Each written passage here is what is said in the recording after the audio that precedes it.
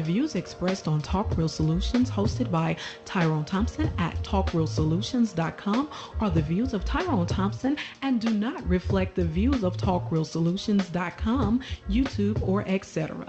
The content here belongs to Talk Real Solutions and its many contributors. Views and opinions expressed by all contributors belong to them and not talkrealsolutions.com or Tyrone Thompson, the host, or etc.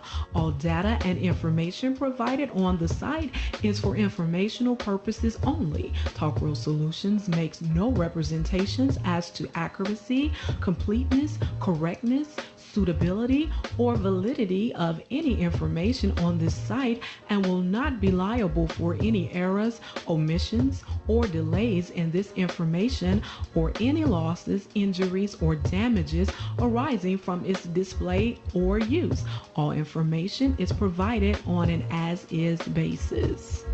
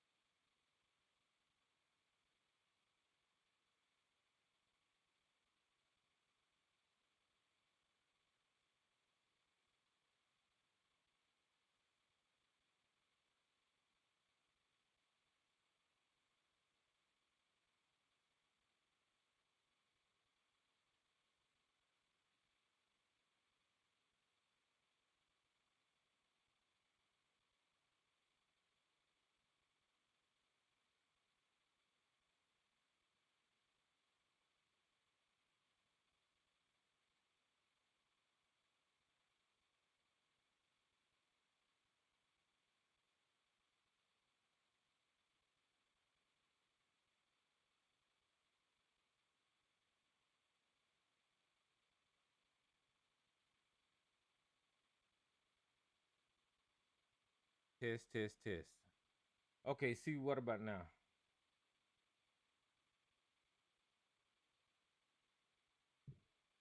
I just gave a classic uh talk and y'all missed every bit of it.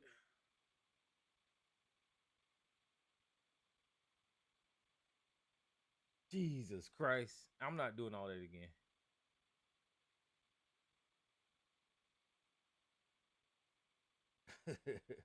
All right, thanks, Frodo. All right, yeah,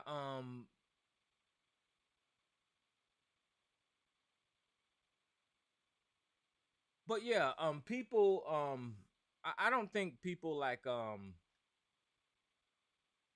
Anthony and Greg have the ability to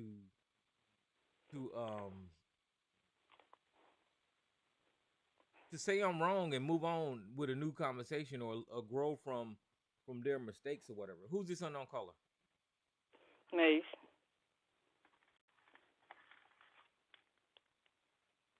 Who is this? Hello. Maze. Hey, what's up, Mace? Oh, nothing. Are What you you got? finished? Oh, I wanted to talk about ADD Okay, go and ahead. brother G. Saturday night, brother G asked him and Sarge a question and they couldn't even answer because it wasn't on their talking point list. Mm-hmm. When he asked them the question about Biden and Trump, which one would be loyal to the country? They couldn't give an answer. And then he played Candace Owens saying she wished the president would have fell dead during the State of the Union address. Now, what can we learn from that?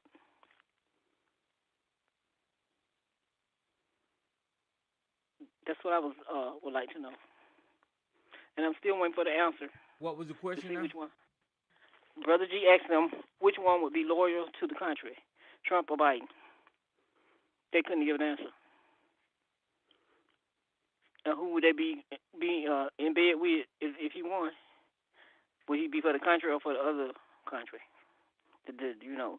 And then when I heard him say, I heard Trump say that he got plenty of money and he's using his own money to run for president, and that wasn't true.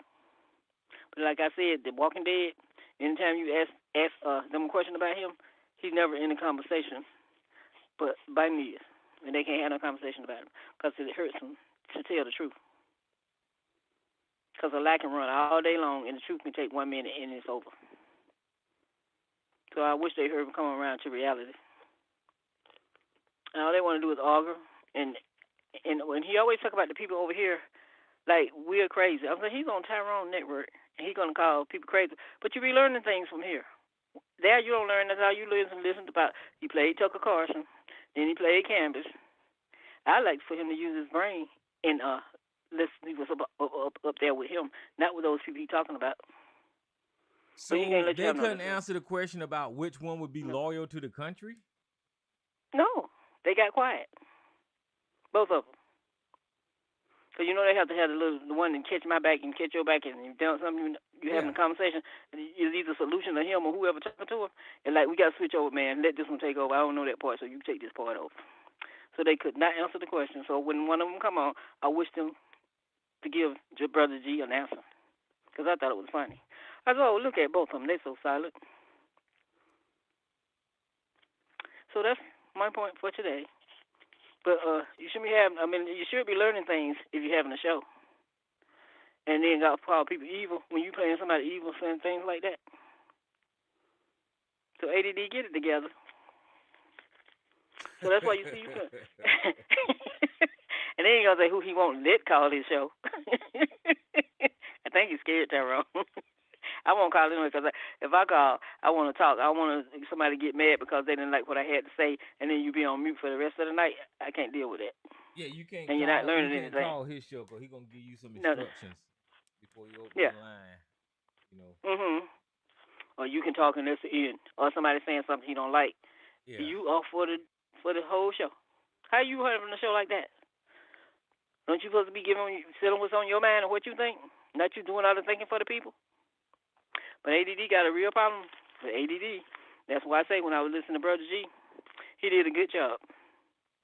I'm gonna give him credit for it. That part of the show was great because he had short speechless and him speechless. They couldn't say nothing. So all Yeah, right, I'm finished. those Huh? guys, they I don't know why they blindly support Donald Trump. They know Donald Trump is anti-American. They know Donald Trump is not good for America, but they just want to be, I don't know, so Trump supporters.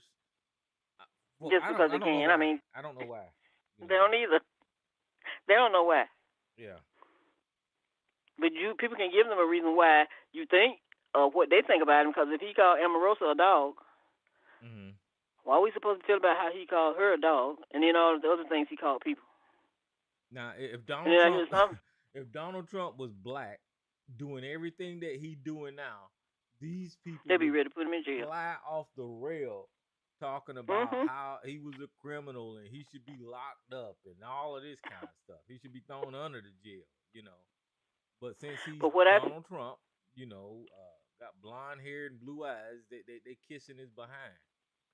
Yeah, but as if anybody did that, that's evading the law or evading putting obstacles in the way. If Yeah, you haven't did anything, wouldn't you just take it and let the courts take its course and stop threatening people and doing all this stuff? That should be enough for you. yeah, So if you think you're doing it to that, what'd you think if he was president? What are he gonna do to the people? yeah, yeah. I mean, So I, I just seen a video where Laura Trump said whenever if Donald Trump became president, that she was going to change the way people have access to voting. mhm, That they was just going to make voting one day. There was going to cut out mail in voting, and they was mhm, going to cut out early voting. Now that's just going to change access to the way people vote in this country. You know, and Chester. yeah, But so I so in love him. He said he gonna get rid of Social Security. He gonna be in bad shape. yeah. These people are Those words nuts. came out of his mouth, Yeah, not the news media. It came out of his mouth. So I want to know how folks feel about that. yeah. I don't get how they could listen. The seniors in this country are the ones that paid into the damn system. They're the Mhm. ones that built this country and deserve every dime that they get back. So they If get there's yes one they do. system in this country that should be protected, it is Social Security because they Mhm. deserve what they get back. That Some people. I don't know what else to say about that one. I don't either. But those words came out of his mouth. I said he can't change anything. It's got to be the House and the Senate do the changing.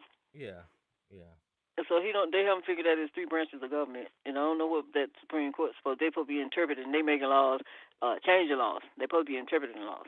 So I don't get that part either. yeah. They changed the 14th Amendment completely. I mean, it's Yes. just I don't know. I don't even know what they did with that Colorado stuff. So I don't know how they're gonna fix that. But they just changed the 14th Amendment. So I don't know. That's they just So the screwed bullies around. are still. So the bullies are still out there bullying people because if you say something about Trump, you might one of them bullies might come up and try to harm you. Hmm. I mean, they just get in a stone fight. You can't even discuss him. Hmm. And you can't even tell why you don't want no part of what he does. And Hmm. then he told the people that if he become president, he's going to pardon all of the ones that went to jail for January 6th. Now, how does that sound? Yeah. Yeah. See, And Clarence Steve Bannon Thomas. them, See, Clarence Thomas should not have even had anything to do with that Colorado decision. For reason one, his damn wife, his wife Jenny, was part of the damn insurrection. So he should have yeah, they need, recused himself. and they should have her in jail too, like they're doing the other ones. But they just, Yeah. I guess they're too ashamed to put him in jail where he needs to be, and all the ones that was helping him out. Because Steve Bannon, he walking around with all of his mess that he got to say. Cause all these creatures and jailbreakers and law breakers and everything is swarming right around him. And Hmm. somebody afraid or embarrassed. So they can get over their embarrassment and go and do what they got to do. Who's this unknown caller? Oh, Jim. Who is Jim? Oh, So East Coast. What's up, East Coast? so Hey, Tyrone, I'm finished and I will leave. Hello, East Coast. hey there, Maze. It's another So I'll Thursday. leave. I share, so I'm gonna let somebody else take over. I gotta go. Talk to you later, Tyrone. All right, Miss Maze. Hey, Tyrone, that was interesting. Remember, I told you after hours we have it going on, Mm-hmm. as you can see. But I thought about something. How since we spend a lot of time in after hours Mm-hmm. tomorrow. I'm an avid C-SPAN watcher, and this morning they had Ken Block on. That was the guy that Trump hired to oversee the election, make sure Mm-hmm. that it was fair, what have you. And he was interviewed. It was about 30 minutes. So I'm thinking about tomorrow, not on YouTube. Yeah, we can I could do the replay starting is because it might be about 20 minutes, about 9 o'clock. And then we can have a discussion because I remember ABC. Remember when you asked him about the election, did you feel that it was ran incorrectly? And Mm-hmm. this guy, just a little bit about Ken Block. He's from Rhode Island. He ran for governor of Rhode Island as a third party candidate. Then he found out he ran for an office, and then he found out nobody votes for a third party. So he what he wanted to do, he knew he couldn't get it done as a Democrat, so he declared himself as a Republican, and he ran for, I think that's when he ran for the governorship, and he understands about voting, and he lost by 2000 with some votes, so he understands that whole thing, and he was going through all those scenarios, and people were calling him in and asking questions, and I think it's real beneficial because he got fired, remember, because he said there was no election interference. And then he goes into detail on some things, some of the things that Sarge talks about. He said, well, when you go to court, you have to have evidence. So he said that they need to reform the system. There are some issues that Congress needs to address. He talked about what do you call it, harvesting, ballot harvesting. So he covered all those issues, and we talk about it all the time. But this guy, this is what he does for a living, Mm-hmm. and he was very insightful. So I'm thinking about tomorrow, whoever shows up about 9 o'clock. If you open it up, what do you think? 9 o'clock, 9:30, because there always are some of us that'll come in and we'll start talking and everything. And I figure that would be a good start to talk about this from the person that was hired to do this. He was fired uh, after 30 days, so he went into the whole detail of and basically he said that election there was nothing wrong with it basically. So I'll do that tomorrow. And I Yeah, did ask. Mhm, it's like you keep proving to these people the mhm. same thing over and over and over and over again. I don't know what's going to stick. You know, the 2020 election was legit. You know. Right. That's he said there are some things that need to be fixed, and Uh he huh. did talk. He did discuss about uh, uh, how there was some illegal stuff, but he says not enough to turn the election. For people voting twice. He said normally what it was, they have an address somewhere else, and they would vote in that state and then vote wherever they had the other address, and they would get caught. But there are some things he said that need to be fixed, and he Yeah, said I'm I'm, every I'm trying state to I'm runs it trying to differently. Google I'm trying to Google him now, and I see Ken Block. he did He's some work. written a book too. Hmm. Yeah, his name is Ken Block. He was the cyber. I don't know if he was a cyber expert or anyway. They hired him, and they paid him about 700 and some odd $1,000. He told me, Tyrone. Uh, Yeah, and he said he had to go out and hire people to go into those different jurisdictions because he says it's run differently everywhere. There's not a central way to do this stuff. So when Laura said she wants to have voting in one day, he talked about that too. So I think it's worthwhile listening to him. But I asked Mr. Solution last night when you brought up the subject. That's what made me call in when you're talking about the insurrection and how the people marched down to the Capitol uh, uh, after Trump and Mel Brooks and all the others were on the stage. But I told them there were other people, they didn't even go there. They were staged down by the Capitol. And some of them are, well, many of them are in jail. And they said they went because of Trump, told them to be there. And then we know about the plan. what they wanted to do with Peter Navarro, the Green Bay sweep. They had all this planned out. So when I asked Mr. Solutions to Well, Peter talk about Navarro that, is getting ready mhm, to sign into jail in Florida. yeah, I think hmm on what is it, Saturday or uh, sometime here in the near future. right, a short He's time, got to go to a jail, little report time. to prison. Yeah, he does. He was given a light sentence Yeah, like 4 months for or lying. something like that. Right. Yes, it was a light sentence. Uh huh. But my point, Tyrone, was if that instead of January 6th, if it was, let's say, January 10th, would we have had all that to happen? Let's say that he had his uh, uh, come together on the 10th versus the 6th. Would those people have been scaling the Capitol, breaking in and doing all those things if it Well, weren't for the day 6th January where they were doing the electors, no, they the wouldn't, vote? because listen, That the was whole my deal point. was there was a Hmm plan in place. The electoral count was happening on that day. That hmm process was to be stopped. The transfer of power was not supposed to happen on that day. And that's what I was trying to explain to hmm stupid ass Mr. Solutions last night, that there was not a peaceful transfer of power. That was the first time in American history that did not happen. There was not a peaceful transfer of power this time. And hmm Mr. Solution was trying to tell me that there was a peaceful transfer of power. It wasn't. No. What happened on the day that the transfer of powers was supposed to happen was hmm freaking violence that day. Yeah. I don't know what he was talking about. But that's what we talking about Uh-huh. when we Yeah, discuss these Ty, things. that's why I press one, because Hmm you're right. That could only happen on one day, Hmm. Right. and that was January 6th. Couldn't happen on January 5th, Yes. Yeah. not January 7th, hmm not January 8th. That hmm only could happen on one day because it was in actual trying to overthrow the election. They Who planned wanted it to though, stop Mama? I that. mean, well, who planned it? That's the Well, question. Who's I think responsible we for the all plan? know who was the spearhead, The spearhead. the planner and everything. I don't know Right. if Yeah. you want to say That little Trump group. was the planner. I don't know, but we know who was the spearhead of that, and that was Trump. hmm Who planned it and everything, I Right. don't know, but he was Well, that's the what I meant. spear. Spearheaded, organized.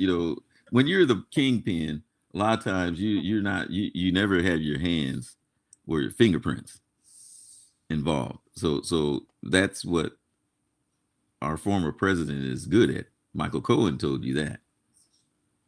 So uh, knowing that a person has a track record of doing that kind of stuff, you have to look at that individual because that's the way they conduct business.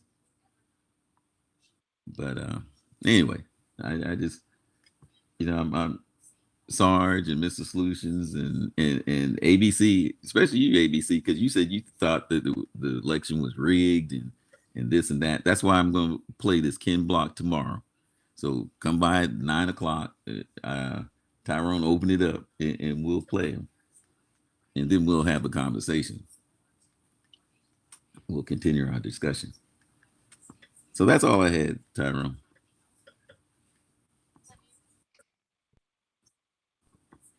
All right, I love you too. I ain't talking to you, East Coast. I'm talking to my daughter. Bye, No, baby. no, no, no. You're fine. Yeah. All right. Okay, I ain't even hear what you said. What did you say, man? She called me on Well, go ahead, say it again. yeah. Basically, that somebody spearheaded it, just like Howard said, and we know that our former president has a track record of doing stuff without having his fingerprints on it. So how do you tie him to that? Michael Cohen said he never uh, overtly. So when we got this Jack Smith and the boxes of stuff. One of the people said that remember one of the people down in Mar-a-Lago get the tapes and Yeah. destroy them. But you know, when you try to bring that up to them, they don't want to talk about that. You know, No, I just thought to Howard's question was who started the January 6th rally. What ain't it what you asked? well, all I was saying, if it wasn't for January 6th, if it had happened on the 10th of January, Uh huh. would we have had what happened on January 6th? No, no, no. No. And But so, you would still have the crimes that Donald Trump committed because he still would have stole stuff out of the White House. oh yeah, well, you know, there's a whole bunch of moving parts with our former Yeah, president. yeah. I mean, I'm just talking about January 6th. he's still a criminal now. But you Oh, know I'm not. the whole thing about him trying to overturn the government that would have just moved.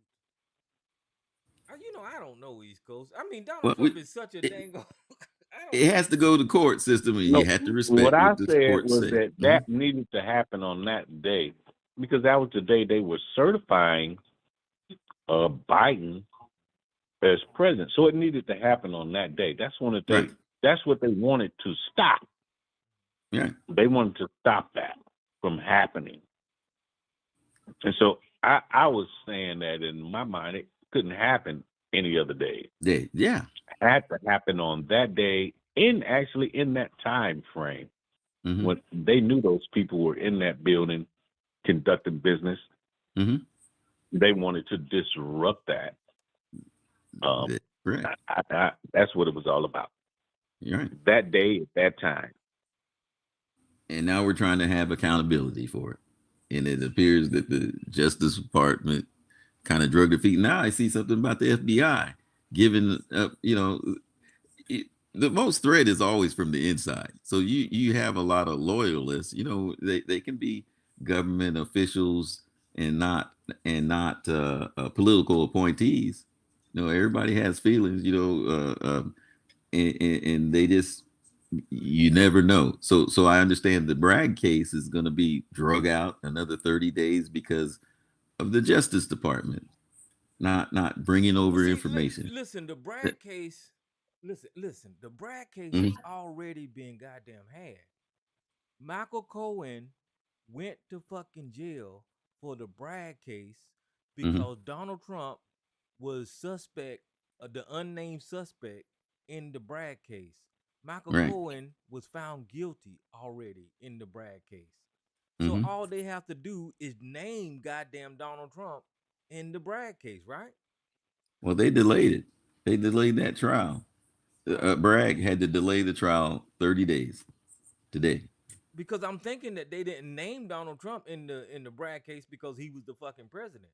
He's not the No, this fucking. this is about evidence, Tyrone. There was some evidence that they were supposed to hand over the Justice Department to Bragg and to Trump's attorneys, and they didn't do it in what I'm hearing in a timely manner. So Bragg was forced to slip it another 30 days. Mm. Well, I'm just And I'm saying saying, mhm, everything is there in that case to prove what they needed to prove because they already sent one yeah, motherfucker to jail for that shit. He was found guilty for it. So right. I don't know what else the hell they need to prove that both of them motherfuckers guilty of the same shit. Cause Looks like these I don't trials are know. going to be after the election. It looks like they keep getting pushed to the right, like the budget. Yeah, Um, cause there's no way in the hell Trump can be found not guilty in the Bragg case. There's no way. Cause both of them was on the goddamn charged with the shit.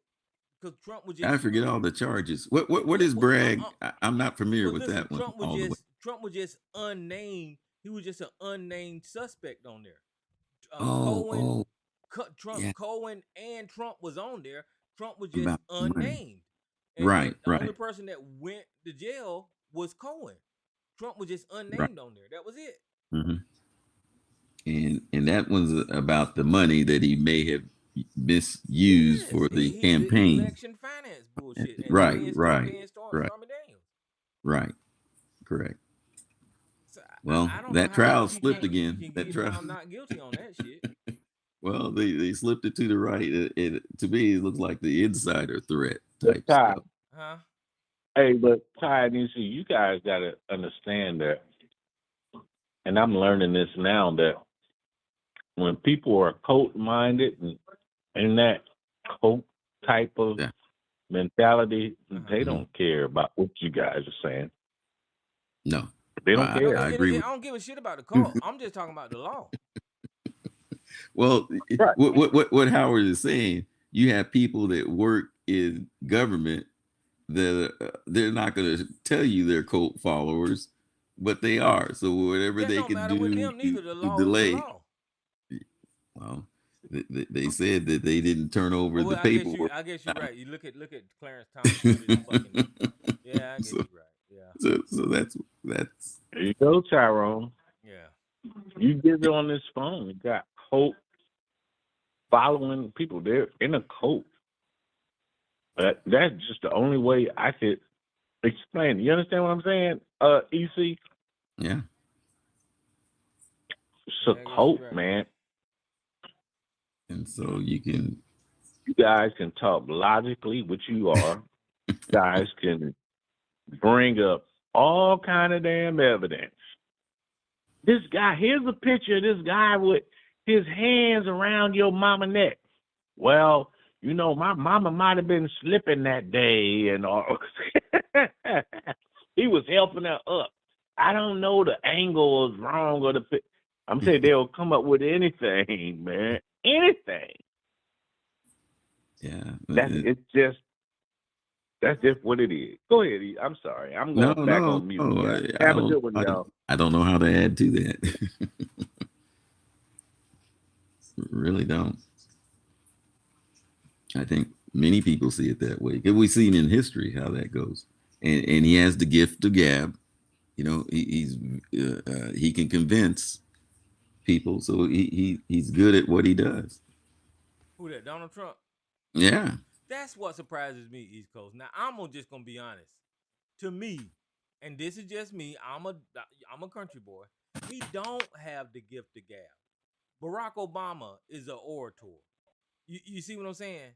Donald Trump does not have the gift of gab. What the fuck? He don't. So how is he convincing to anybody? I don't get that. Do you think that he can talk? well, well, Your believing mind will hear what you want to hear if you want that to be the case, Tyrone. That's what I think. I don't get it. I don't get it. Like, listen, I'm just gonna, and I'm gonna sound like a little fanboy and all that kind of stuff. I could sit there and listen to Barack Obama all fucking day long. I can listen to that man speak and all day long, right? But just as soon as I hear Donald Trump say a good three fucking words, I want to pull my fucking eyeballs out of my head. I can't listen to this man talk. So I don't get it. I just don't get it.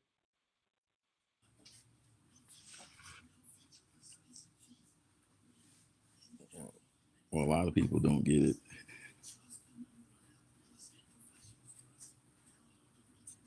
and and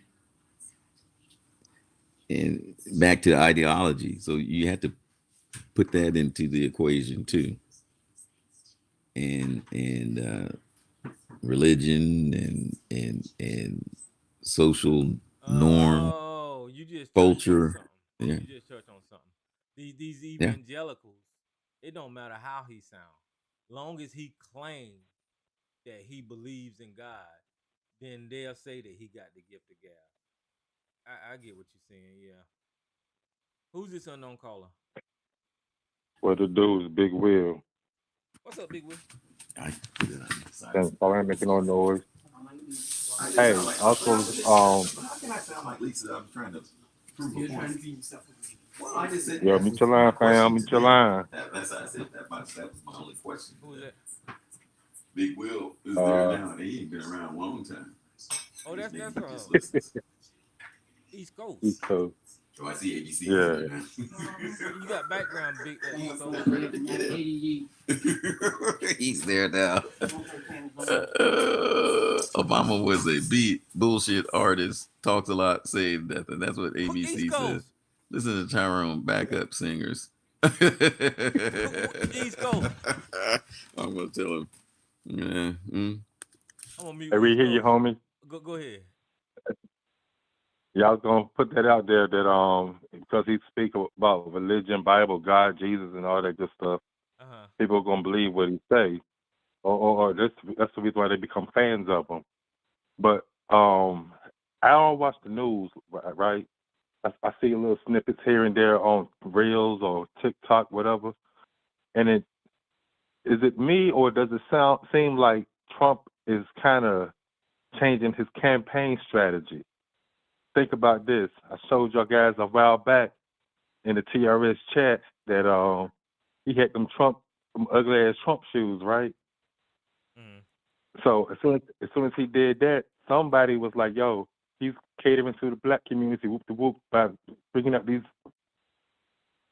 them shoes." I can't say what that fool said because them shoes was ugly to me. I'm not a sneakerhead, but anyway, I saw another clip a few weeks ago or last week sometime how he was kind of like pandering to black Americans or whatever you want to call it. Consider yourself African Americans, African black Americans, whatever. But it was like he's changing his campaign strategy just a little smidget and trying to get the black vote. Have you seen that shit at all? Well, they said that about the sneakers, and they said because he been indicted that black people been indicted, that black people was gonna vote for him because he been indicted. Man, I don't know how they think that that's gonna work, but that's what the hell they trying to do, Big Will. I think it's bullshit.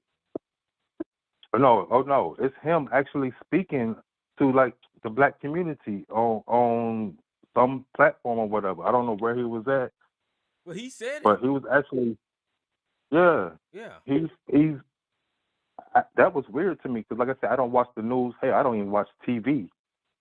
Um, not no news anyway. I watch movies and TV shows and shit. But anyway, it's another story. But yeah, it's like this dude's trying to. He didn't do this shit last time. What did he say? Black people, what do you have to lose? That's all he Right. said. to Yeah, he actually said it. I've been indicted, and black people are wearing my T-shirts with the indicted stuff on here. And then on Fox News, they right. was talking about the goddamn sneakers, about how black people buy shoes and they're more relatable to him since he came out with the shoes and shit. And I'm like, who the fuck is gonna fall for that dumb shit? You know? I, the DD, I don't know what the Well, fuck. well, think about this, Ty. Hmm. I'm from North Carolina, right? I live in North Carolina. NC State is a hardcore. If you didn't know, it is family. So you got these young pups, these young kids coming out of high school, never really been into politics, but they go to a school like NC State and they start hearing this jargon, this about politics, right wing this, right wing that, the left wing is trash and whatever. Okay, so this little black kid who family has a little money or whatever the case may be buys the shoes and getting pushed all of this bullshit, just like I was pushed into the right wing because of what I was in the military. Hmm. Every facility that we went to have live TV, what did we see? Fox News. Fox News, yep. So now let's bring it back to 2024. Up to 2024, you got a kid that was 18, 19 years old, first time ever voting. They hearing all of this bullshit about the right wing, whoop the whoop. This little brother from P-Dunk, Arkansas, or whatever the fuck, right? Hearing this right wing bullshit because I don't know if they watching Fox News now in the military, but back in the day, that's what they definitely pushed all damn day. So, and you already know the right wing in the military is definitely, well, I don't know about now, but anyway. But that's all I had to say, bro. It was weird that Yeah, I dude was mean, it may pandering be to it may black. be a couple out there, man, but I hope it's not to the degree where it's going to change anything, man. So I get what you're saying. It may be a couple out there that might buy the shoes and may feel some type of way because of the indictments, but I hope it's not a whole enough to make a difference, man. Because you will have the Kanye Wests and the Fat Joes or whoever, but I just hope it's not enough. See, Make it Kanye official. West was a ploy to. Okay, so Kanye West was a ploy Mm-hmm. to. How could I put it? You don't want to vote for Trump. You don't want to vote for Hillary. Mm-hmm. Well, Kanye West running, so let me vote for him instead of both either one of them. Mm-hmm. Get what I'm saying? Even though right wing, no, don't get it twisted. A whole lot of right wing didn't like Donald Trump, but they definitely didn't. They would not vote for Hillary Clinton to save their life, Mm-hmm. even though Hillary wasn't the greatest anyway. But Donald, Kanye was just there to interrupt shit. That's all he was. He was a pawn. Mm-hmm. It's like, yeah, you probably had some these quote unquote, I don't know what the hell you want to call them, niggas saying, hey, we should vote for Kanye West because of this, that, or whatever. Because Hillary Clinton ain't gonna do this, and Donald Trump ain't gonna do that, so let's vote for him. It was a bullshit. Yeah. Yeah. But I mean, I don't know. I this is what I think overall. Donald Trump is going to lose this election. There's no way he's going to win. All of this goddamn confusion is for us to get out here and go back and forth with each other, and for us to be in fear and all this kind of bullshit. It's for them to raise money um, off of this fear. So I mean, it's just BS. That's what's going on right now. But I really hope you don't. I really hope you don't damn win. But I don't think he's gonna win Uh, anyway. well, let me ask you this: who's third in command? The That's who speaker, we the really speaker, need to be the looking speaker, out for. the speaker of the House, Yeah, like who is that person? Mike Johnson. Is he radical or is he Well, he's right wing. nonpartisan? Is he right wing, or is he Yeah, nonpartisan? he's That's the point. evangelical right wing uh uh person. Well, I'm gonna say this, and I don't mean no ill will towards the president of the United States at all. But worst case scenario, that person may be our vice president later on down the road. And like I said, the only reason I'm saying that is because Biden, he all right, I guess. I don't know. I don't keep up with politics no more. But the dude is getting a little older. He's older. He's an older dude. And he may say, hey, I need to fall back. Kamala Harris step up, and the VP is third in charge, or second in charge now. Yeah, And they he's Well, might bigger. try to take her out. I understand where you're going with it, Big Will. I well, understand where you're going. if Kamala Harris was to become president, then they would have to be not. And Sarge, you can correct me if I'm wrong. I don't think Mike Johnson would automatically Fuck ascend to. Sarge. Wait a minute, hold on. I don't think Mike Johnson would automatically ascend to VP. There would have to be something to where a VP is chosen. So I don't think that's the way that works. Uh, you might want to look into that. That's from my understanding. Hold up. Let's go back to when If something happened former to presidents Joe got killed or and something died. happened to Kamala, my understanding, I'm like with Big Will. Something happened to Joe. Say Sleepy Joe passed away, Uh-huh. and Kamala is the president. Does she choose her vice president? That's what I was just trying to explain. I thought Yeah. it was the third in But no, command. man, you asked the question to Sarge, and I said, fuck Sarge. Chat I GPT didn't. that I didn't. shit, nigga. I Fuck didn't. that. I didn't ask the question to Sarge. I was just saying that when Big Will was explaining it, he was saying everybody moves up one. But from my understanding, I don't think that's the way it does. Is that whenever Kamala becomes president, a new vice president is chosen. You see how Joe Biden chose Kamala, right? The president chooses the vice president. You get what I'm saying? Are you tracking with me now? The Speaker of the House when Joe Nigga, Biden chat when GPT. wait a minute, let me Chat finish. GPT that shit. Okay, hold on. When Joe Biden became vice president, the Speaker of the House didn't become his vice president. Joe Biden chose Kamala. So when the president, which would be Kamala Harris, don't automatically choose the Speaker of the House, she will choose her vice president. You get what I'm saying? That's the way it should work because she's the president. But why would the Speaker of the House be considered third in charge if Because whenever everybody's in position, right? And If the it's a first one, time of war, niggas start going down, then right, that's right. when it. So when everybody's in position and the first person died, second person died, now you got the Speaker of the House. You got somebody in charge. That's just like an extreme situation.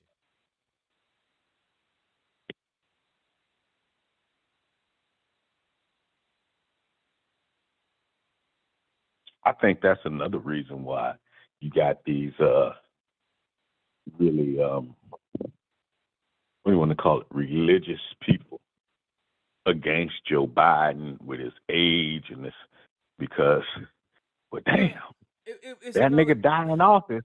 Hold on, let me finish. Go ahead.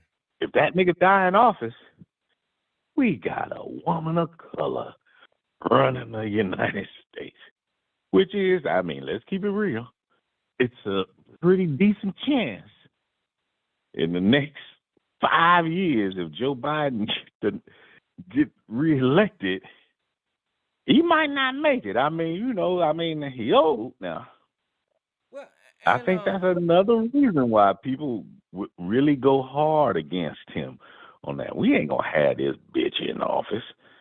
Cause hell, they drug Hillary. So you know they're gonna drag her ass. That's just something I feel. Go ahead.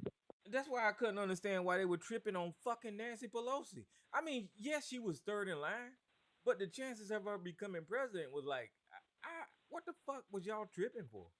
You know, it was nuts. They were like, she's third in line. She's too close to the goddamn presidency. I was like, what the hell? Okay, yeah, she's third in line, but goddamn, you got a vice president right there. So I don't know. Hey Ty, Yeah. I got something on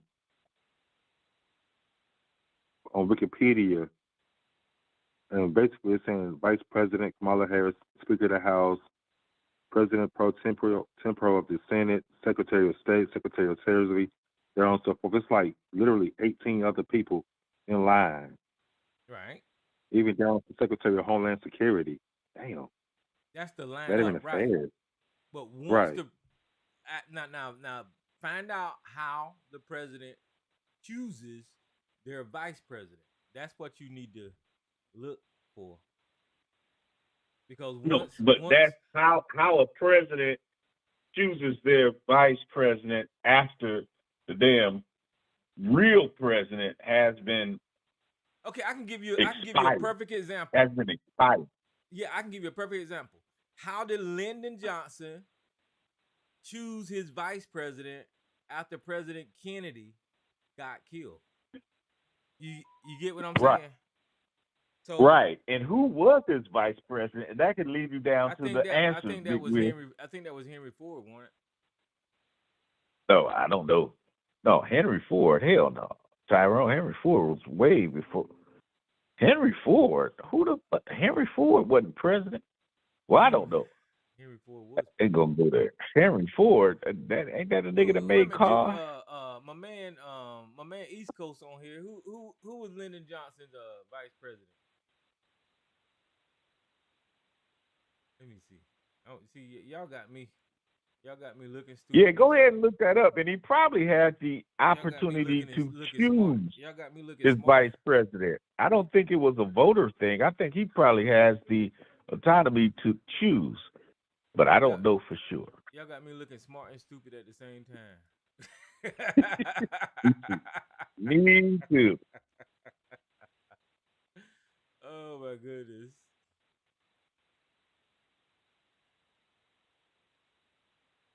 Hey, but Big Will, what's the deal, big homie? What's going on, It, homie? it I was can't it call was it. it was Senator Humphrey. Herbert. Herbert, how you say it? I can't even say it right. Of Minnesota as his So he running mate. chose it? He said So he Senator. chose him. Yeah, yeah, Oh, okay. yeah, yeah. See, that's how it would work. See, I don't need sorry, dumbass. I know these American politics. Well, nigga, let me tell you something.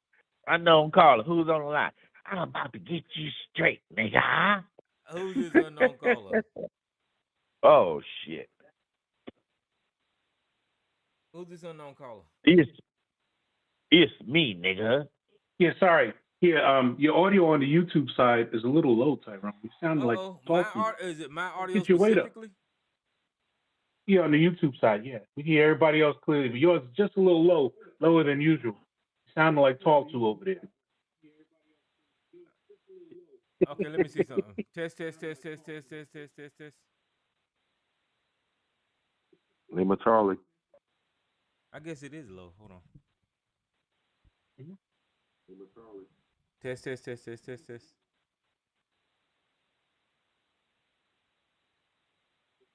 What up, Joe? I don't know why it's Hey, what's going on? Mumbo sauce. I know, right? I was craving that shit today too, bro. Seriously. What's going on? Just so you know, if anybody really wants to, they could send me some gift certificates for chicken wings. I love neckbones at gmail.com. I will take all Popeye's. Yeah, but you right, you right, Big Will. But those cats are old, man, and I don't want to talk in that direction, but it is a good chance that they might not make it, man. And What? I mean, well, just for you guys to know, yeah, the apprehension to a woman president goes all the way back to McGovern and Geraldine Ferraro. You know, when she was his VP, and then you had Sarah Palin and what's his name, McCain, and that was really crazy. That's when it really got ginned up. Nobody wanted her to be president. Nobody. But anyway, yeah, go ahead with your conversation. We'll add a little historical background.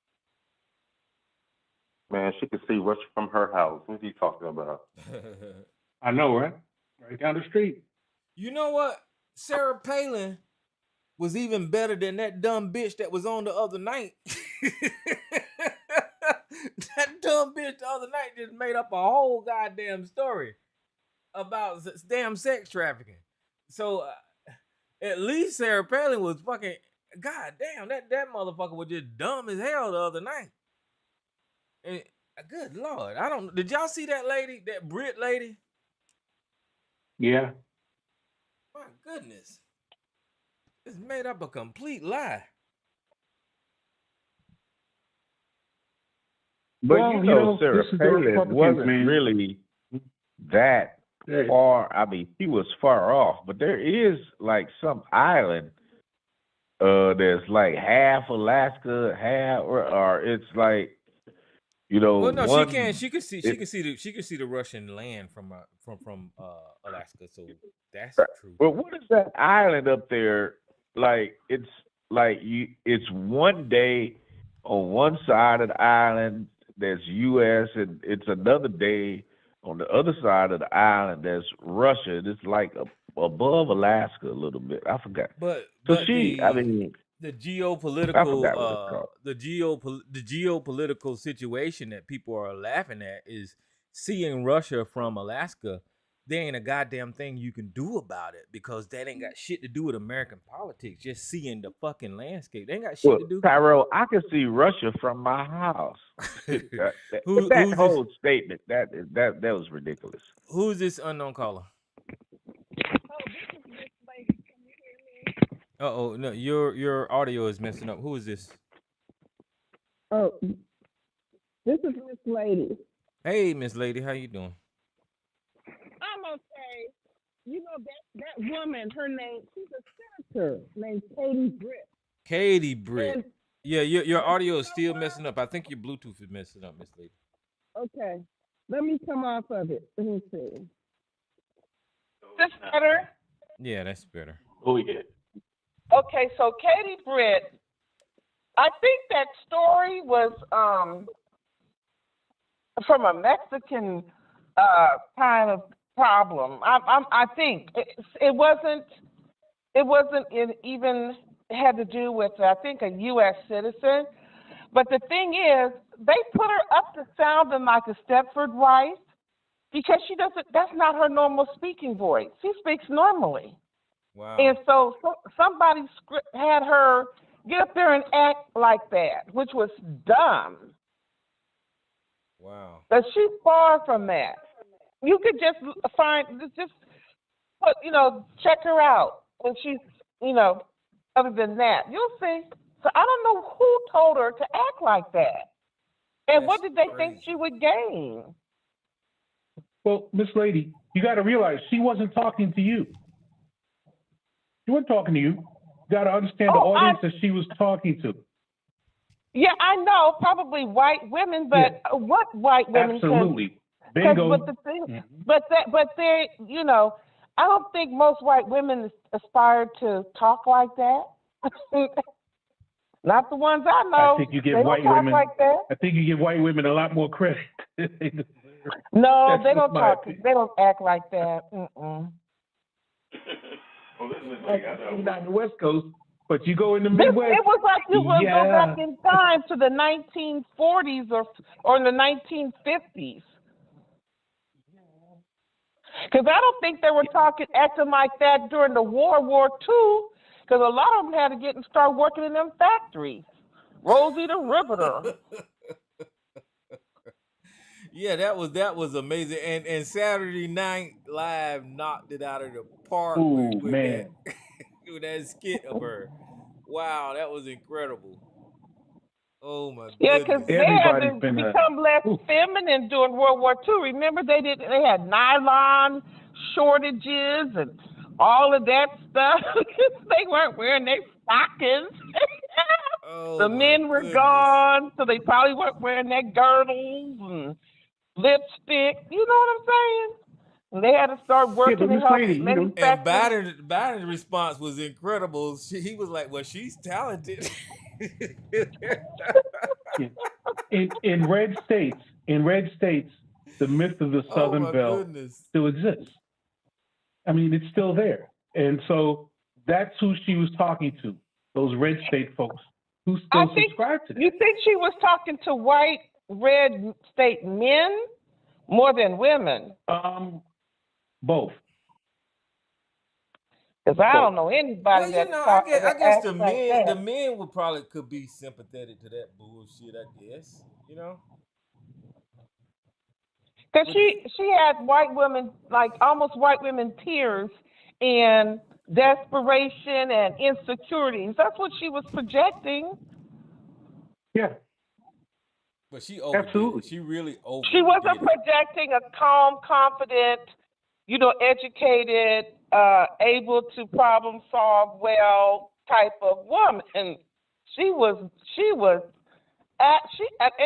her voice was so affected, was so fake and affected. It was like, who's buying into this?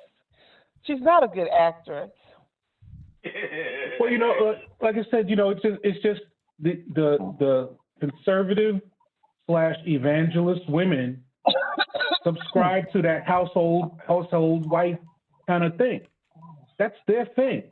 And so, they consider going back to conservative values, meaning that the man works, the woman stays home. Yeah, ABC talk about this every week. Yeah, but I mean, so this should be nothing new. And the men stay home. That doesn't mean you have to, because you have to make decisions as a homemaker. I mean, basically, that's like your job, and you're the manager, the director, and everybody, and the worker. So you can't be dumb and stupid if you're going to have a well-run household, and everybody knows that. So yeah, okay, you want to have that, that's cool, but that doesn't mean the woman has to act desperate and helpless and insecure. She looked like one of them. She looked like one of them women in that movie, Get Out, trying to hypnotize black people. Just in a teacup. But the imagery was strong. There's a reason. If she wanted to project strong womanhood, she could have done it from an office. But instead, she did it from a kitchen. Think about that for a minute. Kitchen. Yeah. That was Like, so get back in funny. that kitchen and make me my Yep. dinner. Make my sandwich, God damn it. Yep. That's exactly what it is. And Let me so and ask, let me so ask again, ABC, this is ABC, what something that ABC, ABC what does did you every think week. about that image of that lady, ABC? Do you think was that the type of woman that you respect, ABC? That Brit lady? But y'all go ahead. I want to see what his response is. Oh my Oh, is goodness. ABC on? Is he No, on? he's in the chat He's room. in the chat room. Yeah. Now contrast that with, have you ever seen Kamala in the kitchen? No. I like There Kamala you Harris. go. I know she But catches remember when slack. Hillary Clinton was talking about baking cookies? And Yeah, she was I mean, she can talk about it, but yeah, but she will never project an image of her in the kitchen or her, in a home, because she's a vice president. So that position is a position of power. So all the imagery you're going to see of her is going to reflect that position. This stuff is really interesting now when you Nancy really dig down Pelosi into it. was in her kitchen. She was in her real expensive kitchen in front of those real expensive refrigerators, and she pulled out all these expensive ice creams I never even heard of, and she was trying to connect with the common man or woman, and it didn't go over well because they were saying, I was reading in the chat about, that's that ice cream that cost, shoot, I don't know, it was very expensive. And she had those Sub-Zero refrigerator and stuff. She lives in a mansion, right, in San Francisco. So, so she was trying to connect, but she wasn't acting helpless and insecure. She was talking about her ice cream and her grandkids. Mm. Who you But talking she about? should be. I would have been ashamed to have done that. She ought to be. That woman, I think, is an attorney. She does not act like that. Okay. That was funny to me. I had to go watch it. I watched it twice, and then I watched Saturday Night Live skit twice. That was so funny. I was like, wow, that's incredible. I mean, I did they really act like that back in the day? I mean, really? Well, you'd have to ask ABC, hey, ABC, did your white people act like that back in the day? Or was that just that? Or does his wife currently act like that? Is that what he likes? Oh shit, I don't. He said he didn't see her, but Yeah. yeah. Well, yeah, I guess that's what he want women to act like, with the cross on the neck and all of that kind of shit. Oh my No goodness. yoga pants, no titty meat, no labia showing, in her yoga pants. The perfect imagery of womanhood. Hair down with the pearls on. Come on, ABC, you get in that kitchen and acting so. The woman acted like she needed a sedative. Yep, June Cleaver. She was June Cleaver plus some. But 2024 version of it. June Cleaver did not act that way. Oh no. She wasn't acting desperate and insecure. She was very calm and secure. That's what I'm saying. This is bizarre. I wonder if she's gonna pay a price ABC for that. said, Whoever wrote that and promoted that and told her to act like that, they ought to be fired. But you know what? Again, going back to the imagery, contrast that with Marjorie Taylor Greene or Lauren Boebert. You notice them two didn't get asked to do that. Well, Lauren Boebert, she'd be sitting in the Beetlejuice theater grabbing somebody's privates. Right. While her son's out there committing all them crimes, okay? Right. And Marjorie Taylor Greene would be holding up pictures of Hunter's dick pics. Why does that lady hold up that man's junk all the time? Jeez. Yeah. That is crazy. That's what I'm saying. See, they are the attack dogs of the right wing. But when the right wing wants to express their views on family and all that, you will never see those two. You're going to see something like a Katie Britt or I forgot the other woman's name. Yeah, she is You know, Can't think of that woman's California name. had their was it the primary recently where you vote for your nominees, and you know, well, not too many people voted. I think maybe 20% of the voters voted. right. But Garvey, who's that Republican, they said it was about 5,000 votes ahead of Newsom. Oh wow. And I believe, and I thought about it. I said, you know, people are tired of all this crime. They going crazy with this crime, okay? They So tired you of said having he's a their car Republican? windows broke out, and they tired of having it's just not getting any better. It seems they tired of all these businesses closing down because of the crime. They tired of, you know, a lot of the agendas being pushed. And they tired of all these sanctuary cities welcoming illegals when you have all these problems for your citizens. You say he's a Republican? He's a Republican. That he Oh, played that's in gonna the suck. in a baseball league for a long time. He was a good baseball player. Well, that's gonna suck for But California. I'm telling you. well, it may not suck as much because when I thought about it, because he's going to get tough on crime, and he's going to probably put in some policies so all these illegals can't be crossing the border. But he will probably vote for Trump, and he will probably agree for tax cuts for the wealthy. So that will be bad for everybody. That's what I'm trying to tell you, Miss Lady. He's gonna say everything right now because of the blue state position. But as soon as he get into office, he's gonna take a hard right position and he's gonna screw everybody over. I'm telling you, that's just the way it happens. Just like the Supreme Court nominees, Kavanaugh, Barrett, and all those people about on Roe, they said that they would stay with precedents. As soon as they got in there, look what they did. That's the way the Republicans do. Yeah, did you see how funny they was looking at the State of the Union address when they put the camera on them? Yep. Biden called their behinds out. Biden did good at the State of the Union. I can't take nothing away from him. He did good. Yeah, he did. But yeah, but you know, people they're tired of it. It's just gotten worse and worse. So they say, just like they said, give Trump a chance. Give Garvey a chance.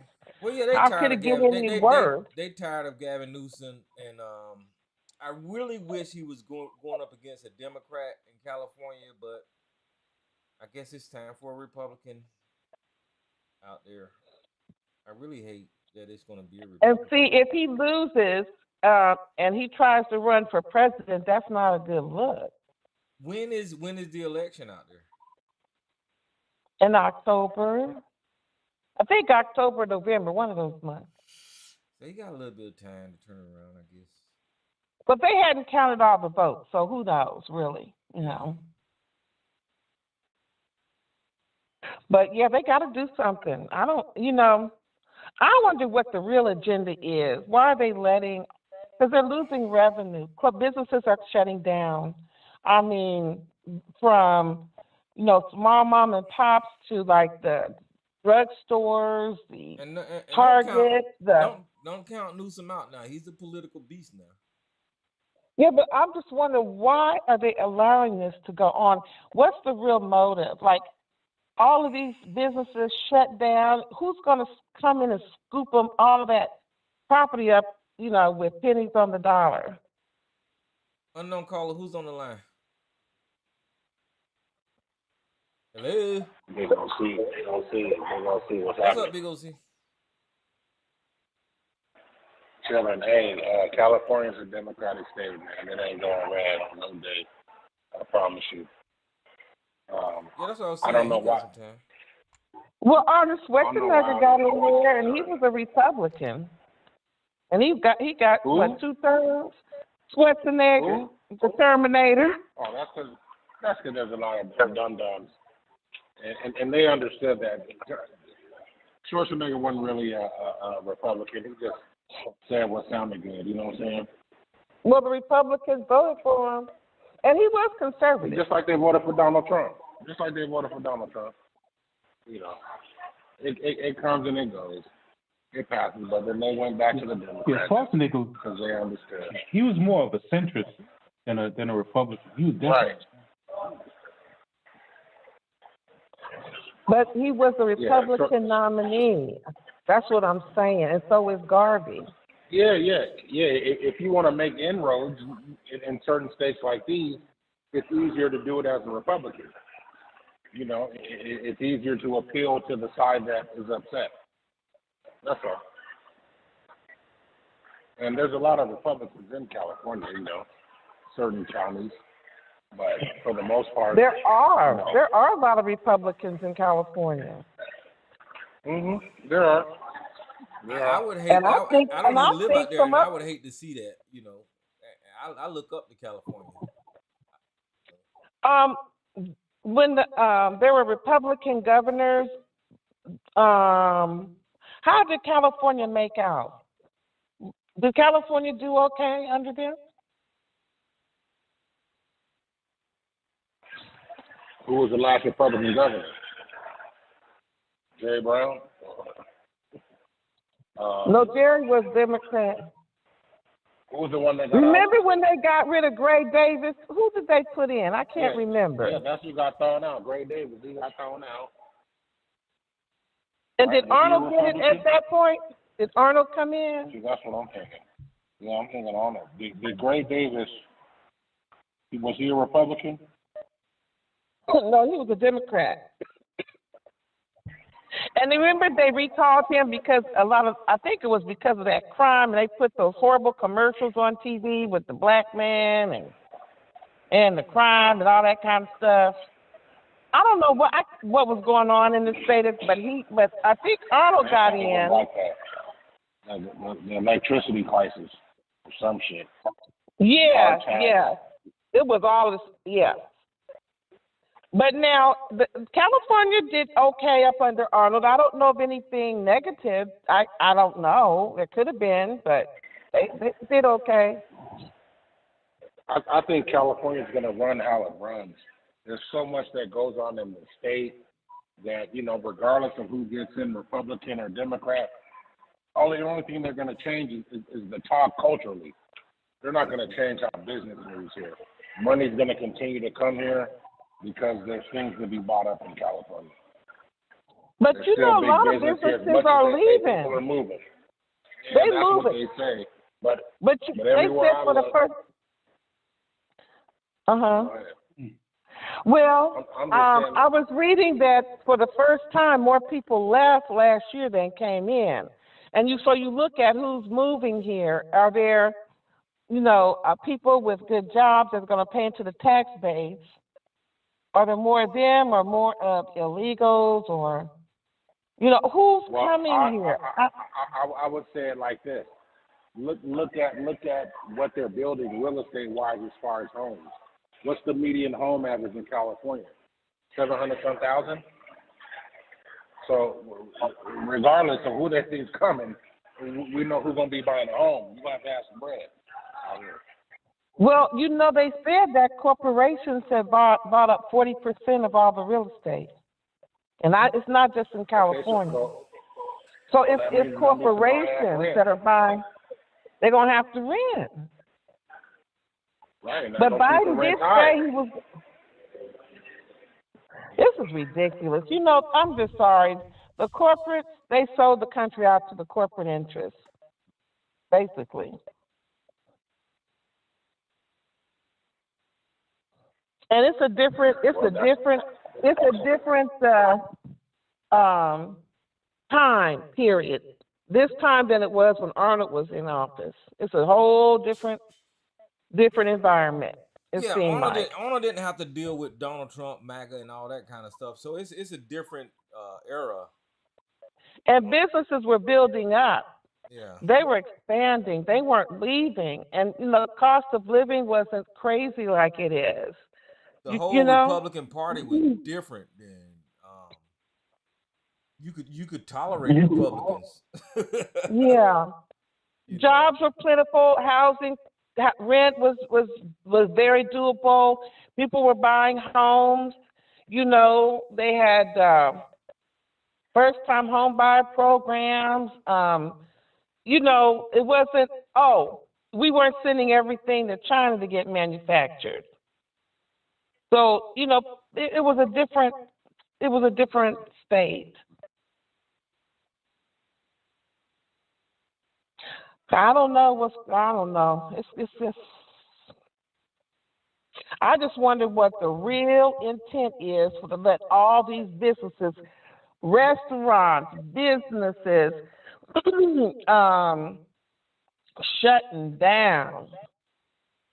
The only thing that they want Americans to do now, and it's sad, and this is what I'm realizing on my own, is to be sick so we can use the medical services here.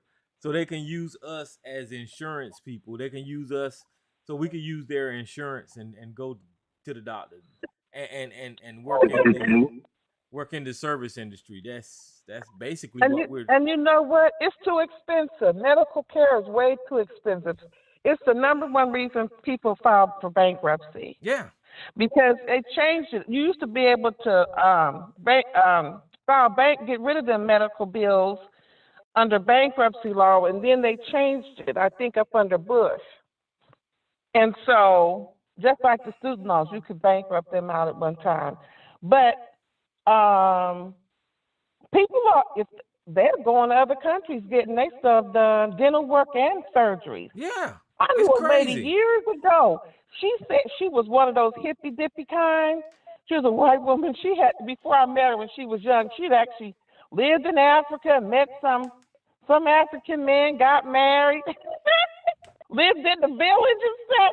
She was one of those, you know, she loved ethnic stuff. She traveled like that to all the countries. And she said she went to India and got her hip surgery done. She said it was too expensive here. And this was like about 20 years ago. And she went to India and paid $2,000 to get her hip surgery and didn't have one problem, recovered just fine. And she came back for a while, and then she moved to India. She loved it that much. I think she had met some man there, some Indian man. But and I lost contact with her. But people are going to different countries getting their medical procedures and surgeries done. They got to because this medical industry over here is a piece of shit. I'm just saying it out loud. It is. It is. Unless you got all kinds of money, unless you the president, unless you some highfalutin politician, they're not going to take care of you. They really aren't.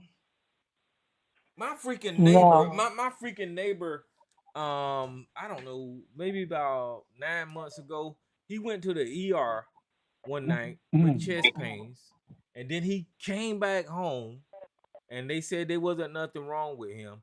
The next day, he passed away, y'all. I was like, what the fuck? That don't make no damn sense. You went with the symptoms. They looked at you. They sent you back home, and then, you know, the coroner's at your house the next day. This, I don't know what's going on in this country. Or you better not call for an ambulance like after hours on the weekend when you can't call your insurance to make sure which ambulance company's in the network. Because if you dial 911, they just route you to whatever company, and then you find out the hospital might be 5 minutes away, and you're going to end up with probably a bill for $3,000 for a 5-minute one-way ambulance ride. And that shit used to be cheap as hell. But you know what? In California, they're going to put a stop to that. With all that, and I can't remember how they're going to do it, but they're going to put where you can't just spring those bills on people. It's not their fault that they need an ambulance. They didn't, they dialed 911. Oh, that company's not in our network, so we're not going to pay for it. So now the person has to pay for it. Mm-mm. They've been doing that for years, getting away with that. That's crazy. You don't get an IV put in, you don't get oxygen, you get a paper blanket. And that's about it. Okay? That's nuts, man. I'm telling you, this country's something else. Yeah, that's what it's too much. It's one-sided. Very one-sided, and huge wealth inequality, and they just sold the country out. How do you let corporations buy up 40% of the real estate in the country? That should not even be allowed.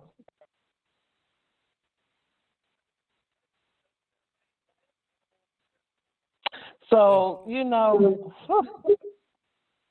and a lot of hedge funds, private equity own a lot of these companies. They have big shares of these companies.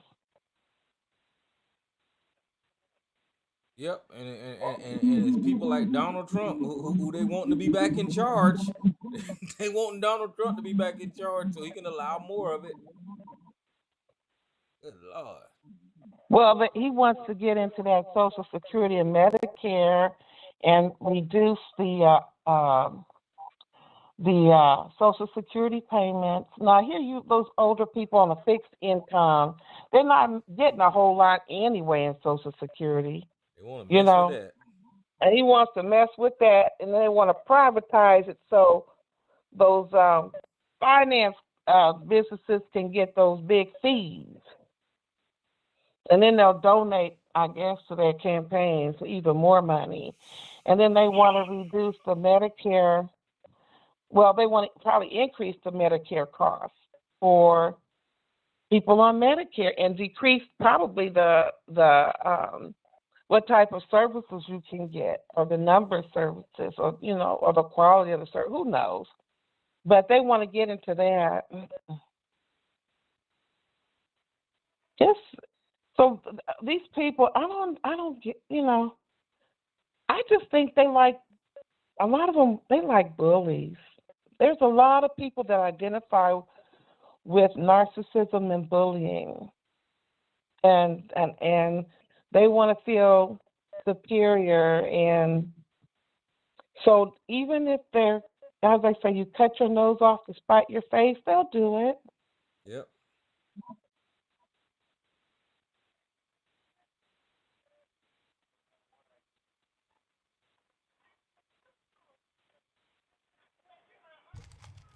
And then Donald Trump, he's gotten at times he could be funny. He could be funny, and so people like that. They laugh.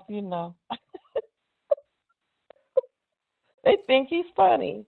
Yeah, but he don't. He can be funny, but he don't need to be nowhere near power. Well, that's what they vote for people that they like. Okay. Mm-hmm.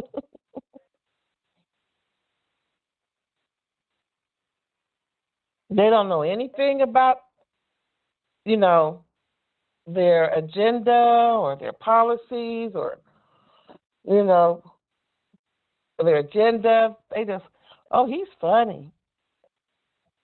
I mean, he got all of these criminal and civil charges against him. I don't see why they still behind this man. They don't care nothing about that. That's crazy to me.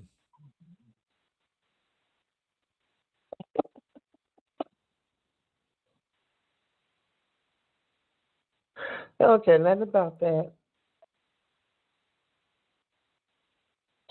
But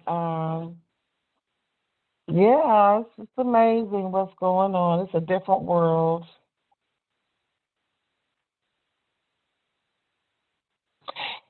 And there's some that are they're sitting very comfortable. They were allowed to, have a certain segment of the population. They tend to be older, and they were able to, when the getting was good, whether they were qualified or not, whether they were mediocre or not, they were able to get positions and move up the ladder and get big salary increases and a pension and 401k or deferred comp, and they were given good investment advice, and they bought their homes and nice neighborhoods, and now they bought the house for 50,000. And because one told me yesterday, her mother bought a house, and it's in a nice area in California, Silicon Valley, and that house is 55 years old, and her mom bought that house for 40 or 50,000, and the house is now worth 1.5 million. Wow. And it's over 50 years old. That's crazy. I think she says worth 1.6 million. Them damn baby boomers, huh? Yep. Her mom passed, but yeah. The greatest generation, huh? But see, a lot of those areas, they wouldn't allow black people. Black people weren't moving into it because it's very uncomfortable to move into those areas. Black people were not living there. And that was still a lot of money for them, back in the 50s, or 60s. And so they weren't able to buy into those areas. And they wouldn't have felt comfortable anyway. Your kids would be the only ones in the classroom and be feeling very uncomfortable. Mm-hmm. So, they benefited from white privilege. Absolutely. And so, yeah.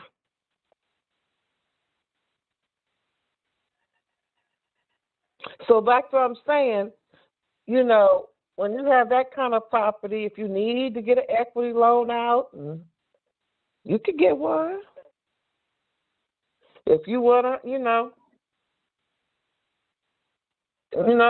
fix up the house or buy you another car or go on a vacation or help your kids through college, grandkids or whatever, yeah, you got plenty of equity. Mm-hmm.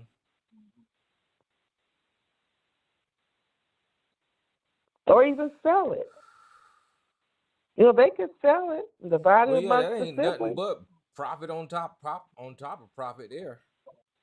Paid $40,000 for it, and now it's worth $1 million something.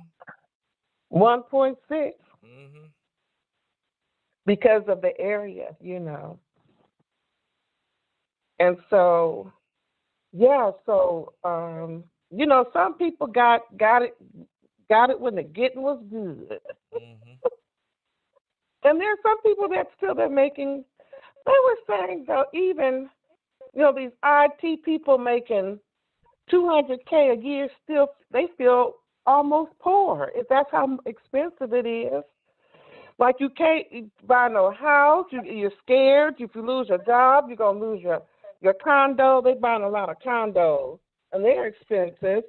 And you're buying your Prius, and you have your student loan, and you got all these high bills and stuff. And they want to have a decent life. They want to go out to dinner and on vacations and stuff like that, do their activities. It's hard for them to save money. And they pay taxes. So it's no joke. So people on fixed incomes they're older, they can't go back to work. They're 70 years old, 75, 80 years old. How are they going to go back to work? Or if you might have all kind of medical problems, you can't work. Arthritis and stuff in your back, in your knees, in your hands. And, they want to reduce your, $1,800 a month Social Security check. Right. That's mean. Yeah, and that's where the government should come in and stop all these prices from going up, stop all our houses from going up, rent from going up, all of this stuff from going up so dang on high. I was at a Target yesterday, and I said, "Oh, I need another bag of spinach." And when I got to the counter, to the cashier, when you pay, I looked at that bag. I said, "That bag looks so small." Wow. I told him you could keep that bag of spinach. That bag is shrunk. He started laughing. Should I go to Costco and give me a bin of spinach? I ain't paying for that. It was little. That's what they say they're doing is what they call it, price gouging or something they doing with the They produce. they call it shrinkage, Oh, yeah. package shrinkage. But Biden was talking about, remember the candies, the Snickers and stuff. Yeah. What? And what you used to get, a bag of Snickers or something. Yeah, that shit should be outlawed. They shouldn't be able to do that.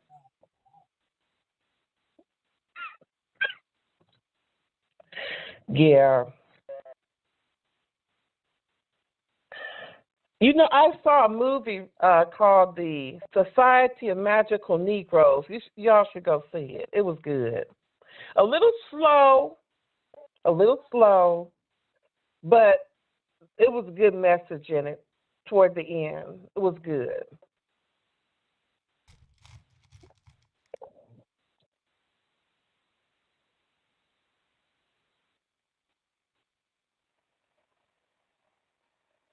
I guess everybody went away, huh, Tyrone? Well, they still on here. I guess they listening to me and you talk. Well, I have a cough I can't get rid of. So I'm going to have to be quiet and take my cough syrup for a while. All right, so Joe, you go ahead and step up. So Miss Lady done talked herself into a cough. It's not. Oh man, sorry. Thought I was muted. Sorry. No, you are everybody line open.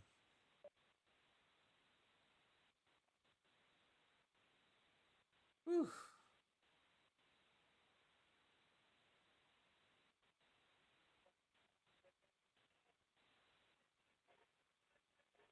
Lord have mercy. I was sitting back.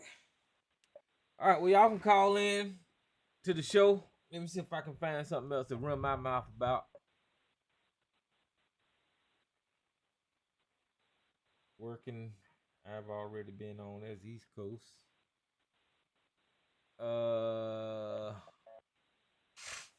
Y'all got pollen around the country? I got pollen down here. It sucks.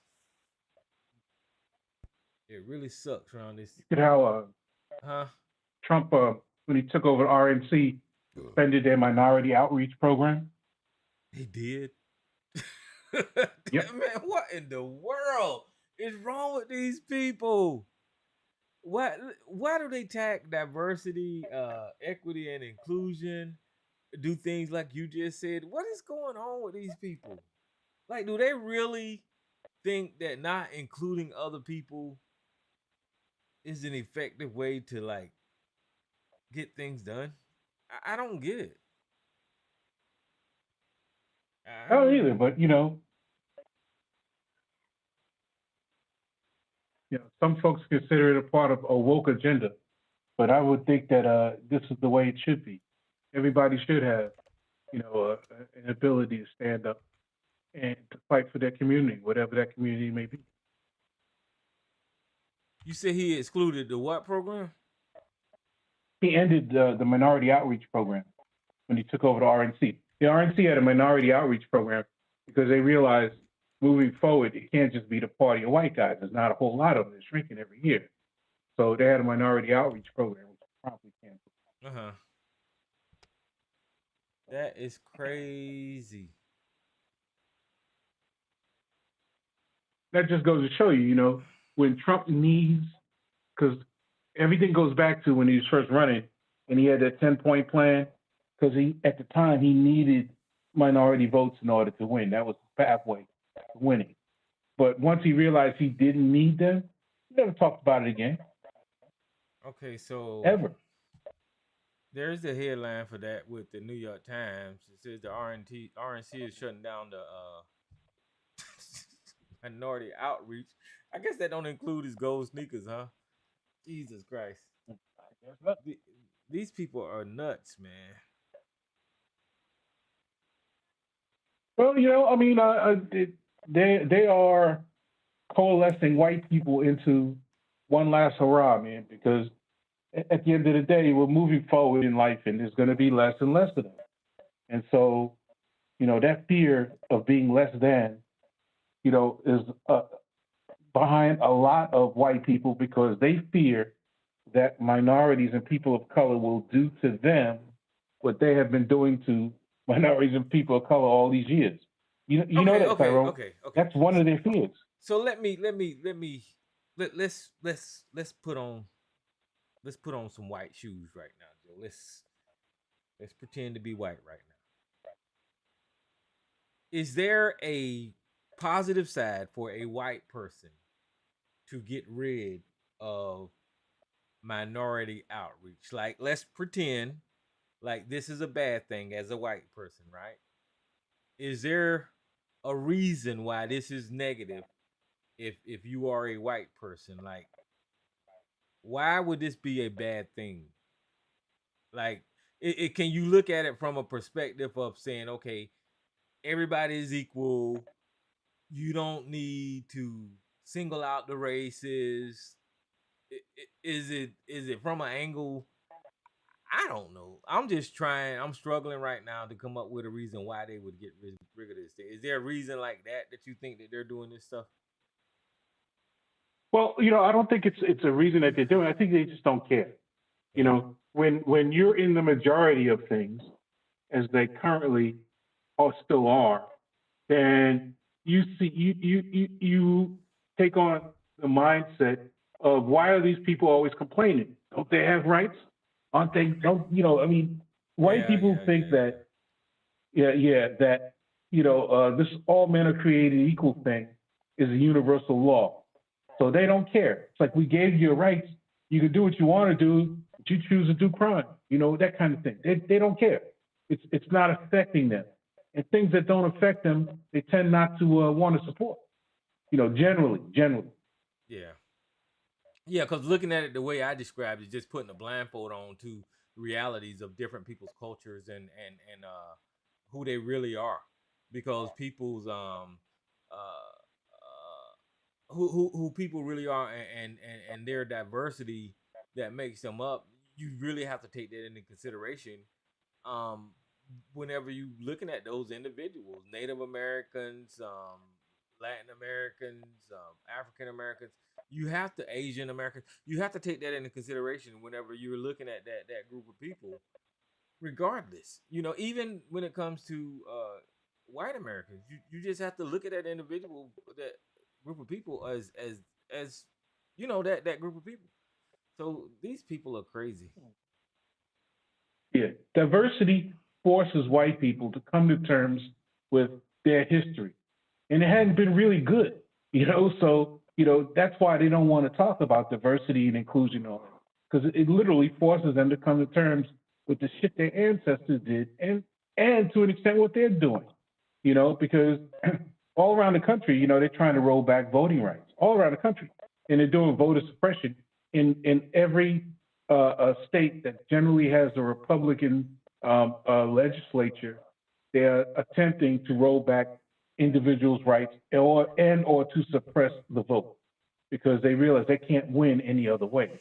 But the point being, again, is when we talk diversity, when we talk inclusion, when we talk anything along those lines, it forces them to look at the ugly side of them in the mirror. And see, this is what the Trump's magic is. The magic is that he's like embracing that ugly side of the mirror and saying it's okay. He's embracing the ugly elements within people and saying, well, it's okay to be them. You don't have to be ashamed about being a racist. You don't have to be ashamed about being a supremacist. You don't have to be ashamed of being an isolationist. It's okay under his party. Why? Because he feels that way. So this is why you see all the craziness, all the weirdos, all the nut jobs at his rallies, because those folks who are relegated to the corners because they had a society that says how you feel is not okay, Now you have to reverse. Trump is saying, well, yeah, you could still be cool with me. Yeah, man, this Look at the country people in this has. route. Yeah, this country has came so far. I can say that now, looking at how many steps we're taking backwards, and for these people to just, just say fuck all the progress we made is just sad, man. You know, and there's a lot of people in our community that say that we ain't came nowhere, and I used to say that, but I mean Mm. we've made progress over the years. Um, but looking at these people just rip it away is just fucking sad. Well, to address the peanut gallery in the chat room, it's the reason that folks say Trump, Trump, Trump is because he embodies the MAGA movement. In fact, he's the creator, originator, and the spearhead of it. So when folks are saying Trump, they're really speaking about MAGA in general. They're not speaking about just Trump. They're speaking about that whole MAGA mentality. It's just encapsulated in the word Trump because that is what he wants. He said it himself. We don't have to talk about it. We don't have to create that. He already has. So when people say Trump, they're speaking of the whole MAGA movement. Not only that, Jermaine, it's that Trump put himself out there 24/7. He's the one that's in the media wanting people to call his damn name.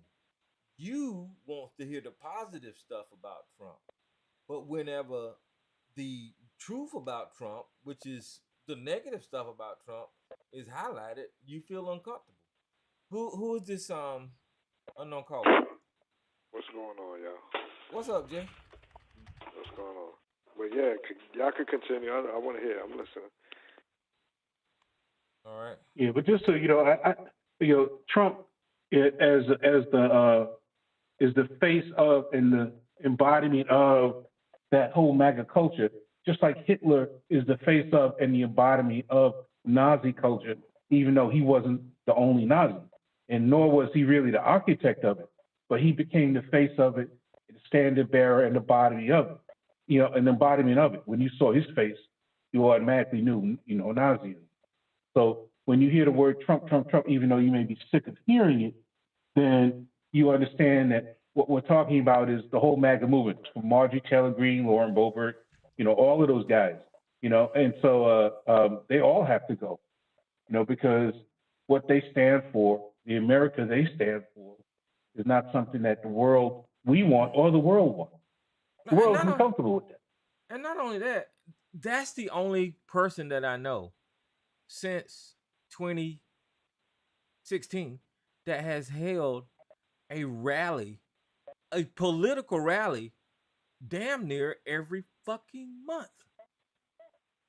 I don't think that there's been a break to where he's not gathered a group of people and rallied at some type of arena. He's constantly been rallying. I don't know if there's been a break or not. So when the reason that people are talking about Donald Trump, because he's always gathering a group of people to get together in these Klan meetings.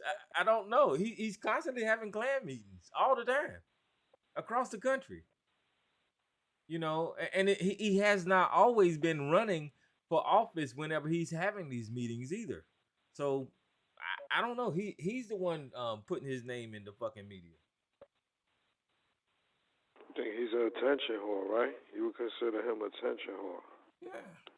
Absolutely. Attention whore. You know what I mean? And he knows. He says, "What is it?" They said that all controversy. I mean, not controversy, but media coverage, whatever, is good. Anything. So he's coined that shit. And he's done it good. He got free promotion. What is it? I mean, the same channels that hate him have promoted him. Yeah, right? I can't take you that think from about him, it. man. Whatever that guy is good at what he does. We're talking about him. He's got a social media platform. Every fucking media outlet in the country is talking about him. Nations outside of the United States is talking about him. He gets number one on brand promotion. So I can't take that from him. I mean, he actually shifted what MSNBC and CNN was really about, news. Remember at one time they used to give the world news, everything that was happening with the news, all type of shit. Now they dedicated shows, even throughout the whole regular news, is really, when they give the international stuff, is Trump involved in it or politics. It's just became political. It's never, and not whether it be one side or another. I'm just saying that they promoted that. So I don't understand when people say, "Oh, Fox News," people they like, "Oh, well, they hate Republicans and they don't, tell the truth." They be letting and hiring Republicans. Those guys that commentate when they're debating a Democrat or some politician on CNN or MSNBC, they get paid for that. They're not there for free. So that shows you that MSNBC and CNN are hiring Republicans to talk and commentate and whatever, and vice versa. When Fox News decides to have a Democrat, they got to pay them. So it goes to show you, too, it's all about money, man, too. I don't like that part of it. Yeah. Well, but, Jay, at the same time, when they have dissenting voices, right, most of the times those people are only going to go so far. They trying to get on. They trying to stay on as a regular. Right. You know what I'm saying? They get that regular, check. If you look lately, or I'll give you an example. Roland Martin used to go hard at Republicans, right? When he was on them regular channels, what happened? Get that nigga off here. Off. You as much as black people don't think Roland Martin is representing, white people thought he was representing too goddamn much. Do you remember what got Roland Martin off of CNN? I can't remember what. I remember it, but I don't remember it now. But I remember when he got kicked off of CNN. But do y'all remember what got him kicked off of CNN? No, I don't. But he burnt somebody live. Yeah, I remember, and I enjoyed every damn minute of it too.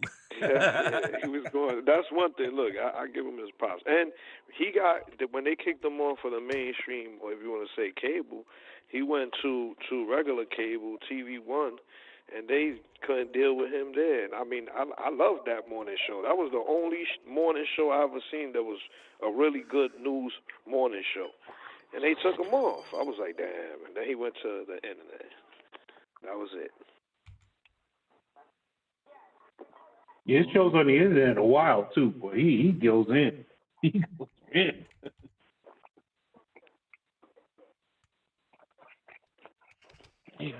Yeah, I think I prefer him on the internet because he doesn't have any restrictions. But at the same time, it's hard to catch his show. I don't know thought when TV he One would have gave him that break though, because TV One when they did the morning shows, it was actually good. But I don't know, man. I think he got TV One. I guess whoever's the owners. Yeah, I don't know. They got. And you ever see you ever see that show Fox Soul? Fox Soul, no. Yeah. Yeah, they have a Soul channel. Yeah, and it's really interesting. Yeah, see, Rupert Murdoch, he ain't no dummy, man. He got black people watching him too. Marketing.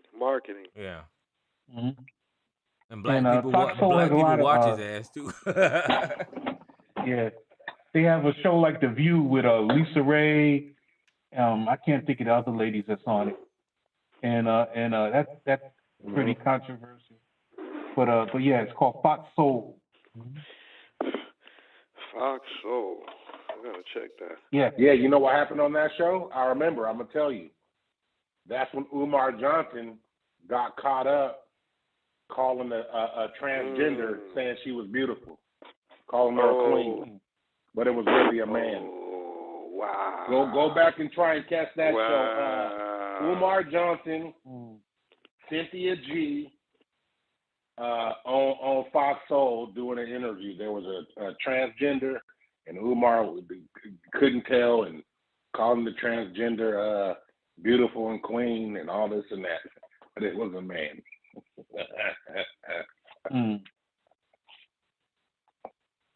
So I think they felt like they set him up, you know.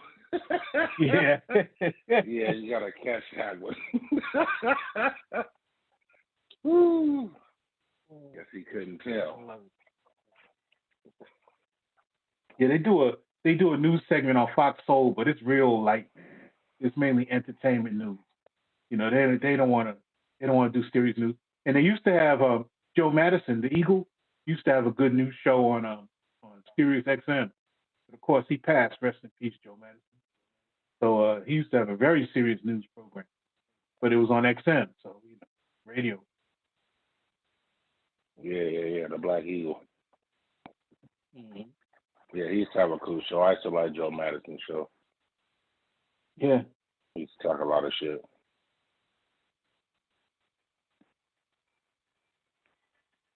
Whatever happened to there was this attorney dude who used to be, I think, out of Chicago, and he used to have a radio show or an internet show too. He was an attorney. Damn, I can't remember his name. Yeah, there's a brother that's on Young Turks as a show. I think he's a preacher. He comes on occasionally on Young Turks and does his thing, but is not consistent. You know who I like? Y'all listen to Rashad Ritchie? No, I don't. Where's he? He's on the Young Turks. He's on the TYT network. Is that the light-skinned dude with the glasses? Yeah. Yeah, that's what I'm talking about. Yeah, I think isn't he a preacher? Oh, yeah. No, he no preacher. No, that nigga's a teacher. Okay, all right, yeah. He'll tell you he's an ex gang member, you know, that fell into some programs, and I'm thinking that he I don't know if he didn't finish his law school yet.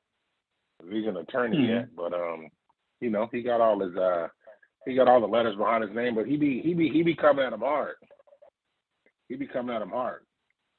He's from I want to say I think Atlanta. I think he's from Atlanta. But yeah, he goes hard. Rashad Ritchie goes hard. He goes at a lot of people. You know, he brings Republicans on all the time to interview too. Type in I think it's Indisputable. On the internet, Indisputable, and then you'll see where he's challenging all those big name Republicans, you know, Charlie Kirks and all them, you know, on debates and shit. So I watch Dr. Ritchie. He holds his own. He's very knowledgeable. Oh, you watch Dr. Ritchie? Yeah, man. I love him to death, man. Yeah, Dr. Let Ritchie me goes address hard. something real quick too. Yeah, because ABC seems to be focused on this globalism and imperialism. Dude, you cannot be a superpower unless you participate in globalism and imperialism. You cannot be, you know, a superpower that's just nationalist. It doesn't work that way, you know. And so America decided, you know, at the beginning of the 19th century that it wanted to be a world superpower, and we haven't pulled back from that yet. This is why we have a Navy that's in pretty much every ocean on the planet. This is why we have a nimble, you know, armed forces that can pretty much go anywhere on the planet.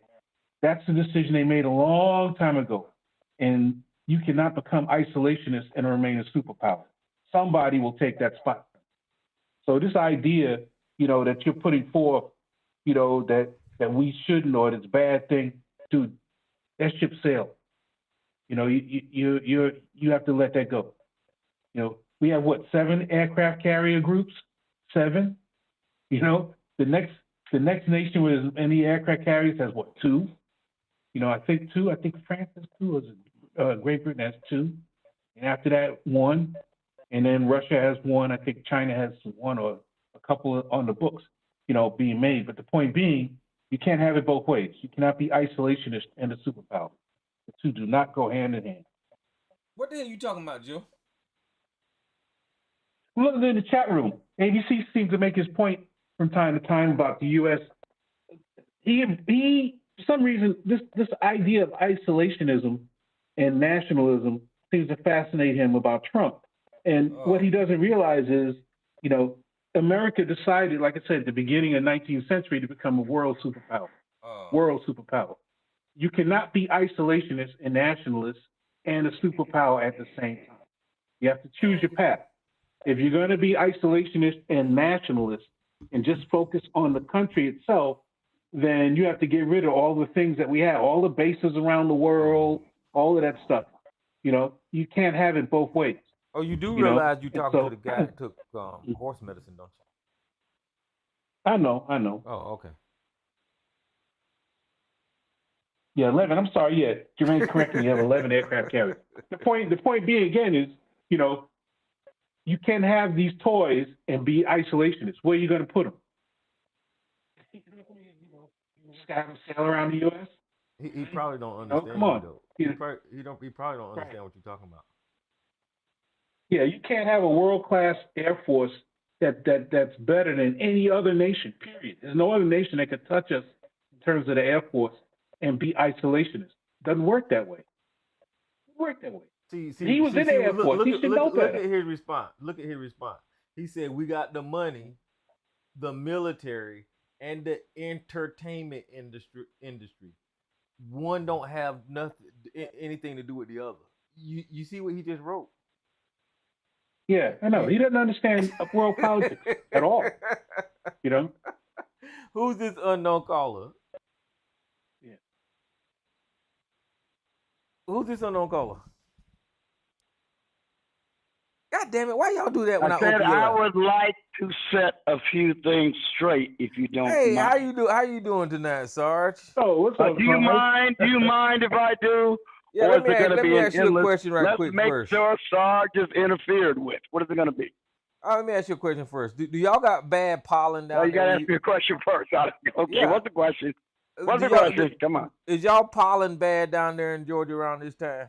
Yes, it gets very bad. Yes, my car looks kind of green. Yeah, it when the sucks pollen over gets here, kinda, man. Yeah. But go ahead with whatever Very you good. got. But hold on, let me see if Joe is finished with ABC and his military. I'm finished. Let's see what. I know Sarge's going to respond to what I said. I'm curious to hear what he has to say.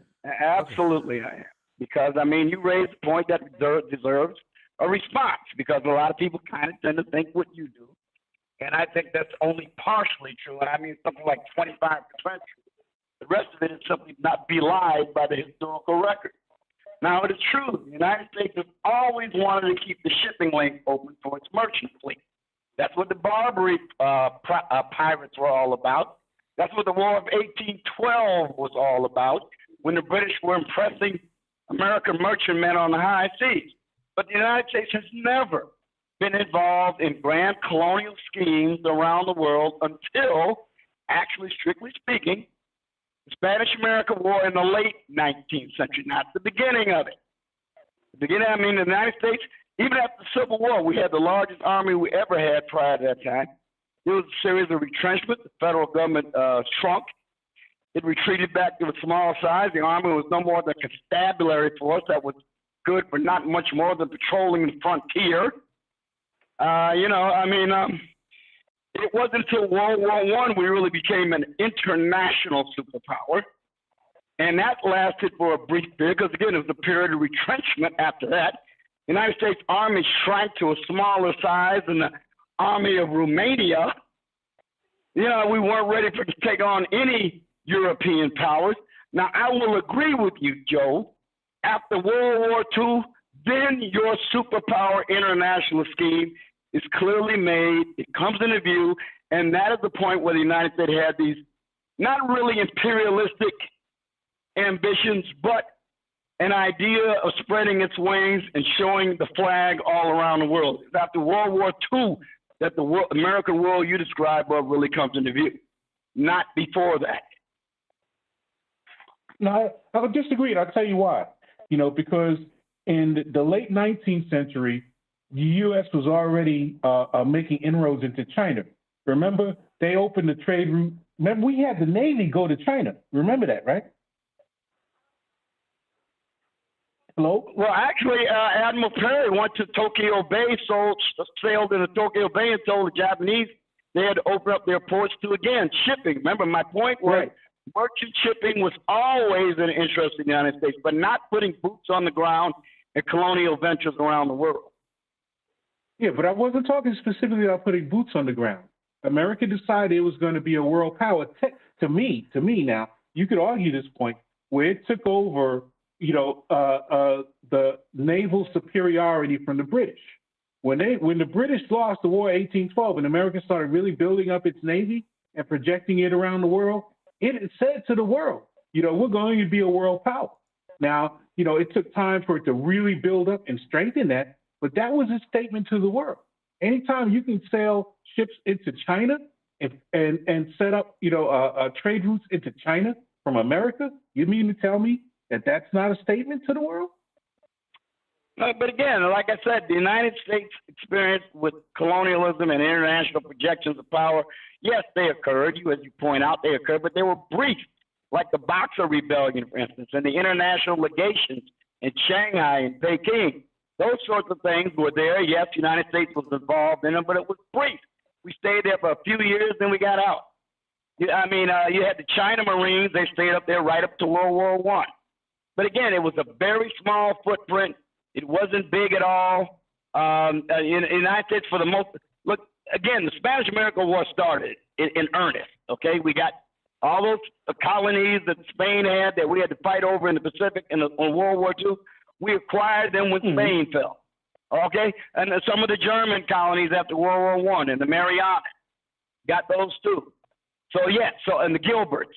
Well, not the Gilberts, that was the British possession, but nonetheless, those were things we did have to wind up fighting over in World War II. We did acquire them, like Kiska, Attu, we got from the Russians, but again, that was part of American soil. That was like in the Hawaiian Aleutian chain, Alaska Aleutian chain. But again, the footprint, comparatively speaking, for the size of the United States as an economy was small. It was not big. World War II was the game changer. That's when the thing you're talking about is if you look at the armed forces budget from the Civil War on, the Army in particular was a little more the constabulary force, and the Navy wasn't a whole lot more, but it was the premier service. Well, I disagree with you. World War II may have been when, it started fulfilling that statement.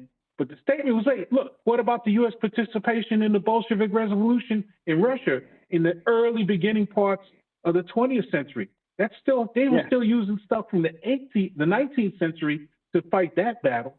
So what I'm saying is America had already made the statement to the world, like, we're a world power. We're not just limited to our landmass. We're projecting all over the world. So, we can argue this back and forth, but I think we're both right here.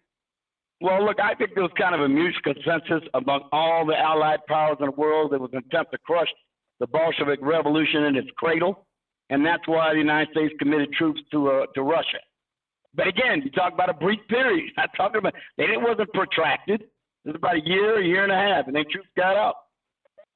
So, I said, that was because we were involved with the Allies, and the Allies were concerned about the Bolshevik Revolution and the fact that it brought down so many of these European monarchies and everything else. They were really scared of it spreading into Western Europe. And the United States, being an ally, decided to go along with it. Yeah, but again, we are not on the European continent. We are in America. The ability to project a force at that time, at that distance, and to supply with men and material, that's a big deal because no other nation was really doing that except for England. Well, regardless of how we got here, I think we've gone too far.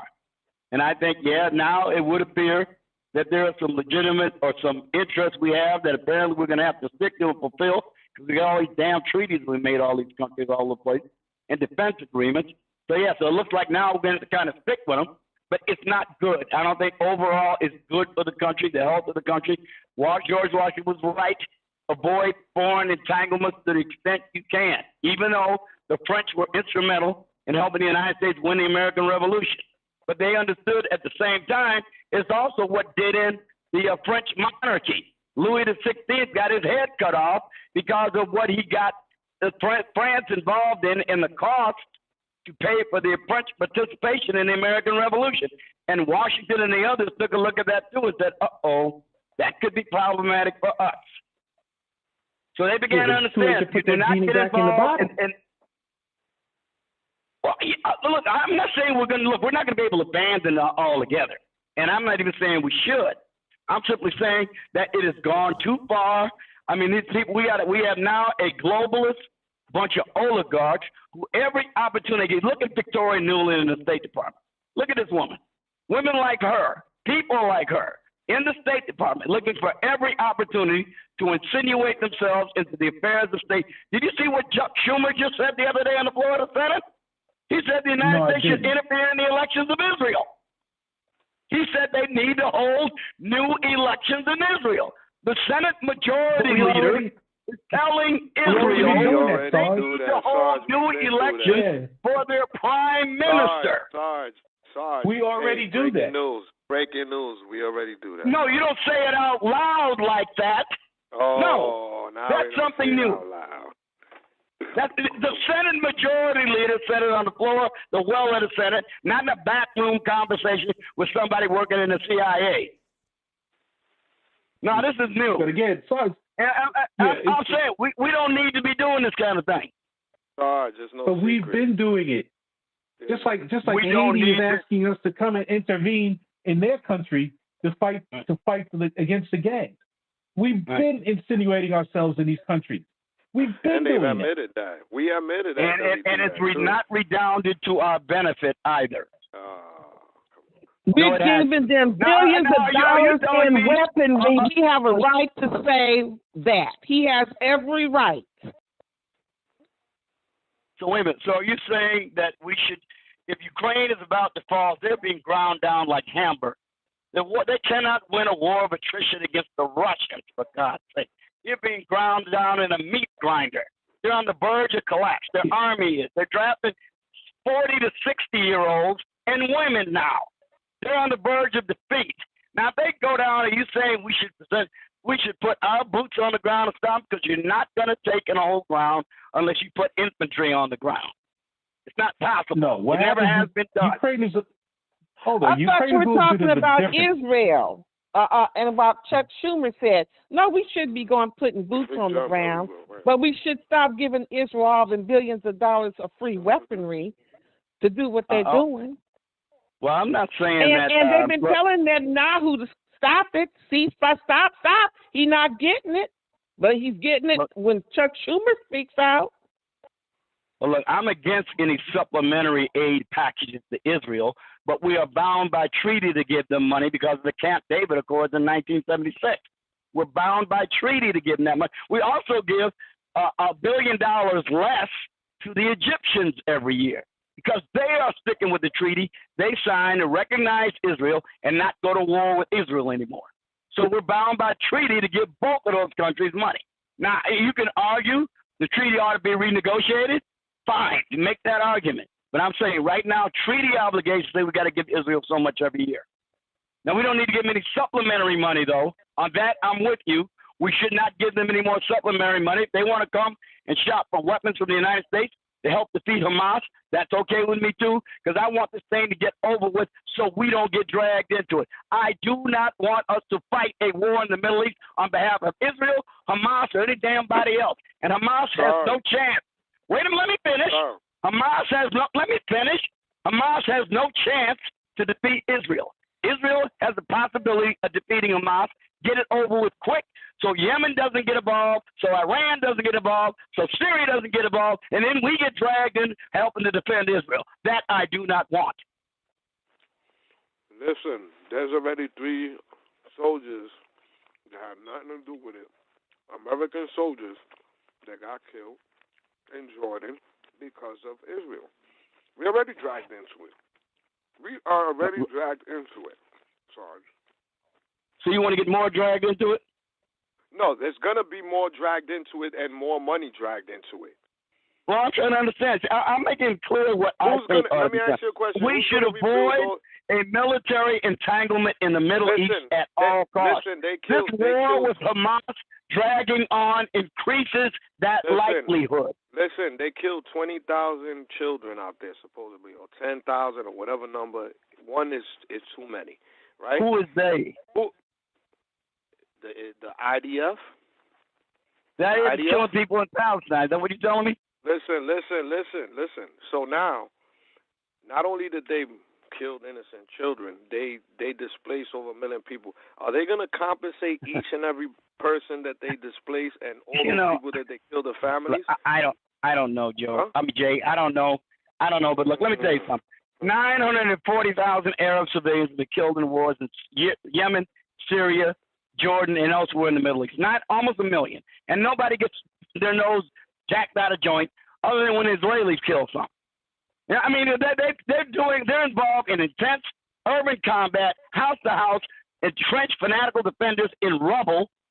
And you're trying to tell me that they can avoid civilian casualties when the goal of Hamas, as expressed by their spokesman in Qatar, is to create martyrs for the cause? No, it's not possible. You're not going to defeat that enemy unless some civilians get killed because they've insinuated themselves and they're dug in right with the civilian population and they're not letting them leave.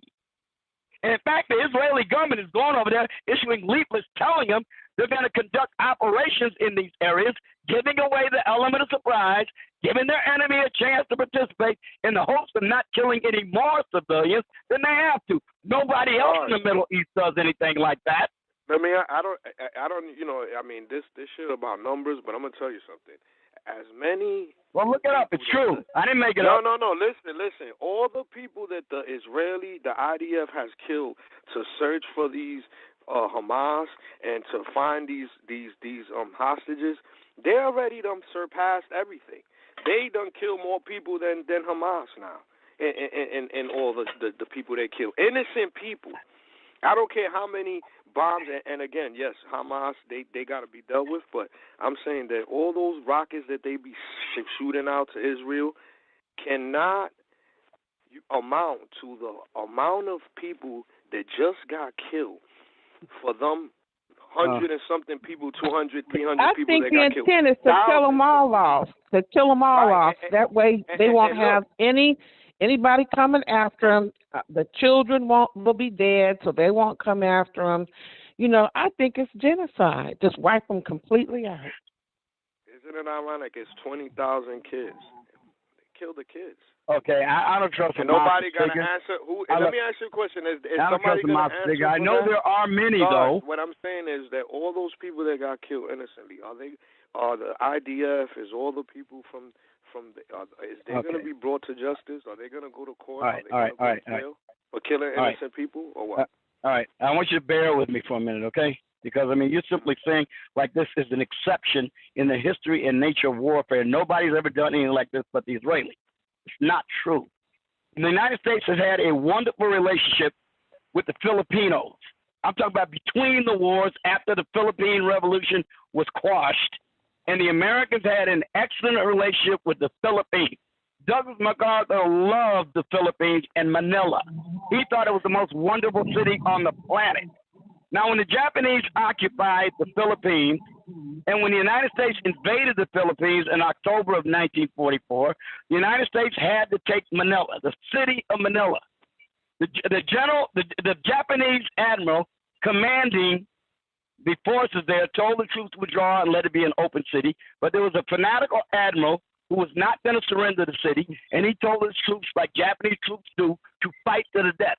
Over 125,000 of them were dug into the rubble, dug into the city, set up just like a mosque is, and were prepared and did, in fact, fight to the death.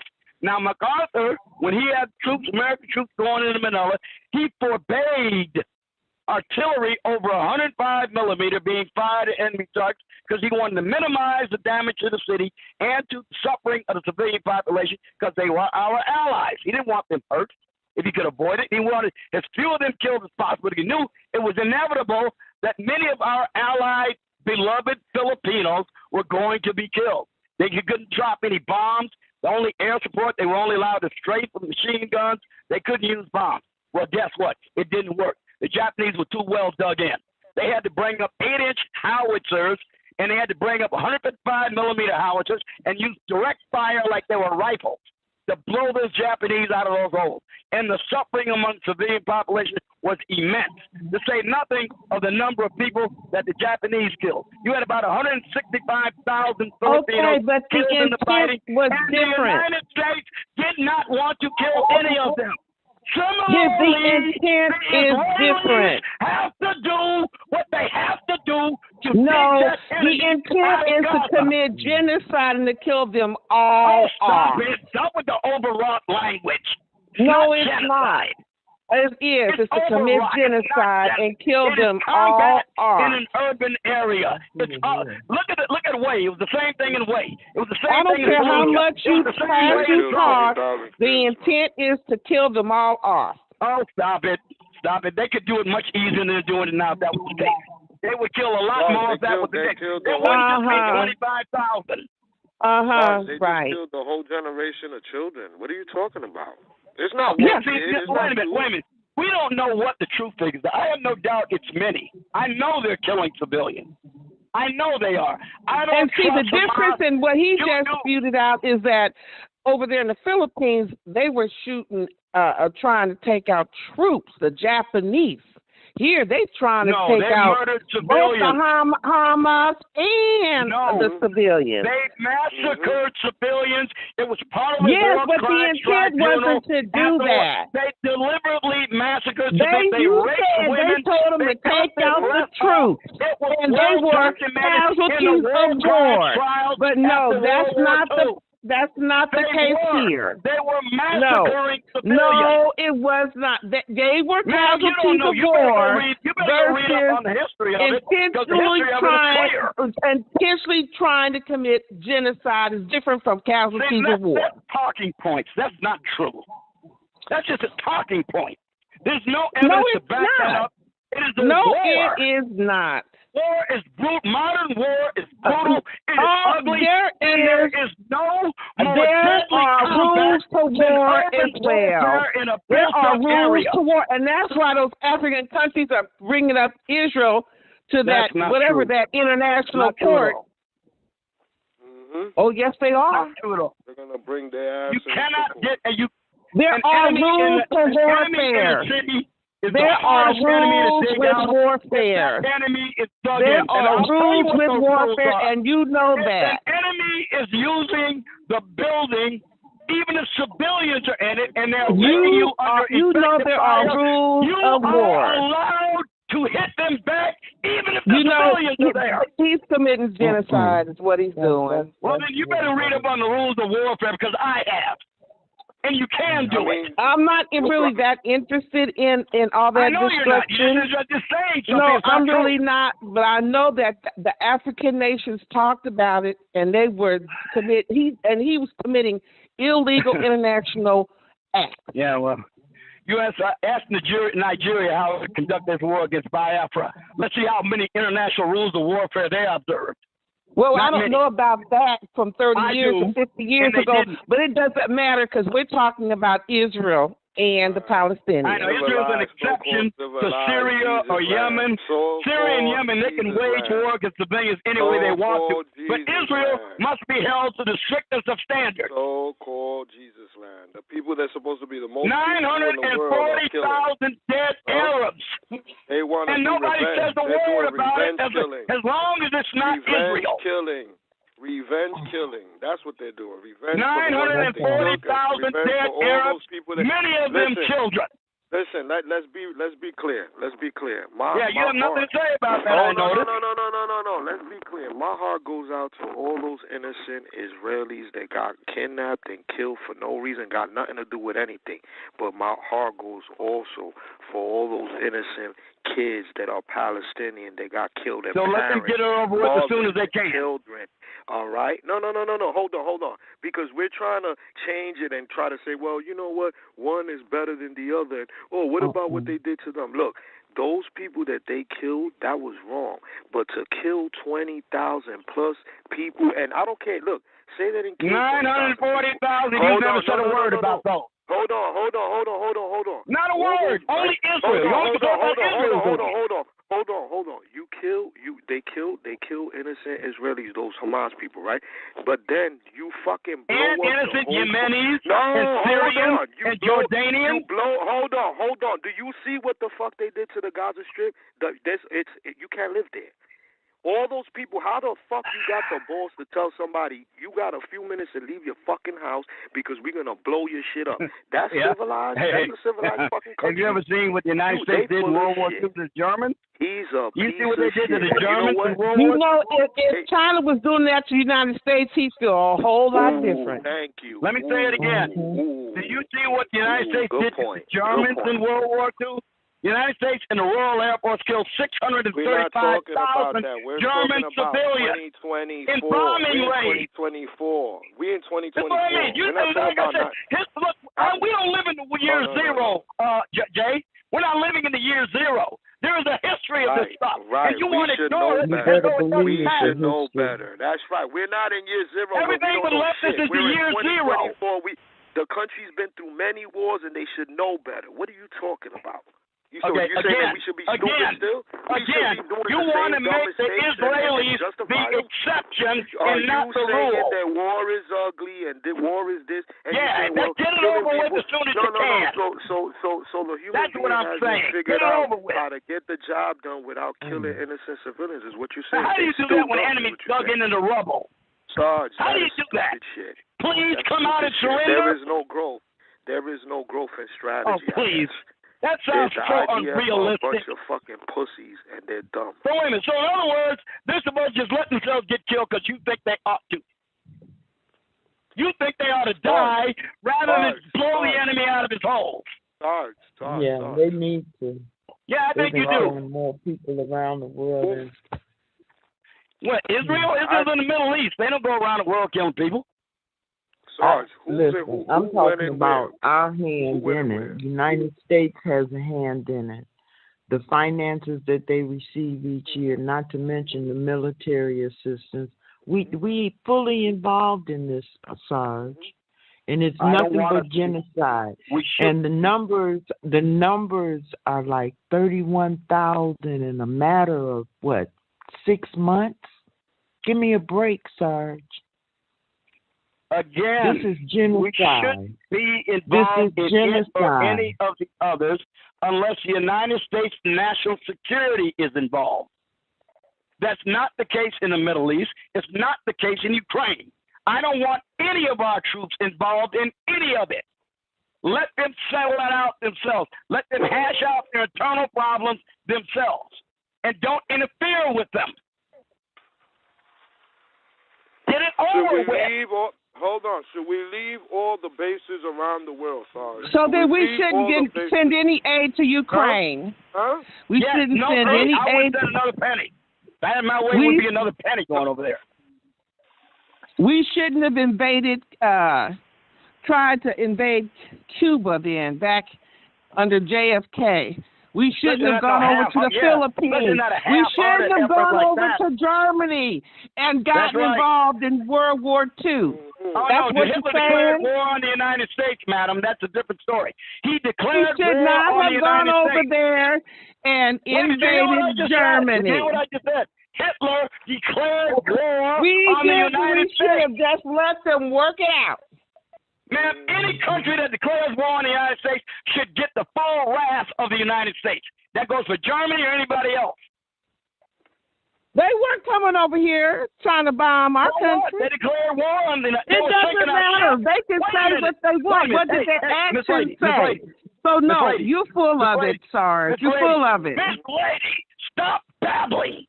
500 American ships were sunk off the eastern seaboard of the United States, right in plain sight of the coastline, by German submarines.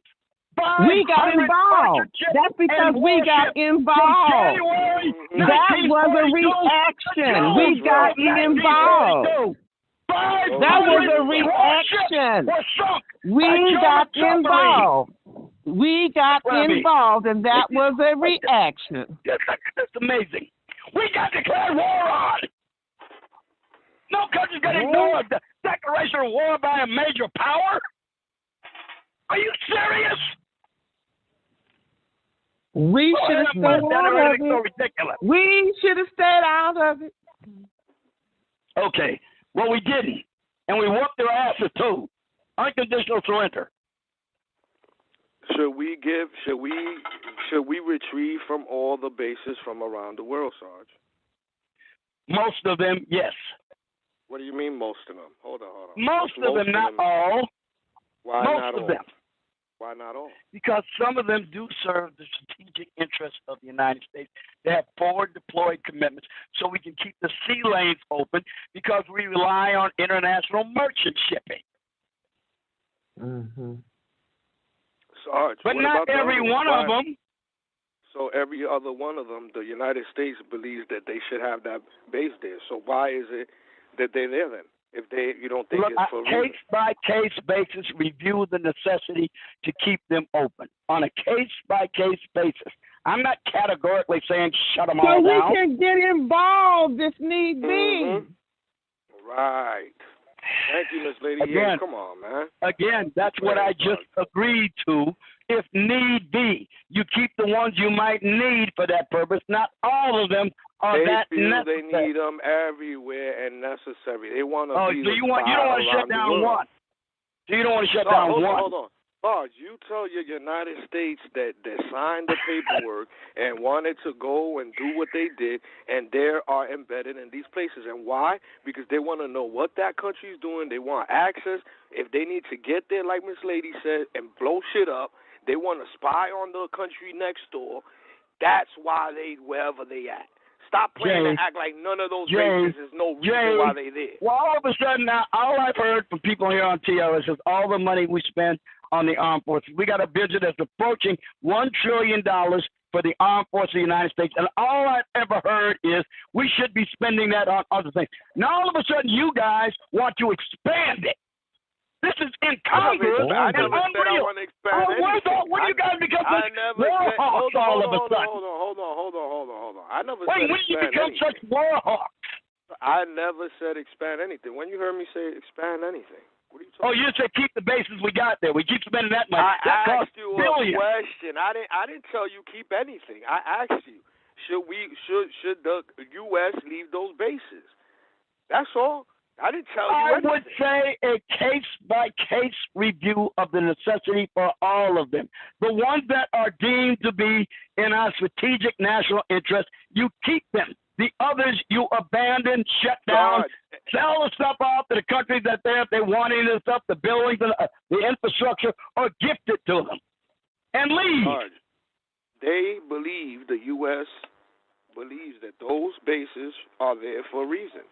You think that they're spending money over there, and not that I agree or don't disagree. Hold on. I want to be clear. I'm not for it or not for it. They there. They know why they're there, and we know for the most part. We usually know that at least the civilian population. You in military and Tyrone, y'all might know some more stuff, or what people that's working currently.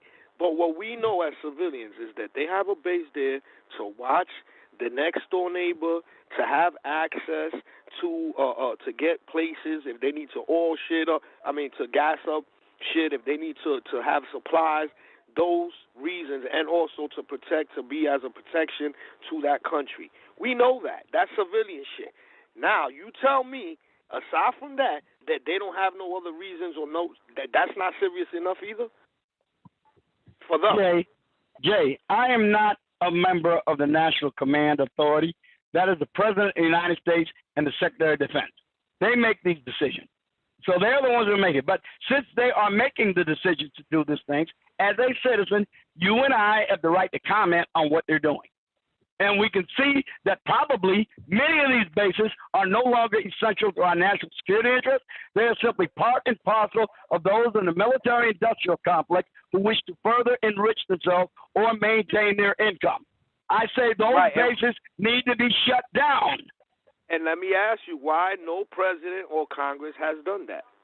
When was the last time they closed down a base besides, Afghanistan? But they handled that well, didn't they? Sorry. There was no real official base there, but okay. Look, if you want to say Iraq, they still in Iraq. Where have they left where everybody agreed and said, okay, we need to get the fuck out of here. We need to get away from South Korea. We need to get away from Japan. We need to get away from Malaysia or Guam or any. Tell me where the United States have said that. What president said, okay, we need to do this, and they moved on it? Jay, the United States was a signatory to an arms with North Korea and China in 1953. We are there because of the armistice that is still in effect from August of 1953. That's why the troops are in Korea. That's a different case. Okay, now, but I just threw that out as a name. The troops in Western Europe are there because of agreements with NATO. All right, so there's a reason then. You tell me what place in the world. So tell me what place in the world they don't need to be in. Tell me where in the world that the damn place don't need to be in and why. AFRICOM. Yeah, AFRICOM. You know when they set up under Obama, that command? Where? AFRICOM, the AFRICOM command. It's a theater of command. It's got a commanding general. It's a part of the defense structure. Sarge, you didn't know about AFRICOM? It's a formal headquarters with a commander, just like European forces, NATO. Where is the location, Sarge? Where's the location? The headquarters is located in Germany. And the headquarters coordinates administrative support for United States Africa Command. So you say that the United States is there? Yeah, but it's not. Why it's not in Africa? Because they can manage it more efficiently from Germany. There you go. We got troops on your own question. We've got troops on the ground. That the reason they have the headquarters in Germany is to coordinate logistical and other activities with the troops we have on the ground in Africa. Okay, so that means that it's we have troops on the ground in Africa. Right, but the reason why they don't have that base in Africa is because it's better strategically for them to train and do whatever, right? Okay, but you don't put the cart before the horse. The reason the headquarters in Stuttgart is there is because of the soldiers in Africa. If you didn't have soldiers in Africa, you wouldn't need a command in Stuttgart. I mean, they're what do you think about the United Nations moving over into Kenya? They're going to transfer 75,000 employees from the UN out of New York to Kenya. What do you think? What is the purpose of that? Well, you said 75,000? Are you sure it's that many? Yeah. I don't think it's that many employees in the UN. 7,500. 7,500. Oh, that sounds more like it. Is it 7,500? Okay, whatever. What is what are they going to do now? What are they going to do? They're going to move the United Nations out of New York, part of the operation of the United Nations, out of New York to Kenya. What is the I wouldn't purpose object to of that. I wouldn't object to that. I said, what is the purpose? I really don't know. I haven't studied the issue very much. I would suspect it's because they want that particular area to either have more influence over it, or they want to get it out from the nose or observation of the members of the UN Security Council that can veto any resolution the United Nations puts forth. Any member of the Permanent Security Council of the UN can veto anything the UN does. Any one of them.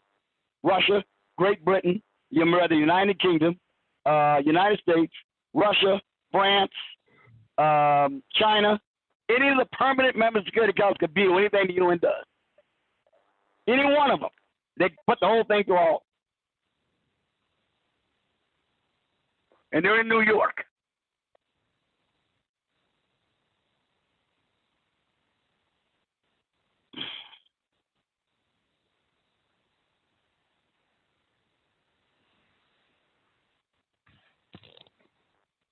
And besides, the UN, look, the United Nations Charter forbids countries from interfering in another country's domestic affairs. It's specifically there in the UN Charter, Article 7, I believe, or Article 4. They can't, you are disallowed. You cannot, if you think they're committing human rights abuses, yeah, you can make resolutions, and you can talk about how you think, how bad they are, and they can maybe vote on sanctions, but you cannot directly interfere in their domestic affairs. Like Russia? Like Russia, yeah. Russia definitely. Remember, Russia can veto any action by the Security Council. Any action, any resolution that comes from the Security Council, Russia has veto power over it and can stop it in its tracks. Are they looking at changing the way that structure is? Not anytime soon. You think any of these big powers are going to give up their veto in the Security Council? Hell no. None of them are. As long as the UN exists. So we're playing in a we're playing a psychotic game here. Is what you're saying. I mean, right? It's a power game, man. No, it's the oldest game among nations. Power play. It's the oldest diplomatic game there is. It's a psychotic game that they're playing because, again, if we don't want to be involved with what's going on in Ukraine, yet Russia's supposed to be civilized, but they're not obeying or buying by the rules that everybody says. They're fighting a war, Jay. They're fighting a war. Yeah, but there's still rules and regulations. Hold on. It's one thing that you're getting invaded, and it's one thing that you decide to take over a land that you claim was yours back then. You know what I'm saying? And just start pushing people out. No. So the process for you to try to take that land is not like you asking a person to leave, or we're gonna give you some money, or talking to the next door neighbor country and say, listen, man, we want to buy a piece of this land. You know, we want to see if we can get the land back, but we want to do it civilized. They're not doing that. And these are people that's supposed to be civilized in a council that they all sitting down together. Like, to me, it's insane when they were going through all these meetings, the UN emergency security meetings, and they got Russia there, and they're talking back and forth about this war that's happening at the same time that they're talking, and they playing the UN and everybody in the world. I mean, it's crazy. And then all these people from the different countries got to sit back and just eat that shit. It doesn't make sense. That's why I said this is a psychotic game they playing. Like, that's crazy. They should have been, if there's any power in the UN, they would have stopped that war. If there was power in religion, I'm talking about positive religion. This is where religion comes in now, and it's full of shit. Because the people that claim to be positive and powerful in the religious game that could get millions of people to kill people and millions of people to believe this shit that don't exist or some fake entity, yet they can't stop human beings from a war. They have no power. That's why, to me, religion, you could consider it powerful in certain senses, but it's weak when it's time to get down to the fucking dirt and shit. So when it's time to really get down to the shit, it doesn't work out for pretty much. It doesn't. It's useless. Okay. Look. Here's the reason why I think Russia invaded Ukraine. There are two main reasons. Number one, he was seriously concerned about NATO encroachment on the borders of Ukraine, particularly all of the former client states of the former Union of Soviet Socialist Republic, the USSR, that were now NATO client states. And he definitely didn't want Ukraine to become one. That's one reason. Number two, he wants to restore the old Russian Empire. But in the process of making those claims and those assertions, he cited evidence, and he was able to show considerable evidence of atrocities committed by the Ukrainians against the ethnic Russians in the Donetsk and Luhansk regions of eastern Ukraine. He cited those human rights violations in the separatist civil war that was going on in those two, what they call oblasts. That's the word they use for state. Those two states were having ethnic strife and civil war from separatists who wanted to break away from Ukraine, and there was a lot of evidence that Ukrainians were committing abuses and war crimes against the ethnic Russian population. So all three of those things Putin cited has his reasons for going there, although me, myself, I believe main reasons are he wants to restore the old Russian Empire, and he is paranoid about the encroachment of NATO on Russian borders. Right. But he did so let me ask you this, Sarge. All three of those reasons, did that justify his invasion? Right. Ooh, I don't think so. You read my mind, Ty. So. Wow, you sure Wait, I don't think so, Tyrone. I don't like what Putin did. Okay, The so question is, gonna what say do that I they're think the justified, United yeah. States ought to do about it? That's the question for me. I My hear you. concern is the United States, Okay, I hear you. not I hear you. Ukraine and not Russia. Okay, so far you agree with everybody on this phone. You don't like what Putin did, right? So you should be No. on the other side of this conversation then. No, don't tell me what I ought to be. I'll decide that. What I decide is this, is that the United States should do what is in its best interest, not the interest of Ukraine nor Russia. Okay, so hold on. You seem to think that we exist to protect Ukraine, which we don't have any treaties with. Okay, I don't. Let's back this conversation up just a little bit. You don't agree that Russia should have invaded Ukraine based off of the How many three. times do I have to say it? No, I told you I think everything he gives Okay, is mainly can we not do this tonight? because he wants to restore Listen, the old Russian Empire. Okay, listen, can we not do this tonight? When I say 3 words, you start talking. Can we not do that? Can I please? Well, you keep asking the same question. Can I please finish my damn thought before you start talking? Can I do that, sir? It's the same question. I answered 10 times. Okay, so now let me finish my thought before you start talking. So we agree those 3 things that you said Russia made this decision to invade Ukraine. You said that you don't think Russia should have made a decision to invade Ukraine. You don't agree with that. Okay, so now 1,000 times, no, I don't think they should have. Okay, so now that we agree on that, then you and I think that Ukraine should be allowed to be a free state or a free country.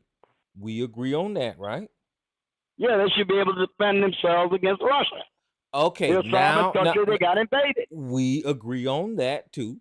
So now that they should be allowed to defend themselves, now if they are defending themselves and ask for a little assistance where we disagree at, wait a minute, where we disagree at is you don't think that whenever they're asking for assistance, they should get assistance from the United States, right? That's where we disagree at, right?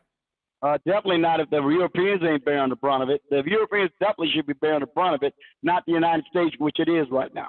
Okay, but they should definitely get some assistance from other countries. So we agree on that, right? And I definitely don't think that, Europeans ought to give them some help. And I definitely don't think we should be giving all this aid without the strictest of scrutiny and accountability for where it goes. So that's fine then. So Ukraine should not be taken over by Russia. So we don't think that you don't believe they that. have a right to defend themselves against an invasion. That's clear as a bell. Okay, so I mean, but they were a a democracy, maybe a corrupt one, but there was a democracy, and they shouldn't be taken over by Russia, right?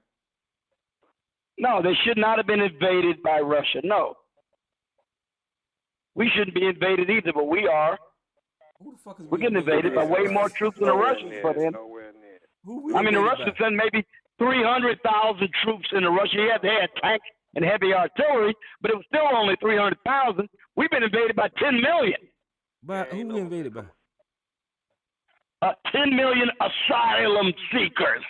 Bullshit. Where they at? I don't see 10 million people. Oh, I know who we invaded. We invaded by MAGA. That's who the fuck we invaded by. Yeah. Okay, look, we can't deport our criminals. No matter what they do, no matter what heinous crime they commit, it is illegal to deport an American citizen out of the country for committing the crime. No matter what crime, even treason. But let me tell you something. We don't have to import any. We don't have to import any criminal. Not one. Send them to Guantanamo Bay, Sarge. Send the American citizens. Well, why are they coming across the border in the hundreds of thousands and millions? If that's what we should be doing. I don't know about manners like that. But, the Border Patrol does. They keep the numbers, you know. You were so obsessed with that border, but you haven't moved over there with your. Yeah. For the longest time, you ignored it every time I brought it up. You that said guy. It wasn't really a problem. You for the longest time, Tyrone, and everybody here just scoffed. Whenever I brought this issue up, you just scoffed.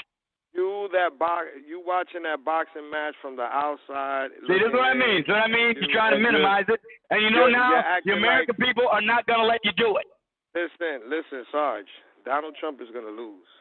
How about that? Okay, now I got to change the subject because you're losing, and you know No, you are. but going back. I'm not. Hey, you can't put. No, I don't care how many red herrings you throw in my path. You ain't gonna throw me off the scent. No. Let's go back to the Ukraine thing, right? So this is what I'm saying. He went, as you said, that Russia is connected to the UN and they're part of the Security Council. How is it that they went over the UN? What? I mean, so I'm saying to you is that Russia does not respect the UN, right? Don't you think? Russia uses the UN for its own purposes. It has enough respect for it when it does what it does its bidding. When it doesn't, it just ignores it, like all the other major powers do.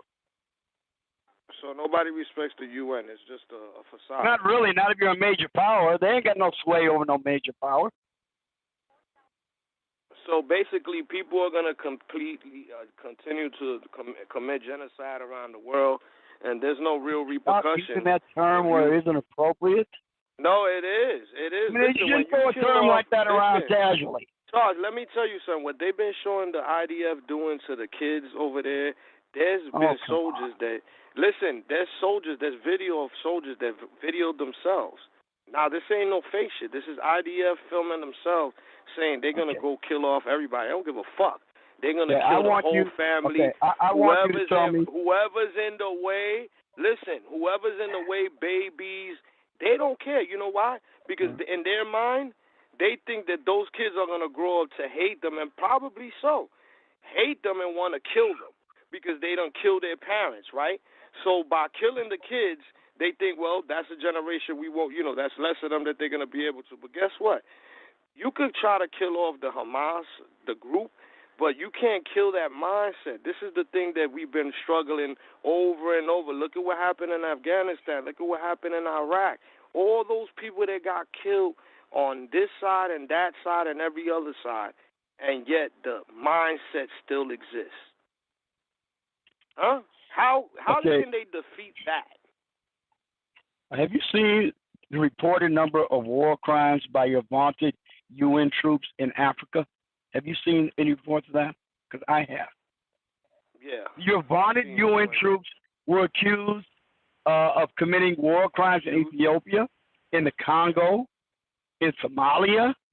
The troops commit war crimes anytime they're involved in conflict. It's inevitable. It always happens. Everybody does it without exception, practically.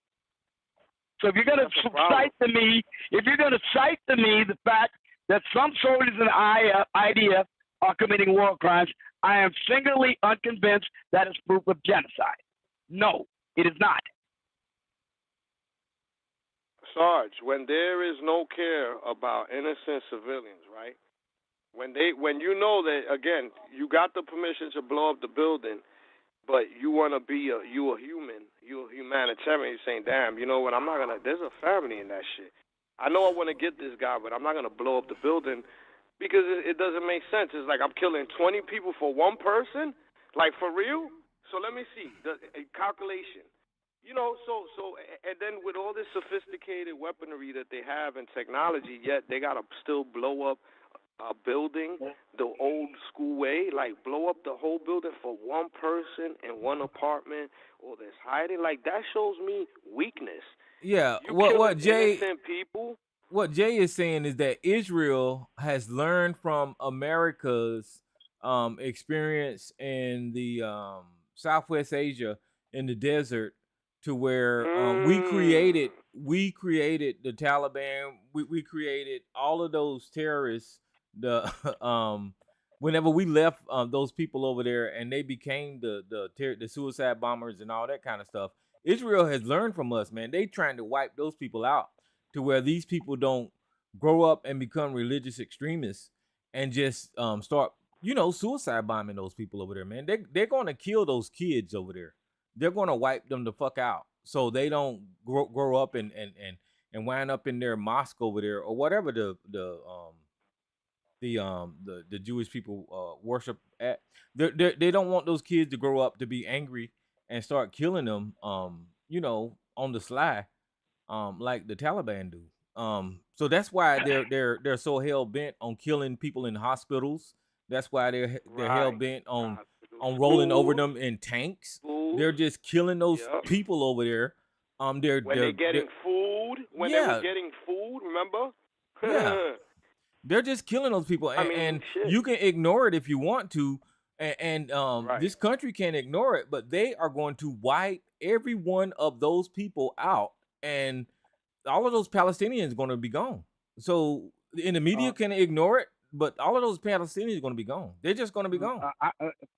Tyrone, it is precisely because of my intense study of fighting like this in urban built-up areas over centuries that I am acutely aware of what happens to civilians who remain in these war-torn areas. I am acutely aware of civilians being killed in this type of fighting. I am specifically not ignoring it. I am saying to you, it is inevitable once it begins if you're going to defeat your enemy dug into the rubble, and they're determined to fight. Okay, listen, but Sarge. you're not Let me defeating ask you the this right here. enemy, Hold on, that's Jay. what Watch I'm this right saying. here. Do you know how many Hamas fighters are left? I have no idea. I know. Okay, what so they there's said they there. lost. I'm gonna tell you. Wait a minute. There- there- Let me qualify that. Okay. Please stop talking over me. Go ahead. I know that the spokesman for Hamas in Qatar admitted to 8,000 terrorist fighters dead. That's what they said they lost. 8,000. Okay, so let me. It's probably 25 to 30% higher than that, but let's say it's 8,000. So then you have to subtract that 8,000 from that 25 or 30,000 figure you're getting. They're So being I'm- included in that count too.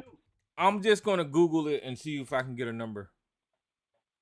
But that was the last time I checked, and that was like 3 weeks ago. That's what the spokesman said they had lost.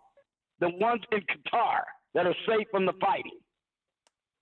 Well, I got 20,000 members. Okay, right?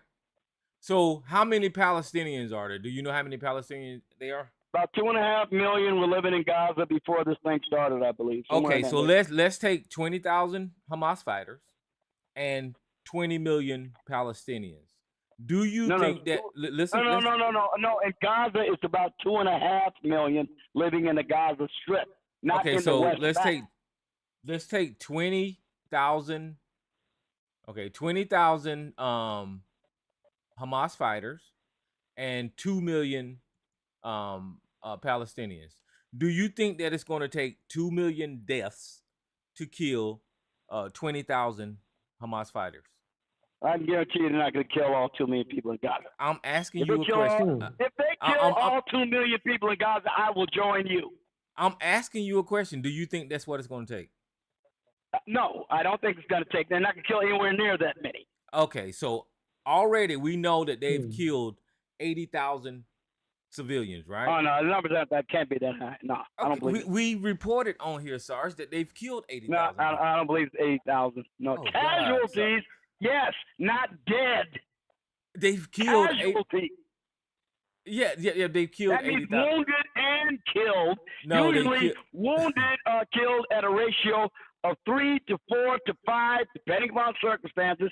Wounded for every person killed. That is usually the ratio. Usually. Okay, they've killed 80,000. 80,000 casualties means something in the neighborhood of 20,000 or more dead. Okay, dead out of the 80,000 casualties. You're in denial.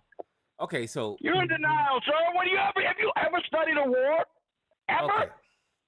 I mean, what I'm saying, I swear to God, you argue with me about the most minute things that are well established in these things, if you know anything about it. Look at the casualty ratio. Look, wait a minute. Look. You know anything about Okay, so let medevac? me approach it like this. Medevac pilots, how many dead soldiers they evacuate? How many wounded? It's always more wounded. You know what? I don't know. I don't know what it's going to take to get through to you. That it I don't know doesn't. what it's going to take for you to accept basic facts. Okay, but this is what I'm trying to say. If you've got a military unit located inside a civilian population, it does not take a lot to target that military unit, Sarge. It just doesn't take a lot to target that. Oh my God! Cannot you ever take any training in urban operations? Okay. Fighting in urban areas. Do you ever take any? It doesn't sound to me like you have. You say it's easy. You got to be kidding. It's the most difficult fighting there is. Okay. Well, I mean, I don't know. I mean, good Lord, you just said it's easy. I can't believe you.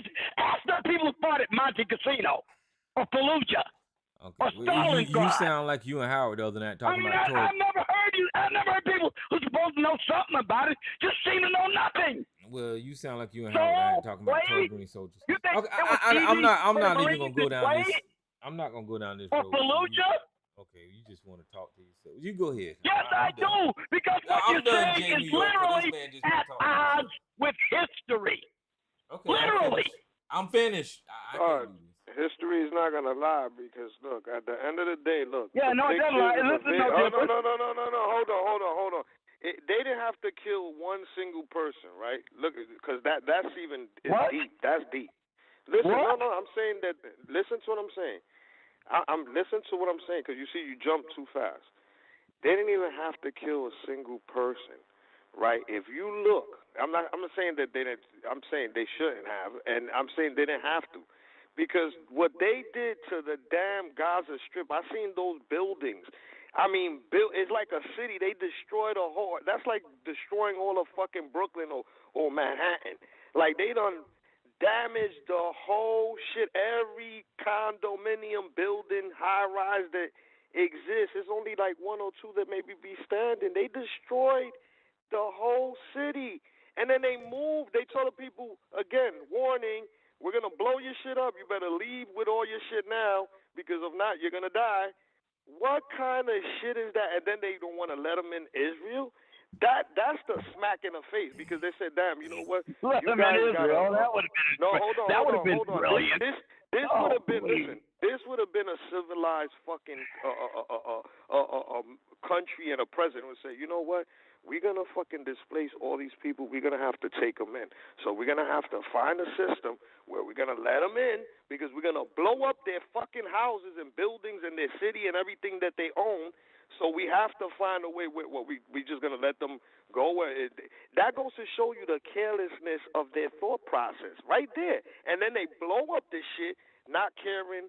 That's number two. So one thing is blowing up the buildings, right? You're going to blow up the whole city, tell everybody, get the fuck out, because if not, you're going to die because of this one guy or a few guys that are blowing up shit. They shooting missiles out the fucking building. So we're going to blow up the whole block, right? Not only that, we're going to fucking shoot whoever dies, and then the casualties of all these children and mothers and families. And so on top of that, you don't want to give a place to live to those people that you telling them, we're going to blow your shit up, and then kill on top of that civilians and not give a fuck. I don't believe that they don't care. They don't care. And it's a revenge now. It's revenge. I get it that people are feeling some type of way. Don't get it twisted. Those Israelis that lost their families, they're gonna feel naturally like, oh, I want to kill. But what is the result of it? Are you getting to the people that actually did the crimes, or are you just gonna kill their whole race of people because you think that they're gonna come and attack you, or they should all pay because of one of their people or certain people in their organization? That's like telling black people, oh, well, everybody's going to pay for everything like they be doing here. Fuck out of here. You kidding me? That shit don't make no sense, Sarge. It doesn't. It's not logical. I think it's insane. And I'm not a saint myself. But I would never do some shit like that's vicious. That's the top of the chain vicious. He's just like Putin. That motherfucker Netanyahu is just like Putin, and he's half of a fucking Hitler. He's doing what the fuck, half of what Hitler did to his people. He is just like them. He is half of a fucking Nazi, and he is a Putin too. And Jay, they act like that was the only way to handle this, right? They could have, like you just suggested, they could have removed the people, put them somewhere. Okay, Sarge, why do you do that when I start talking? Like, seriously.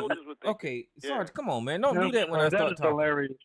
That is truly hilarious. Why do you do that when I start talking? Please let me talk to Jay. Because I was eating, and it was so ridiculous, I swallowed a piece of apple. Okay, so they could have removed the people. If you're 8 years old, you clearly don't have a fucking weapon. So, okay, you good. You get to live. If you wearing a skirt or you're 18-year-old female, you clearly get to live. Who was supposed to do the removing? Okay, so now No, you just don't. Okay. If you're a female and you're 13, you get to live. If you're an 8-year-old boy, you get to live. If you get to live if you're a child. So come on out. You get to live. You get to live. You get to live. You can move these people out that qualify to live. You don't have to blow them the fuck up, right? If you're a young man and you're able to carry a weapon, you can move over here. We can keep moving you out, moving you out, moving you out, moving you out, moving you out, moving you out until we get all the people out, and then we can go look for goddamn weapons. Sarge was talking about internment camps the other night.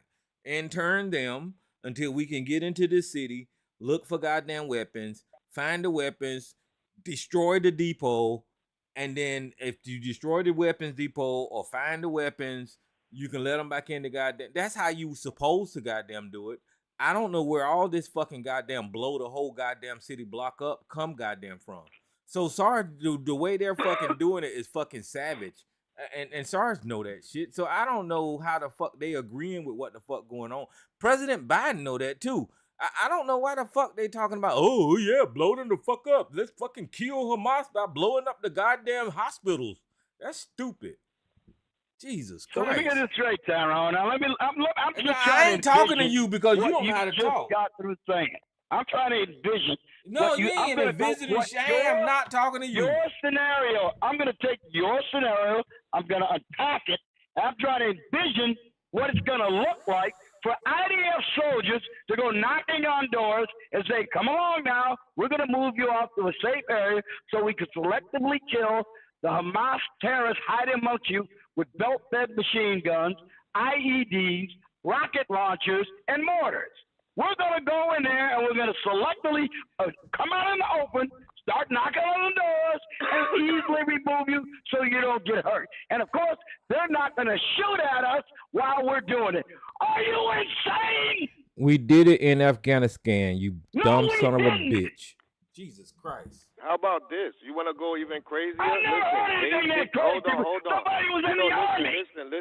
Listen. Pablo Escobar fucking had judges killed. Listen, no.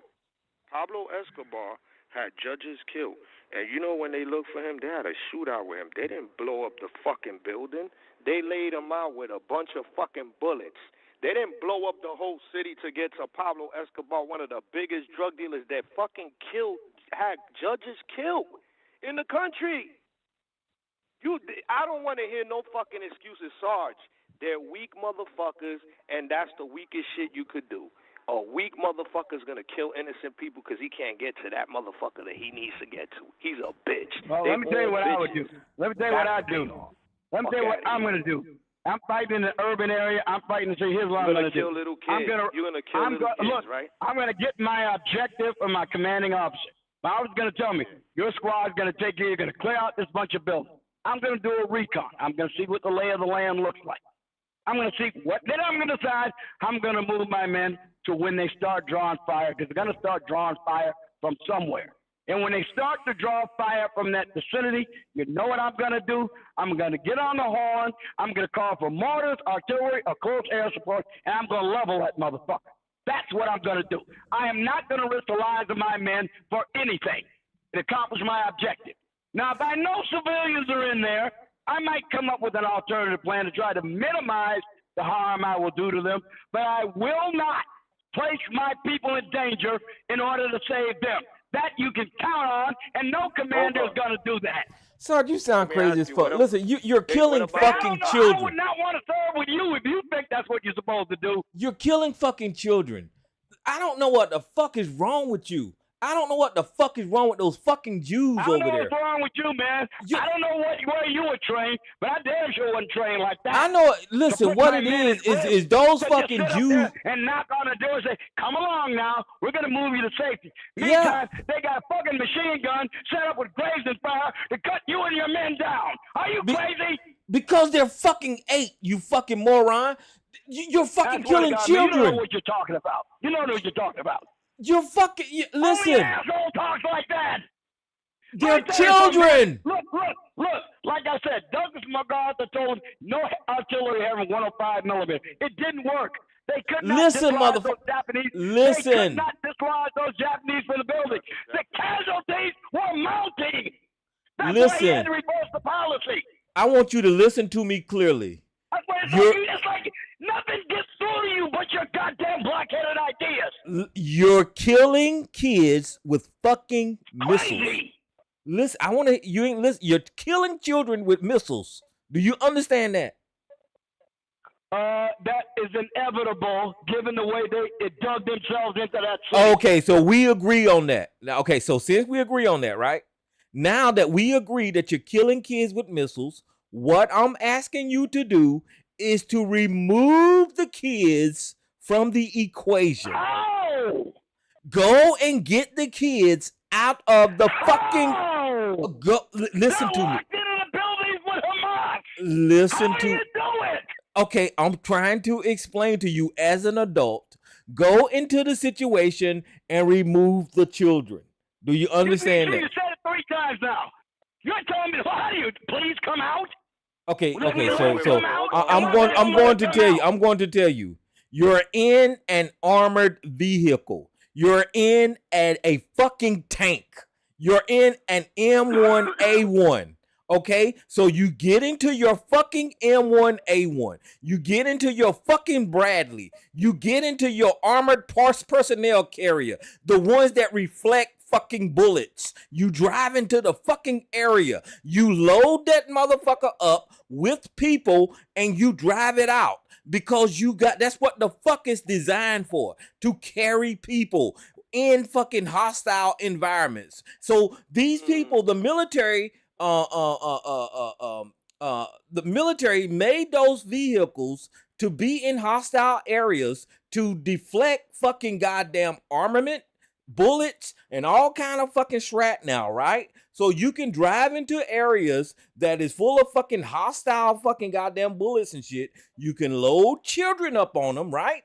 And you can drive the fucking kids out of the fucking area, and then you can make sure they're safe. And guess what? You can turn the fuck back around and you can go get some more goddamn kids, put them into your goddamn tanks, and drive some more motherfucking kids out of there until you can get all the kids that you can find. And then if you sure you got all the goddamn kids, you can either turn around and make sure that you can blow all the fucking shit up that you want to then.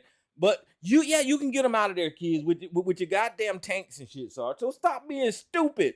Use the goddamn equipment you was given for the purpose it was goddamn given to you. God damn, you stupid. Right, now I want you to listen to me, God Mr. Smarty damn. Pants. I'm going to respond directly to what you said about the tank. Damn, what the fuck is wrong with you? It seems to me as if your knowledge stopped somewhere in 1965. Oh, Let me Jesus explain to you Christ. what is the most common weapon. You done gave me a goddamn headache.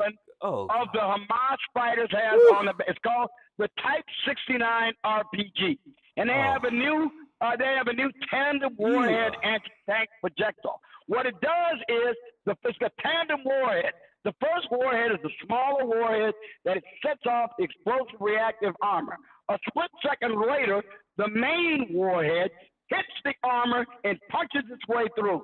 It is improvement on the old type. It's a tandem warhead. Look it up. They are well equipped with them. They got them all over the place. The minute they take your light arm, let me, goddammit, that motherfucker went Bill Clark, let me, goddammit, finish. Goddamn, I'm gonna hang the fuck up. Oh my goodness. All right, you gonna let me finish that on? Go ahead, man. Go ahead. All right, the minute you take your light, because the vehicles that you were describing that have to do this are the light armored striker type of vehicle that can carry personnel, because the tank can't do it. You can't put people in tanks. You got to get the light armored vehicles to do it. And believe me, that tandem warhead will destroy them. They are equipped with thousands of them and tens of thousands of rounds of ammunition. You don't expose them to pick up passengers like it's a fucking bus stop. Okay, so you saying I that know they can't do it? nobody's stupid as you. All right. Oh So, my okay, goodness. so you trying to say that don't work? But let me ask you a question. I know it wouldn't work. Hold on, Sarge. Hey, why you don't treat it like a hostage situation then? How Because did it it's deal with war. it as a hostage? No. Because it's war. Wait. War has hostages too, right? Sarge. Sarge, You you got guys been hostages watching in too the many building. fucking movies, Wait, man. no, You can watch too many fucking movies. Hold Too on. many Oh, let him get it out, Sarge. Let him get it out. Let him get it out. Sarge, what I'm asking you, because you was in the grid, right? So I'm asking you, what is the conversation if it's a U.S. civilian or Israeli, because there is the Israel, IDF, is a soldier or a civilian from their country, they got more than one hostage in that building, kids, women, or elderly. Are they going to treat that shit the same? They're going to blow up that whole building because they shooting rockets and missiles in there and they know there's innocent civilians there, there's hostages? Or they going to treat it different? Tell me what's going to happen. Man, look.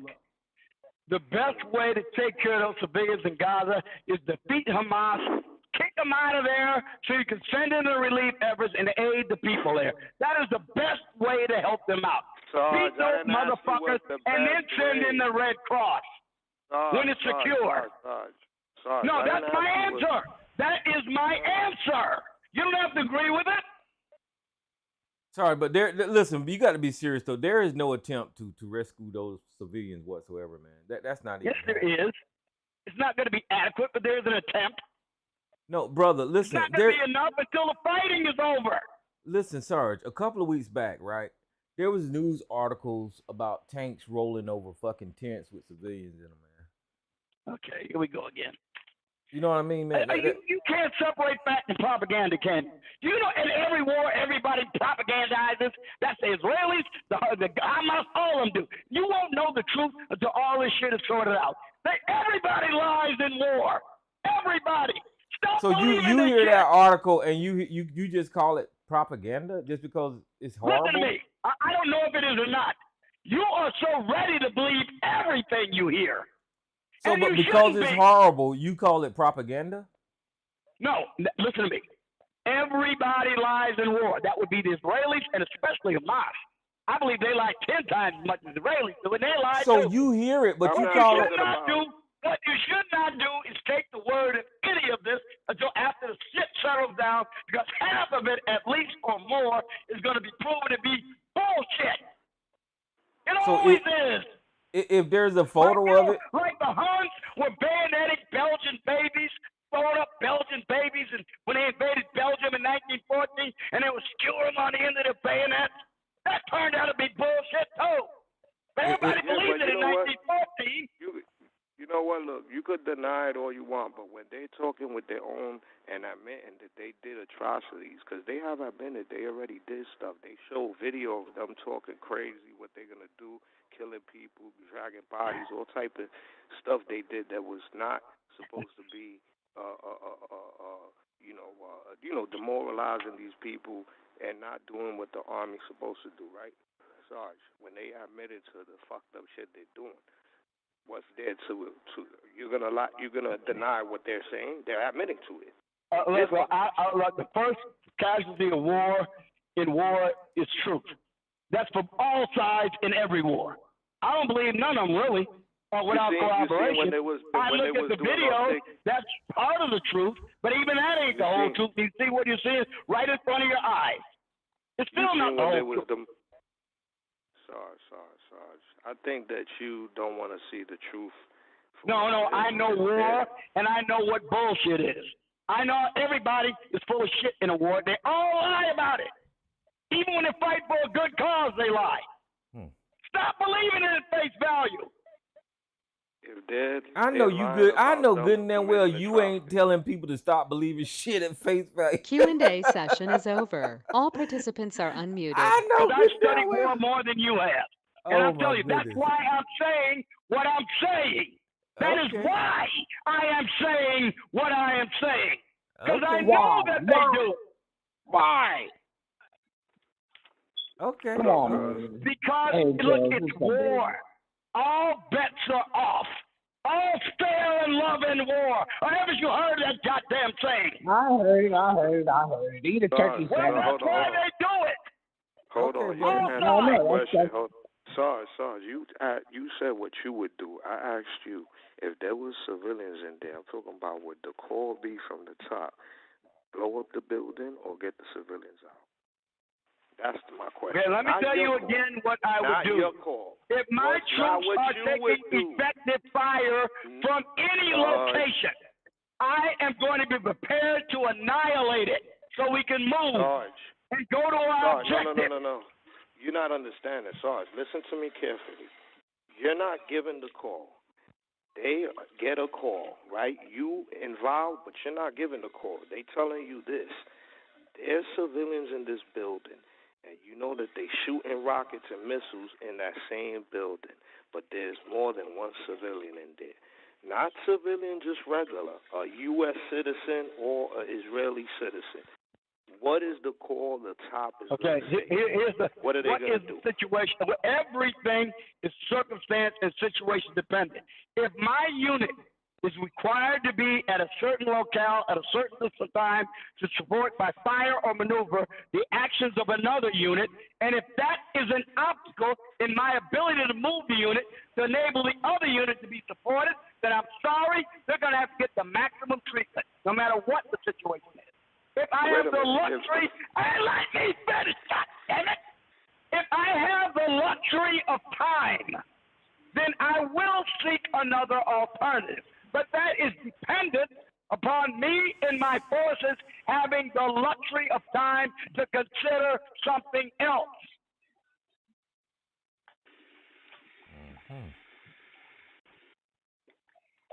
So look, you don't see. You guys just don't seem to have any idea of the brutal calculus of war. That's why you don't want to fight them in the first fucking place. It's always brutal and ugly. So let me ask you this. Let me ask you this. Nice. Let me ask you this. You don't see Israel making any missteps in their what? Yes, I do. Goddamn, we stop with this categorical shit. You know, goddamn well, I'm not a categorical guy except for taxes and death. I'm just asking you a simple goddamn question. question. Yes, Israel's made some missteps and done some wrong things. That doesn't mean they're not supposed to fight the way you have to. Why in the fuck is you so hyped, sir? Can you calm your ass Because you ask these silly categorical statements like this. Stop throwing red herrings in my path. I'm not going to be distracted. My sense of smell is too good. What the fuck is wrong with you? You need to stop. Get off. No, you're saying it. Of course they did. They've done wrong things. Hell, the United States did wrong things in World War II. That doesn't mean we weren't supposed to be fighting it. Okay, what have you seen Israel do wrong this time, sir? Here's what they did wrong. They ignored the intelligence assessment of a pending Hamas attack on those settlements near the Gazan border. That's where they blew it. Okay, what else?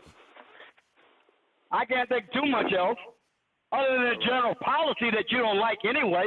You don't like the policy toward Gaza because they won't make it an independent sovereign country because they are determined to wipe Israel out. Why in the fuck should they?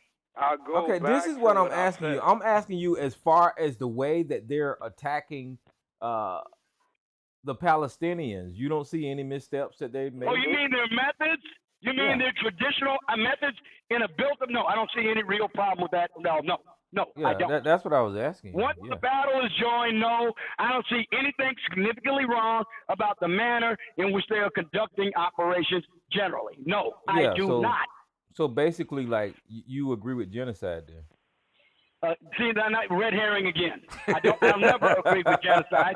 I agree with the conducting of war in a manner that will result in inevitable civilian casualties given the nature of the enemy and the manner in which your enemy is conducting his operation. Yeah, you agree with genocide. Well, that's bullshit and you know it. And you ain't got no more arguments. That's why you're saying that stupid shit. No, because they're committing genocide and you agree with it. Yeah, well, you're just saying things like you always do. TRS stands for Tyrone's ridiculous statements. Okay. Listen. You said that you would have went right through if your objective was to A, get the civilians out, B, kill. No, that's not what I said. That's not what I said. Hold on. That's not what I said. Hold on. I'm saying that's on the table. If I'm given a mission, I am to accomplish it the best I can. Right, but now I want to put something else on the table. If there was a diplomat in that building, now does things change now? does the whole scenario change now if it's a diplomat that's in there, U.S. You diplomat? mean something that could cause an international incident, and I'm aware that it can? Listen, I am going to then contact my commanding officer and await their instructions. If you got a situation like that, yes. So some and then I'm going to wait on those instructions, and when those instructions come, I will then follow them out. My commander is free to cancel my orders and give me new ones. So some people get priorities and some people get yes, that's a fact. That's true. That's the way things are. That's the way this shit works, that's right? True. That's Okay, exactly so right. Now it's you're getting it.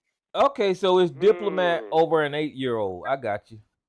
Yeah, it could be because an international incident is something all countries seek to avoid. Okay, I got you. I see what Hey, you're probably.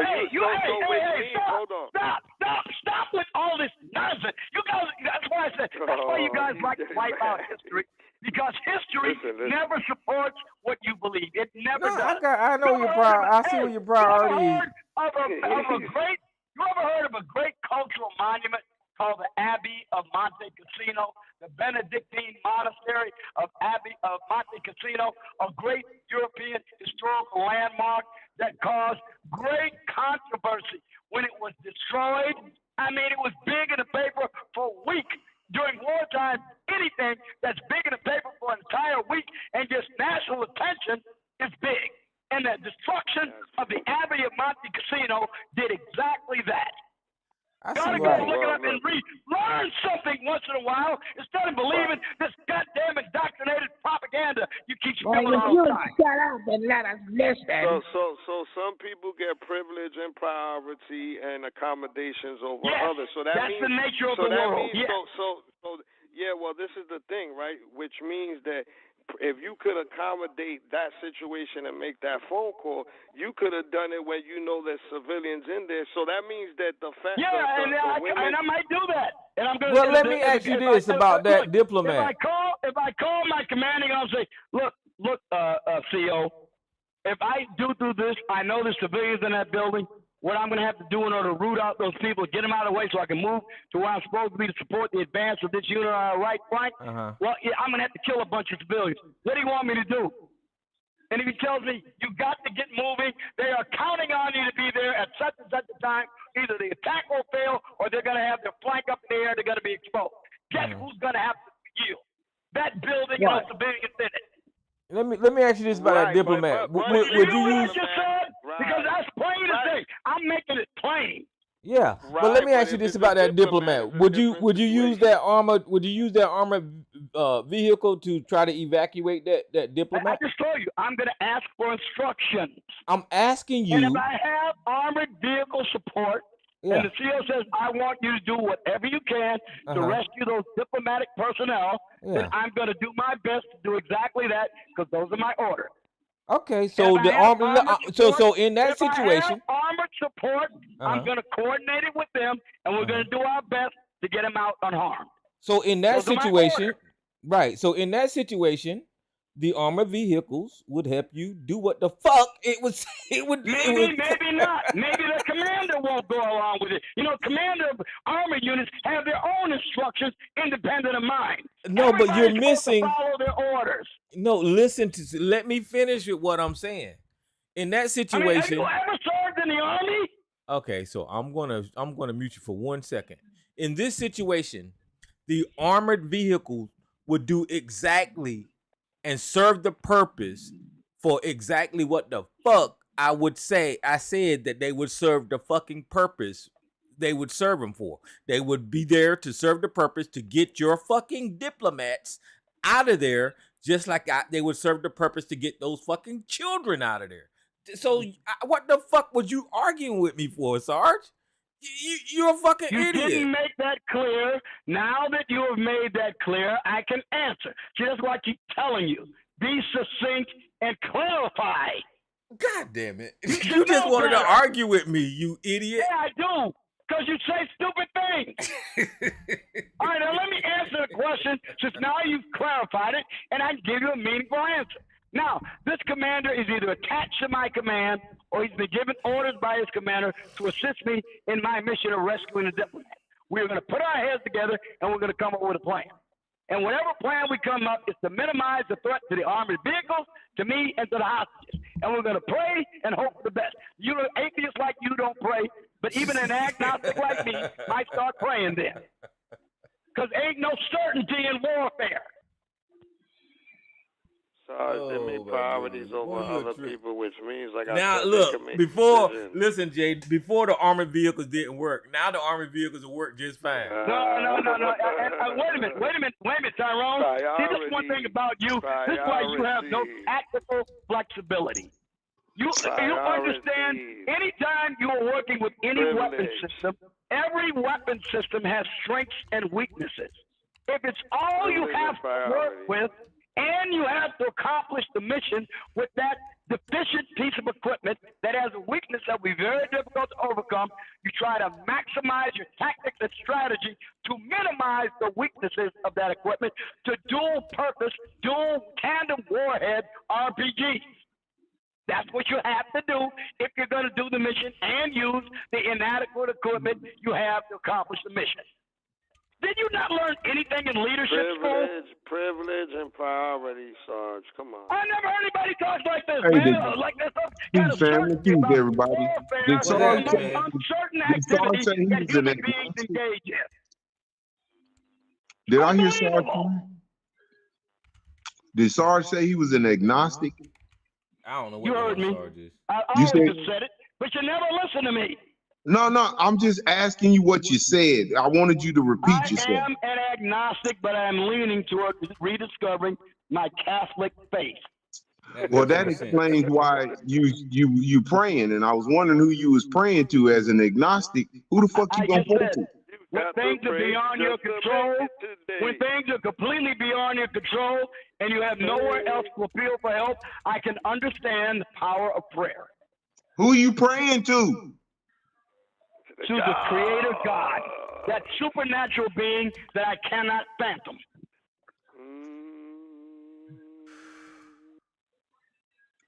Look, Sarge, again, it's priority over damn, human beings, and it's sad. It's showing like even in Haiti, they're evacuating all the diplomats. Listen, they're evacuating the diplomats, making sure their asses get out safe, while the whole fucking country goes and fucking and up to a fucking flame. Like, it's crazy how our mindset works, and we give priority over others when, at the end of the day, it's human beings, man, and it's sad. It's sad. Well, I mean, it's fine, Sarge. You can pray to who you want to, man. But I just want to ask you one thing: is your Jesus white or black? I don't know. I doubt if he's either. Oh, okay.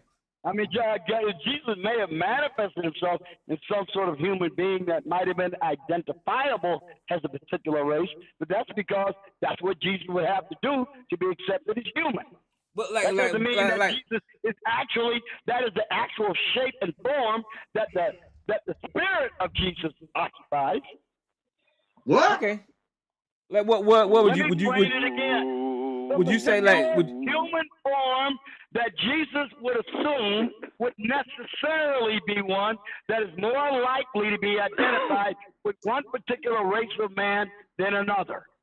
Would you say like that doesn't mean that is the actual form that Jesus really assumed. Would you say like he's Mediterranean, like Jewish? I would have no idea. I'm not a spokesman for Jesus. Yeah. Well, I'm saying like since you defending this Jew so hard, I mean maybe he's like leaning towards I'm not defending the Jews hard. I told you I don't want to go fighting for the Jews. I don't want to fight for Israel. I don't want to fight for Hamas. I don't want this country to be involved at all. Okay. You're already involved, Sarge. We have defense agreements with Israel, whether you or I like it or not. Listen, you didn't tell me one country that we should leave. A good reason why we should leave it. What do you mean I tell you one country? I told you I don't make categorical statements like that. I told you the existing bases that are now extant, I would examine each one of them for their continued utility to the strategic interests of the United States, and then I'd make a decision. Right, but you named one, and then you started saying things that why it should be there. right? Didn't you say one, and then you said, Not really. well, yeah, we need to be I there. didn't go into any specifics. No. Sarge, what country, what base are we in that we should get out of? Tell me. I told you, I get dissolve most of Africa. That's a new command. No, but wait a minute. It's only been around since 2010. It hasn't been around for a long time. There's a reason why they're there. You said it, because they're training there. They also got to go over there, right? I mean, it's probably a much more strategic place to be in. So there's a necessity for that to be there. That doesn't give me one other place. Look, that we shouldn't be in, that there's no use. Without a study of the matter, I cannot say for sure whether even AFRICOM should go. You're the one trying to force me to give you an answer on something that I haven't really studied in depth. I know this much. We don't need all of those bases. Some of them have to go, and I'm sure that with the appropriate study, we would discover which ones should be. Right now, I can't specifically tell you which ones should go. I think the ones in NATO, NATO, okay, that should stay. Let's talk about ones that should stay. All right? The ones in NATO, the ones at Guantanamo, that should stay. The ones that are in and around the Philippines, that should stay. Which shouldn't stay. Let's not talk about it. You could go on. I don't know. Again, I'd have to do a study, and I haven't done a study to make that conclusion. I don't know. But I'll tell you one thing. I'm sure once I do, I would find the ones that should go. And I'll tell you what. When I do, I'll let you know. Next time this issue comes up, I'll be able to tell you. Yeah, do that, because right now you're just saying it blatantly. Like, yeah, well, we need to close out, and you don't know which one. Yes, I am. Come on now. I am saying that, yes, because I'm sure there is. Well, get your you guys are always talking about we spent too damn much money on the armed forces. Now it's only talking about spending less, and now you don't want to do it. Jay New York. We call that the ABC moment of your life, when you form an opinion without the knowledge. That's correct, and I admitted to it now, didn't I? Unlike you guys. I hope I'm admitting that I don't have knowledge about something. I tell you, I'm not supposed to be with Jesus. But what I do know about, I can speak on quite well. Well, that's anyone. Well, again, I'm just, because I was just trying to figure out, you saying we spend money. Are you there?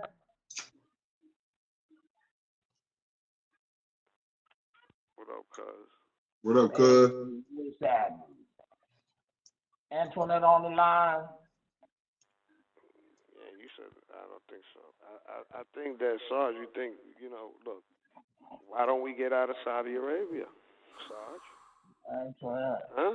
I think we could probably get out of Saudi Arabia. I think Saudi Arabia got enough money to build themselves an adequate armed forces, and they can handle their own affairs. They got enough money to build one of the premier armies in the Middle East. Sarge, guess what? I don't see that happening anytime soon. I don't care if they build the military. Listen, even if they build the military. So you mean the National Command Authority might not agree with Sarge? Gee, what a surprise.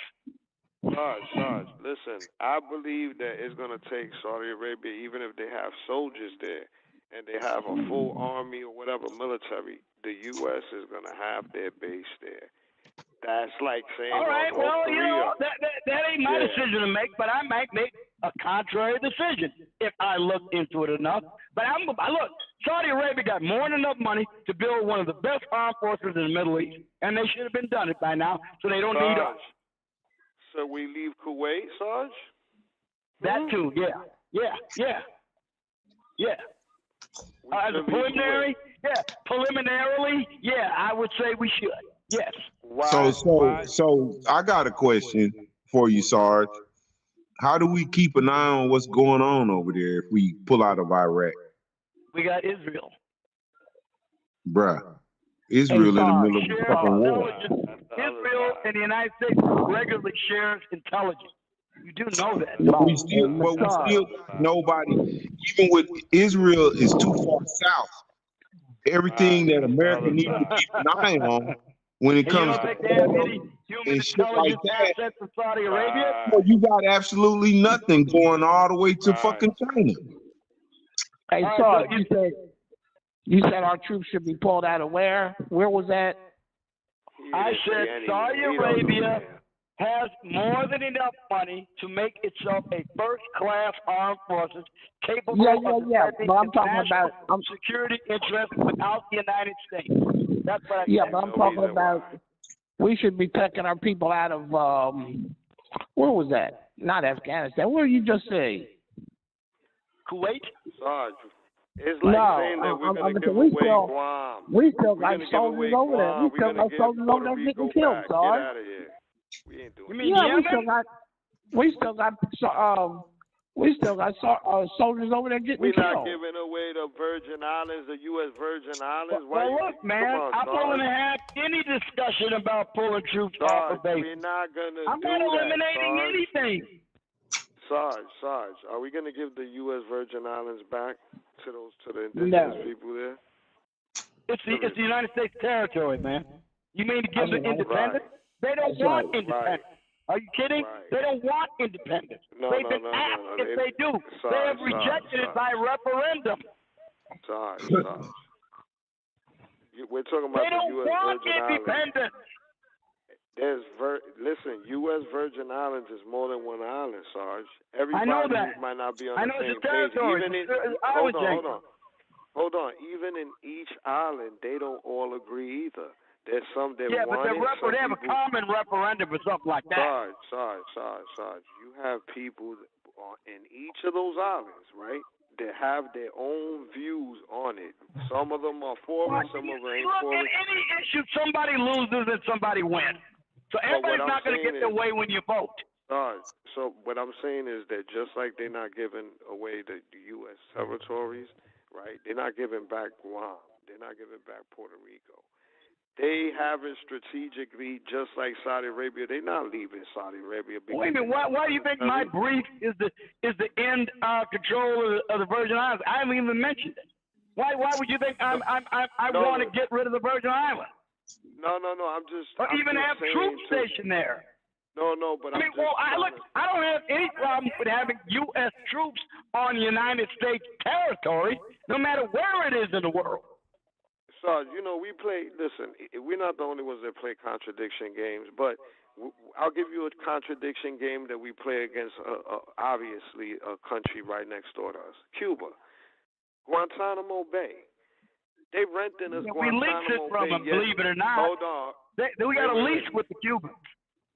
Right, and what I'm saying is, what kind of relationship, what kind of toxic relationship is that if we have all these sanctions and this, that, what is this? This shit don't make no sense. Look, why don't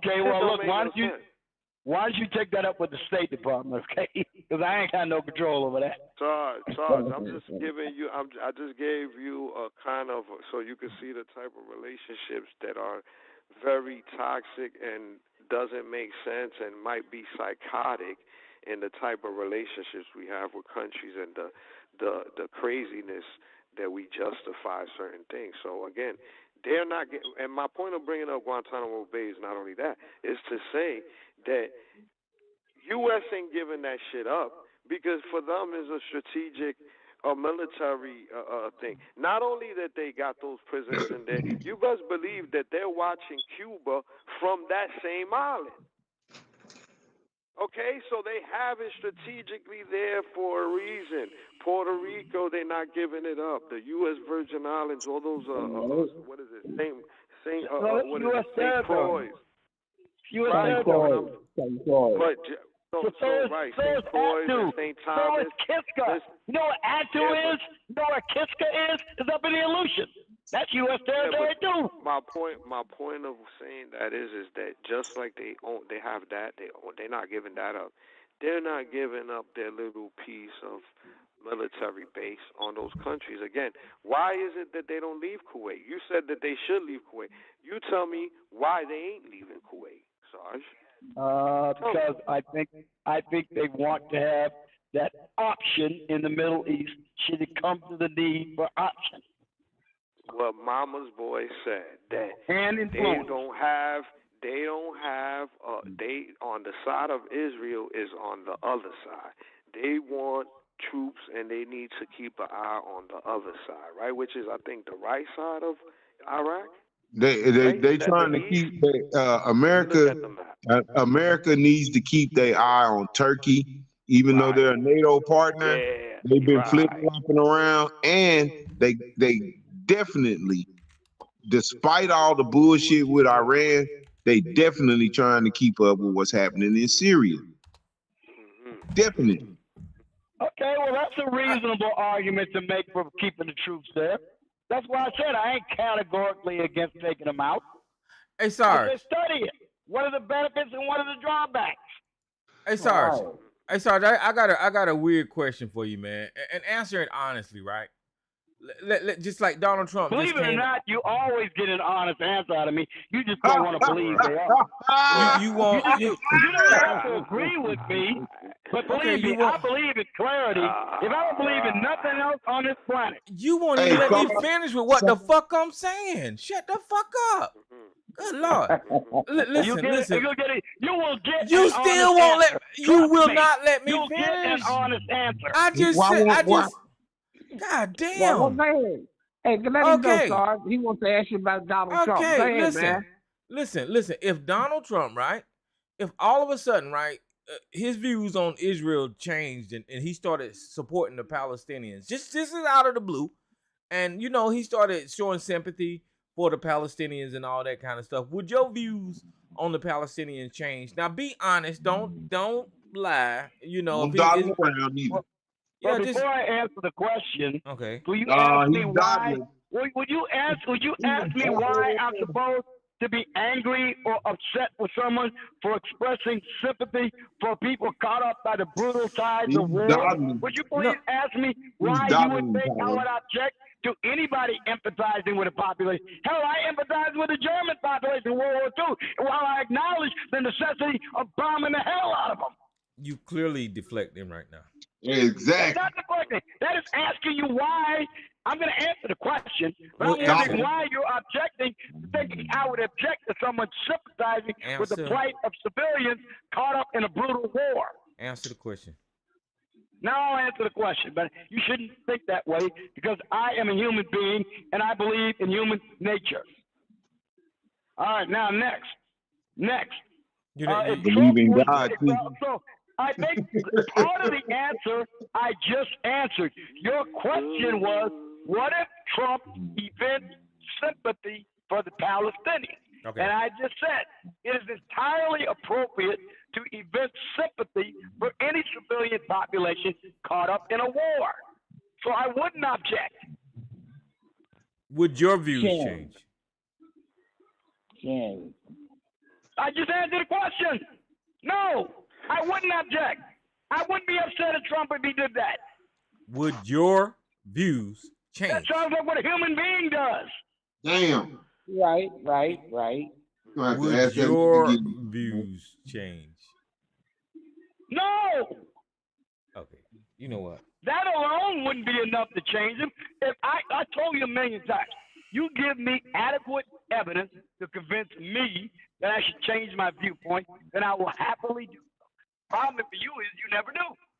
Okay, but I do not believe you. I believe that if Donald Trump started promoting so why'd you ask the question? You knew you probably knew the answer before you even asked it. Okay, why do you do that? I can't Call even me get two crazy, words. Call me.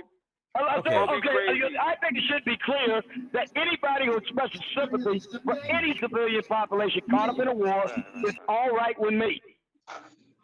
All right. Okay. But what's wrong with asking a question you already know the answer to?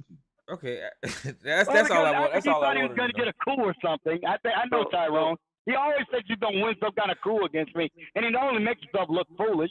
I just asked the question, man. That's all. That's it. That's all. All right, and I answered it. And you just told me you don't believe me. Okay. Jesus. All right. Well, let's leave it at that. Let's just leave it at that. So Kuwait. I want to keep plowing that ground. Kuwait. The reason I think, and maybe you haven't came up for a reason why we should leave there, but you said we should leave, right? And I'm gonna say, I think this is why one of the reasons, the main reasons, is that right next to Kuwait, not only is Iraq, right, but right, like it's a thin borderline where Iran is right there, and then across Kuwait City, across that Persian Gulf, right, the Arabian Gulf Sea is Iran. So I think that they want to make sure that that is, you know, a working channel, if you want to say by the water. They keep an eye also on the other side of the sea, making sure. Well, hey, Jay New York, you also have to remember one of the hardest things in logistics is to go to a place that you don't have a soft landing. Remember Normandy? That was like some big ass shit. Okay. So America has gotten smart and figured out it's easier to get troops over there if you already have a base over there. You just fly your troops into your base. You know what I'm saying? So why would you give up strategic territory when if you need to get over into that area for some fucking reason or send your Navy SEALs over there, they got a jump off point right there in the middle of it. It's really hard to get troops into an area that you want them, a specific area, especially if it's landlocked. And landlocked means there's no water around for you to sail a boat up in there. You're gonna have to either jump out a plane to get there, or you're gonna have to roll in with some air support and a whole lot of shit. You know, to just you ain't gonna just drop in there. You know what I'm saying? I don't disagree with what y'all saying, but y'all I think are convincing me. Guess what? Y'all are now convincing me. See how easy it is? All you gotta do is provide a good argument. And you just did. Well, shut up, you. I'm not giving you an argument. Shut up, you. Listen, I don't disagree with what y'all saying, but that area. Shut up, Sarge. Shut up. Listen, I don't disagree with what y'all saying, but that area is more to do with what's in that goddamn book, man. That's what that area is about. Listen to what I'm saying. They'll tell you. Hold on. Listen, hold on for a second. They'll tell you. George Bush told you. Trump tells you. Netanyahu tells you. All of those people over there tell you. Iran tells you what it's about. They'll tell you that area is more to do. The Palestinians tell you that area is about what's to do with what's in that damn Bible, man. Yeah, Jesus and all that shit. Yeah. All right, man, I'm gonna be honest with you. I think it's really the motherfucking oil and the minerals that's in there. Well, that and too, but I'm just saying that Bible got a lot to do with that area. Strategic, keeping and being a spy and having what he said is having eyes all around because you know the U.S. Let's be for real. The United States is paranoid, and for good reason at times. Sometimes too paranoid. You know what I'm saying? But the U.S. Well, you gotta be though. But you gotta be as big as America is. If you ain't paranoid, somebody gonna get you. You know. So, well, I think you guys have made a good argument for keeping the base. It wasn't an argument, Sarge. Listen. Hold on. Rationale. No, but this is what I want to listen. I brought out. All I did was this. I asked you, right, and this is not. I'm just saying. It was a question to see why do we have all these bases, right? And then if there's a reason why we shouldn't have them, where should we leave and why? You know what I'm saying? And then why we haven't left is another thing. It's like, all right, so we should leave because of this. But why hasn't the U.S. left? And so that's where we just look at Korea. You know what I mean? Just look at Korea, Jay New York. We should have been gone, right? It's a ceasefire though, so we can't We can't leave because it's a ceasefire. It's not an end of the war. We just decided we ain't shooting at each other no more, but we still have to maintain that motherfucking DMZ because we still at war over there. True. Now see, that's true. That's true. The armistice, and all armistice is, it's a cessation of hostilities. It's like a big long truce. It's still technically a state of war on the DMZ. Which which made Trump a big dumbass for going into a war zone. Well, you and actually walking got an argument there for a change there. walking across the goddamn border, dumbass Which motherfucker. made Trump the first American president. Shut the fuck up. Which made Donald Trump the first American president. He was bold and he got away Shut with the it. fuck up, you dumbass. He was bold and he got away with it, okay? Shut the fuck up. You supporting the first idiot American president to go into damn North Korea. I will agree with you. You are technically correct. However, fortune favors the bold. That's what the SAS says. You can try to spin it. You can spin it whatever the fuck you want to, but spin it. I am. That's true. I am. Well, I'm gonna stop your spin because I can't argue with what you said. Hold what on. You said I know you're gonna talk. I know you're gonna talk because you know I'm holding something very powerful here. You got me there. You got me. I'm finna get you again because. Oh no, you're not. Ain't gonna happen twice. well, listen up, double up. Listen up. Donald Trump made a fool of himself for not walking away from there with a end of war declaration and agreements and all that was like the dumbest move to go over there, make a deal, or meet Kim Jong-il, put him on the big ass stage, and you don't end the war over there. Right. Something. He got nothing for it. Well, it takes two to tango, you know. It's not like you can unilaterally. He went over there and kissed his ass, Sarge. Come on, Sarge. It's not like you can unilaterally impose peace on a North Korea. Dennis Rodman. They gotta be willing to talk too, you know. Dennis Rodman got more out of it than he did. And you supporting that weak ass motherfucker, man. You supporting that weak ass motherfucker that went over there and kissed that dictator's ass, man. Trump is the weakest motherfucking president we ever had. Negotiations are not binding. The Secretary of State are. Well, weak ass piece I was taught when I was over there to hate Kim Jong-un and to hate Kim Jong-il. Okay?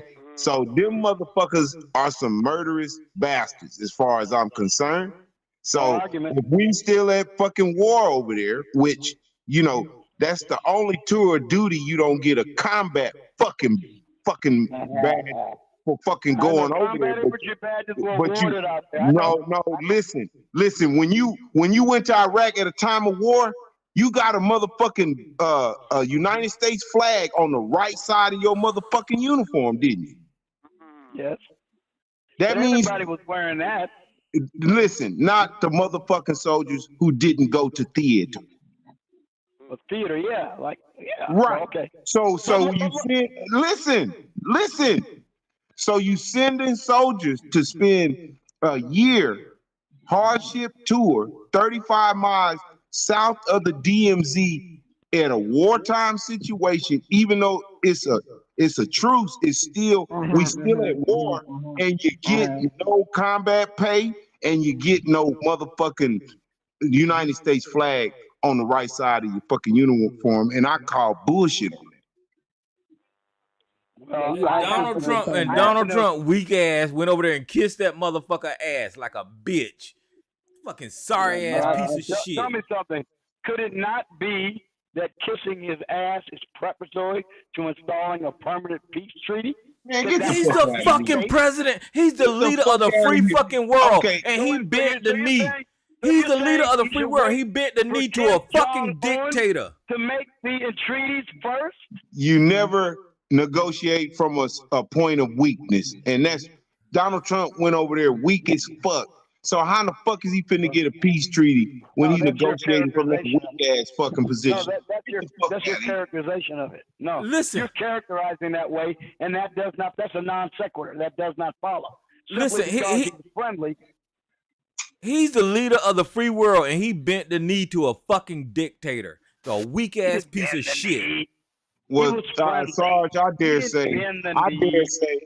say, you don't pay the soldiers and families that sacrifice all of that shit for us to even be over there in the first fucking place by going over there and capitulating to the goddamn leader of your enemy. You're really going out on a limb when you say capitulated. Come on, he didn't. I mean, good Lord, man. I mean, it was Barack Obama who gave him electric power plants. But he never gave him a meeting. He never gave him a meeting. He never met with him. Violated the rules for getting it. But no American president ever wanted to put them motherfuckers on the same playing field as the United States by meeting with them. Let me tell you what Obama did. Let me tell you what Obama did. Being friendly is not the same thing as giving nuclear power plant. Bullshit. I'm sorry. I would say that is nowhere near comparable. Let me Google it. But let me tell you what Obama did. Obama seen Kim Jong-il building one, and he shot that motherfucker down. You remember that? No, he didn't. Yes, the fuck he did. Yes, he did. He wound up aiding them building it. That's why they got nuclear warheads now. Let me find it. Do you think they would use them? Of course, any country will use them if they perceive an existential threat. Yes. Right now there isn't one, so they're not going to use them right now. Well, why is Russia threatening to use them in their own way? And you heard them over the air and on these little channels. If we I was wrong. My bad. I got that wrong. Yeah, if we get in the way of where we at over there? Ukraine, then they might be forced to use their nuclear weapons. I mean, they talking shit, but. Oh wait a minute! I haven't heard any official of the Russian Federation make a statement like that. Where did you hear? Well, not officially, but it's been talks around. You heard it, Sarge. You heard them. Yeah, I've heard rumors, but I want to know something official from the Russian government that said that. I'll be honest. U.S. should have put his ass. I mean, rumors all over the place about that stuff. But we know Russia has nuclear weapons. We know they will use them. Listen, U.S. should have put his ass down. And one more thing about North Korea. One more thing. One of the charges that Donald Trump is getting charged with is that he has a love letter from Kim Jong-il that's supposed to be in the goddamn White House. Oh, yeah. No, that's supposed to be in the archives. Yeah, I'm going to say archives. You're right. A in bunch the of hearts. Not the White House. The archives. You're right. Right. They were each other Valentines, you know? Okay, look. All right, look. Hey, that's your president, Sarge. Now you want to make excuses. Come on, man. He was dancing around. He said, listen, you can't say, it's not what I said. Your president said it himself. He said it was like a love story. Okay. Do you or do you not want to have a peace treaty on the DM? Yes or no? Huh? North Korea. North Korea. Not where the North Korean president is about to stick the American president behind. Hell no. Come on now. Well, so first of all, you don't want him to make peace and treaties toward the North Korean leader. It's not going to be North possible. Korea, man. They might think about North Korea, I'm glad that's on the record. Yeah. Well, it's not possible. Why isn't it possible? It's not possible. He played Donald Trump. Why not? Like everybody else. Well, first of all, let's just first put it out there. North Korea is what is that? That's a republic, right? The Republic of North Korea, right? So it's communist. One of the only communist countries in the world right now. It's communist. That's what I'm saying. So that right there alone blocks the peace treaty, you know, and not to mention, as long as North Korea wants to fucking unite South Korea to North Korea, that's another deal breaker. That's what peace treaties are going to be negotiated. Just part of negotiation. Those are non-negotiable though. How do you know until you start the negotiation? Because America ain't South Korea ain't gonna join no goddamn North Korea, Sarge. What the fuck is wrong with America you? is not finna fuck with no communist. Have you guys forgotten that the United States fought 650,000 Chinese communist volunteers that came across the Yalu River in 1950, and it was awfully bloody and That's brutal all you got to fighting. do, Jay New We got a York. peace And say treaty that with again. China, don't we? Sarge, Say that again. Sarge, you be talking all Say like that America. again, Jay New York. You act like Tell me what I just said that wasn't true. you act like dude, this planet ain't made progress, man. I don't know what the fuck. Wait a minute. Tell me what I just said that wasn't true. You acting like people the human species ain't made progress, man. I don't know what the fuck wrong with you. So in other words, we managed to come to diplomatic relationships with and trading agreements with China, a bloody enemy that we fought a bloody war with in living memory. At the same time, we're fighting the North Koreans. Sorry. Wait, would you please respond to that? Let me. No, I will respond. Listen, listen. Hold on. Making progress with Kim Jong Il is off the fucking table. Being buddy with Vladimir Putin is off the goddamn table. Being buddy with goddamn Turkey. Being buddy with any fucking goddamn dictator on this goddamn planet is off the goddamn table for America. So I don't know what the fuck China to tell is you. buddy with Putin too, buddy. You ever heard of BRICS? Man, that shit's falling apart. That shit is falling apart. That brick shit is falling apart, bro. If you think hold on, let me respond to that. If you think America gonna sit back and let somebody else take them off the fucking take their dollar off the market, let me you say gonna this right find here. out what war is, bro. Let me say this right here. I don't give a fuck what the Brits do, the Germans do, or whatever. This is a fucking America. Fuck them fucking goddamn Jolly Roger fucking whatever the fuck. I don't give a fuck what the fuck they do. Okay? No, Tyrone. God save the motherfucking queen. Sarge is talking about BRICS, the British. I mean, the Brazil, Russia, China, India. I don't give a fuck the them. BRICS there. But this is a motherfucking America. That shit ain't doing shit, man. That shit ain't doing shit, bro. This is America. We don't fuck around with goddamn dictators. Fuck them. The only motherfucker in America that fuck around with dictators is that orange son of a bitch down there in goddamn Florida and your ass. That's it. All right, wait a minute.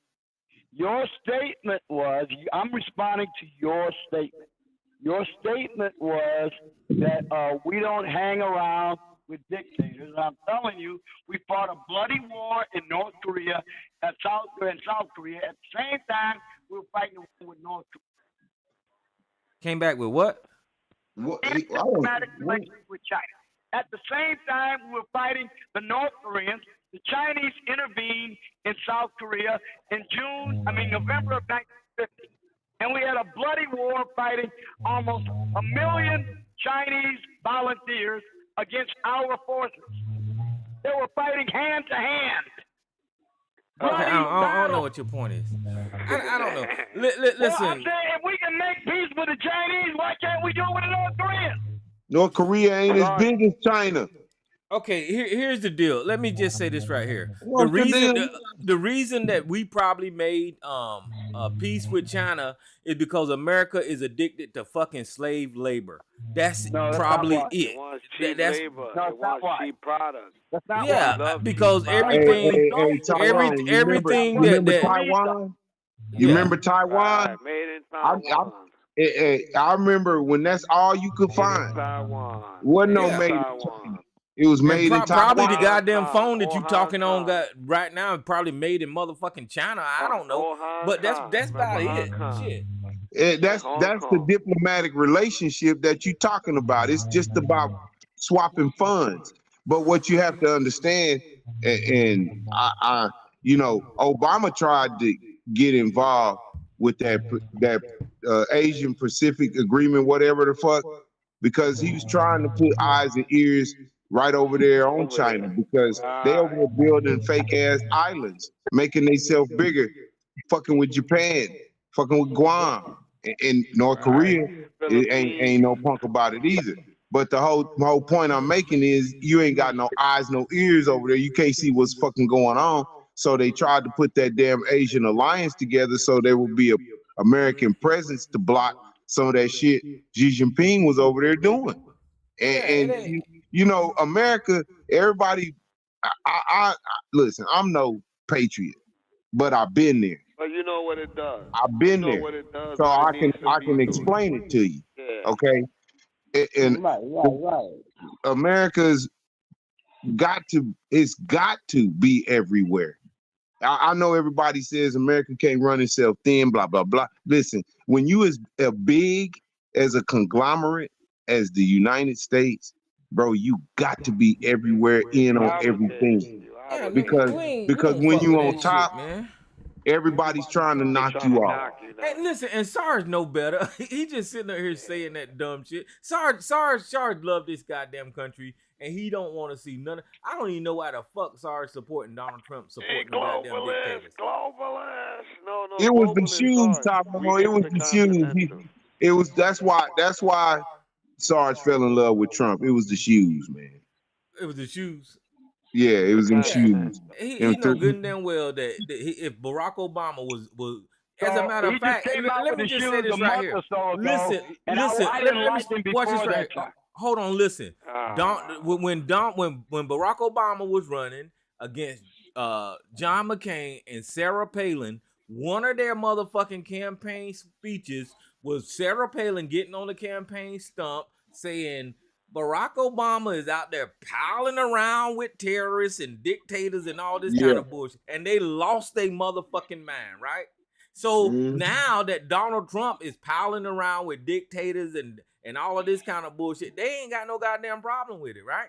So and then they say that Barack Obama would sit down with foreign dictators and all this kind of bullshit without even preconditions and all this kind of bullshit, and they don't got a problem with goddamn Trump doing it and shit. And Sarge and them would lose their fucking mind. So what I'm trying to tell you is they full of shit right now with Donald Trump. Y'all are hypocrites and you full of shit. Y'all just blindly supporting this son of a bitch for some goddamn reason. I don't know what y'all problem is. I agree with you, Tyrone, because it's like they don't even see one of the most important things about running a country is you may have disagreements with a lot of other countries, but one way to keep everybody in check is to get into a contract with them. You know, that's how it kind of like backs up, or it actually takes warfare off the table. Now we don't have to worry about troops because we in business together. Right. You see what I'm saying? And you can control people like that. But the problem that Donald Trump brings is that, you know, he gonna bring that sloppy business sense to the White House, and you can't not pay motherfuckers. You can't pay you cannot pay a country. You know what I'm saying? You cannot pay a part of a, you know, these motherfuckers over there with war machines. You know, you're gonna have problems. You see how bad he fucked up Syria? We lost a base over there. Yeah, he pulled us out of the base. After ISIS had been largely defeated, he largely defeated the caliphate. He killed you always giving him an excuse, man. Soleimani. He also killed 300 Russian Wagner mercenaries that were in Syria. Now you're up here saying he did all this down and dictators, but when it come to taking effective military action, he proved himself capable of doing exactly that when the rubber You always trying to spin. You spin everything. You spin everything for Trump, man. And you just ignore everything I say. Let me answer this. Let me answer this pathetic upchuck that this man just decided to display for y'all. Now listen, apart from Donald Trump getting laughed at by the fucking world, one of the biggest mistakes Donald Trump ever made was allowing the Russians to put up on fucking Facebook, Twitter, Instagram, them going through the American base, talking about it's our shit now. Look at what they it made us look motherfucking foolish, is what it did. Like Afghanistan. So I rest my motherfucking case. Yeah, like in Afghanistan. He really screwed up like they did in Afghanistan, didn't he? $86 billion worth of gear left there. You don't get no 13 worse. killed for You don't nothing. get no worse Every than your single enemy precept of in your military motherfucking. operations You violated. let the Oh, enemy hold in on. you let Don't the bring up enemy take your house. don't bring You up let the enemy Afghanistan. take your house. No, hold The on. nigga, you Don't let him bring abandon up that motherfucker and let Afghanistan him because we take got to your talk shit. about. Hold on, we don't let him bring up Afghanistan because we got to talk about that Camp David meeting. If we bring up Ooh, Afghanistan, my goodness. Yeah, talk about it, and then I'll talk about what I when got to say. when Donald Trump Yeah, Trump talk invited about those it. fucking Be my terrorists to guest. Camp David. Oh, I'm gonna love this. This is my meat now. That's Do how your that. best. Take your best shot and filibuster. And when you get through filibustering, shut up, because I'm gonna blow you out of the water. Well, that's how Afghanistan started because Donald Trump. Start your shit. Start. Make your case. That's how Make Afghanistan. Make your case. That's how Afghanistan Make started. your case. Donald Trump invited the Taliban to goddamn Camp David to start that goddamn. Yeah. Right. Okay. Come on. Let's keep going. Why do you anything do else? that without talk? But You Donald ain't got nothing. That's why. you know go ahead and talk, man. I ain't finna do. You ain't got nothing. No, I'm gonna let you go and make your case. You said, Now well, you want to gonna let him talk? You started off strong. Oh, Now you want to let him talk, though? Well, let's go about when he invited him to Camp David. Oh yeah. And you don't want to talk about the details of what happened in Afghanistan. Well, Sarge. Abbey Gate. You don't want to Sarge. talk what happened at Abbey Gate. I gotta go in here anyway. So I'm good. Sarge, do you understand? Do you understand, Sarge? Do you understand? It gets real confusion when you coach Tyrone through his conversation. What he's trying to, you coaching him, and we can't. It's real confusing. Well, why don't you just get the fuck out the way and let him make his case? Fuck waiting. Shut up. He said he gotta go. You don't even have to wait. Just shut up, and Tyrone will be able to say what he got. I'm gonna wait for him. No, I'm not gonna shut up. I'm not gonna shut up, but I'm gonna wait. But that's fine. It's all good. He knew what the hell I was gonna say because he know that was No, I don't know what you're gonna say. I want to hear you say it. Oh Jesus! It was Trump's withdrawal. That's all I was gonna say when he invited. Okay, yeah. Tell me how. See, you not gonna shut the fuck up. You don't want to make the claim. He not gonna shut up. It's all good, man. No, I'm not gonna shut up. This is too good, man. This is too good. I can't. Okay, well, go ahead. You talk, man. I'm good. Chatty Cathy, I swear to God, man. I swear to God. You do understand that Trump had a tentative plan for the withdrawal. He did not get reelected. He could not administer it. The president is in charge. He is not bound by Trump's plan any more than he was bound by Trump's executive orders on the border, which he changed the first day he got in office. He could have altered any part of the plan that he saw fit. Nothing that Trump negotiated bound him or his administration in any way, shape, form, or fashion. In fact, he could have canceled withdrawal altogether if he chose. But he didn't. In fact, what we now know is that Joe Biden's fingerprints were all over the withdrawal because his military advisors, to include Miley, to include even Lloyd Austin, were telling him he should not do it in the way that they were ultimately ordered to do it. That was completely Biden's plan. And the advisors would tell him what he ought to do. He's got to wear the whole shirt for that debacle. That's what Hey, you Mama's want. boy, have you Yes, seen ma'am. that movie, Battleship? It's a trip. I just turned it on. With No, I Rihanna. haven't. No, Oh, I it's don't. good. You talking about the alien technology came, it's jacking up all those military ships, the military bases. The technology is real advanced. It took about what is it? The SS Ronald Reagan, whatever it's called. Ooh, you have to see this movie. It's a trip. Hey, you can't Rihanna's in it. You can't say Ronald She's Reagan in the without military. Huh? You can't say Ronald Reagan without offending the ultra MAGA right now. Well, I tell you, that battleship got blown up, okay? This technology is so advanced.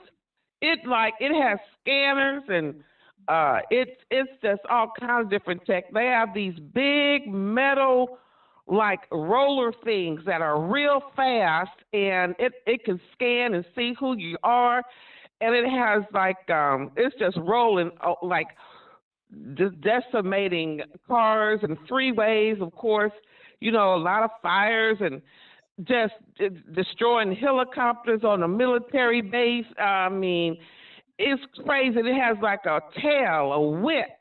So you think you've gotten away. Like this one dude, he was in the military helicopter and he hovered. He was like on the ground. He was able to get up and he thought he was safe, but that tail whipped out and took it down. I mean, this movie is a trip. Somebody had a real imagination. Is it a series or is it a movie? It's a movie And called when did it come out? Battleship. And Rihanna, she's in the Navy, and she's going to be one of, When did it come out? Okay, it came out in 2012. Okay. It's the hot thing now. Well, I just turned it on. It says it's an epic adventure unfolds across the high seas as American sailors go to war against an army of invading aliens. Okay. Yeah, Rihanna got her military outfit on. Okay. That was Rihanna. Was that Rihanna's movie debut? I think so. Oh God, yes, this actor, he's been in stuff. This black man. Oh, he's an ex-military. He has prosthesis for legs. He's gonna play a role in saving the United States. Okay. He has his Army T-shirt on. He got his Army T-shirt on. Well, hey, Sarge gonna have to turn his in because he ain't trying to save the United States no more. No, he's anti-democracy. It sounds like. Yeah. Well, You picking up? I'm anti-democracy because the word democracy is not mentioned in the Constitution once, but the word republic is mentioned 3 times. So I'm against the notion of democracy. It doesn't matter. It's semantics. It does matter because it's not a democracy. It's a constitutional republic. It does. He's anti-democratic, okay? You're damn right I am. Absolutely. I own up to it. I proudly embrace it. He's pro I am anti-democracy because democracy is 3 wolves in the sheep deciding what to have for lunch. That's democracy. You know what you sound like, Sarge? You know what you sound like, Sarge? And the sheep voting on what to eat for lunch. That's what democracy is. You know what you sound like, Sarge? I know what I sound like. I sound like a constitutionalist. Well, just feel free to eat all that pesticide, hormone-ridden food you want to eat. Listen. I mean, I don't know what you're talking about. That's what the Constitution says. Sarge. I would actually label you a conservative Nazi. Okay, I'm sure you would. What's that got to do with the price of tea in China? He's not a conservative. He's a fighter. That has nothing to do with the price of tea in China, what you think about me. What matters is what I say, and what I say is true. There is not what does it matter? Who does that matter to? Democracy is not in the Constitution. Who does that matter to? Your European side of the you don't care. You want to see this thing change. I don't. Your European about us. Your European side is showing, Sarge. So look, I know I bet you he'd be doing them duck walks. All you he want can to do that duck walk real good. He knows how to put his hand out, his arm out. So you'll swallow anything these people tell you. He knows how to put that hand out. I got a rebuttal to that argument. Hold on, the left or the right?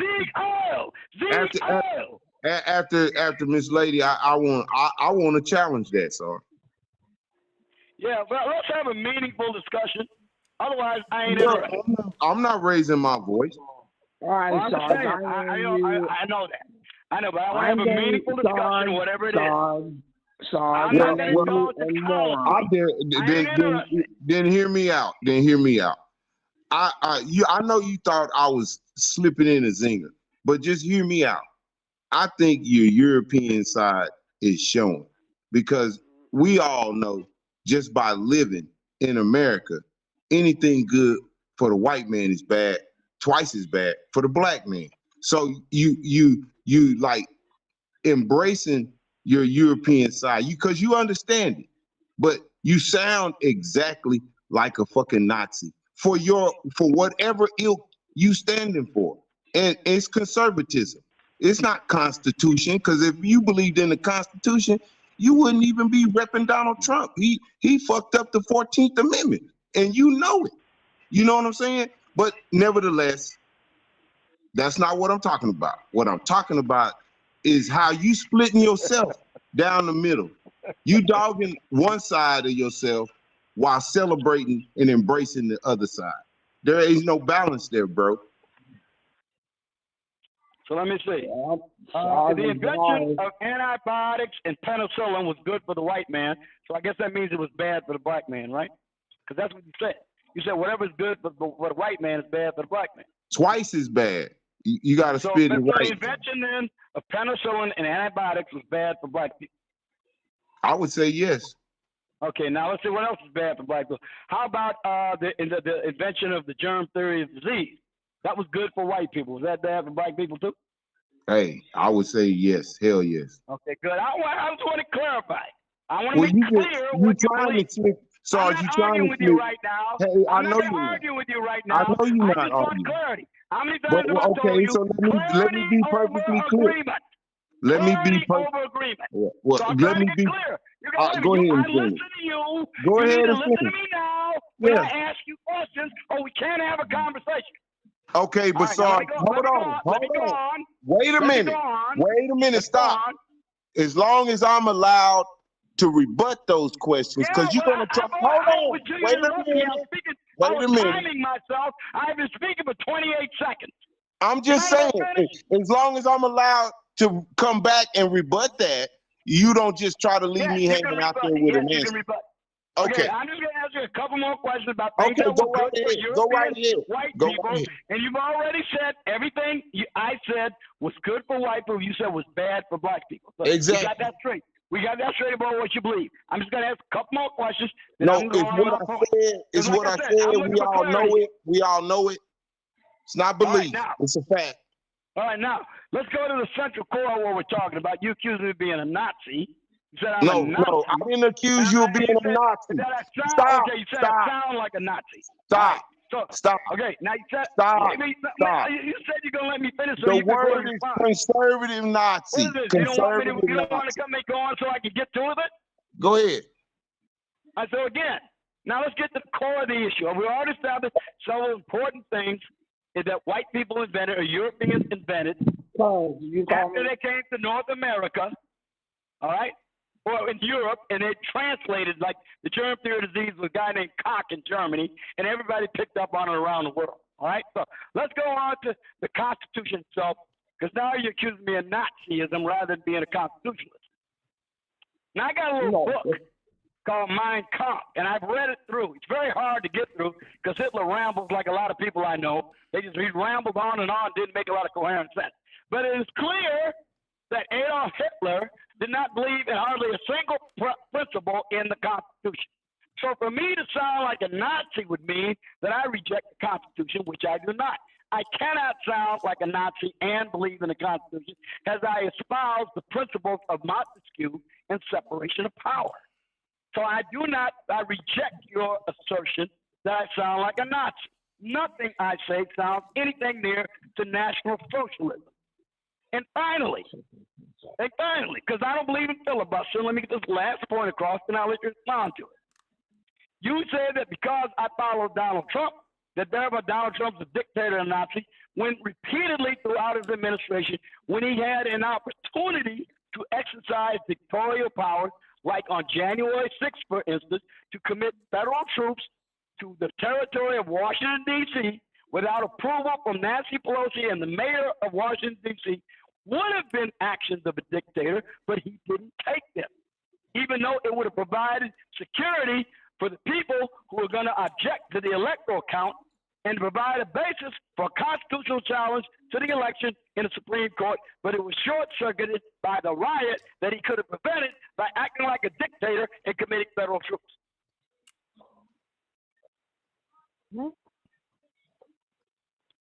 Sarge? You done? For now, Sarge, give me a second to respond. Now, look, respond. Don't filibuster. Just respond, because I didn't filibuster. I don't need you to tell me what to do. I don't need you to tell me what to do. I'm a grown-ass goddamn man, motherfucker. You got to talk and run your ears all over the place. I just want to make sure you had clarity in the beginning, but you got an opportunity to run out the faucet, motherfucker. Don't you ever try to tell me how to speak again, sir. All right, sir, you're not going to dictate to me. Just respond. Now, when I say conservative Nazi, that means that you are a Nazi for conservatism, not a fucking German Nazi, wild about fascism, even though a lot of the shit you talk about sounds fascist to me. Second of all, the fact that you got that simple thing wrong led to a good, I don't know, minute and a half, almost 2 minutes of just rambling about nothing, because we're not talking about it. You had me mistaken from the beginning. And that's the reason why I wanted clarity at the start of your fucking rant. So now you can answer the question. Because if it was up to you, nobody would ever vote Democrat, period. The whole entire United States will be ran by Republican. There would not be a two-party system.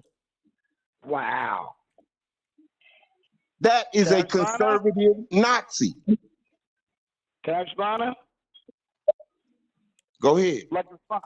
First of all, the premise of your assumption is flawed. Nazis cannot be conservative. Nazism is a radical philosophy that was revolutionary in every aspect of its being. It is by definition radical. There's nothing conservative about Nazism.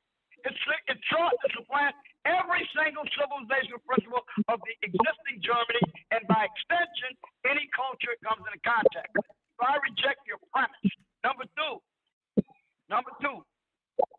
when it comes to the Constitution of the United States, the Constitution of the United States is a conservative document. I believe in the Constitution.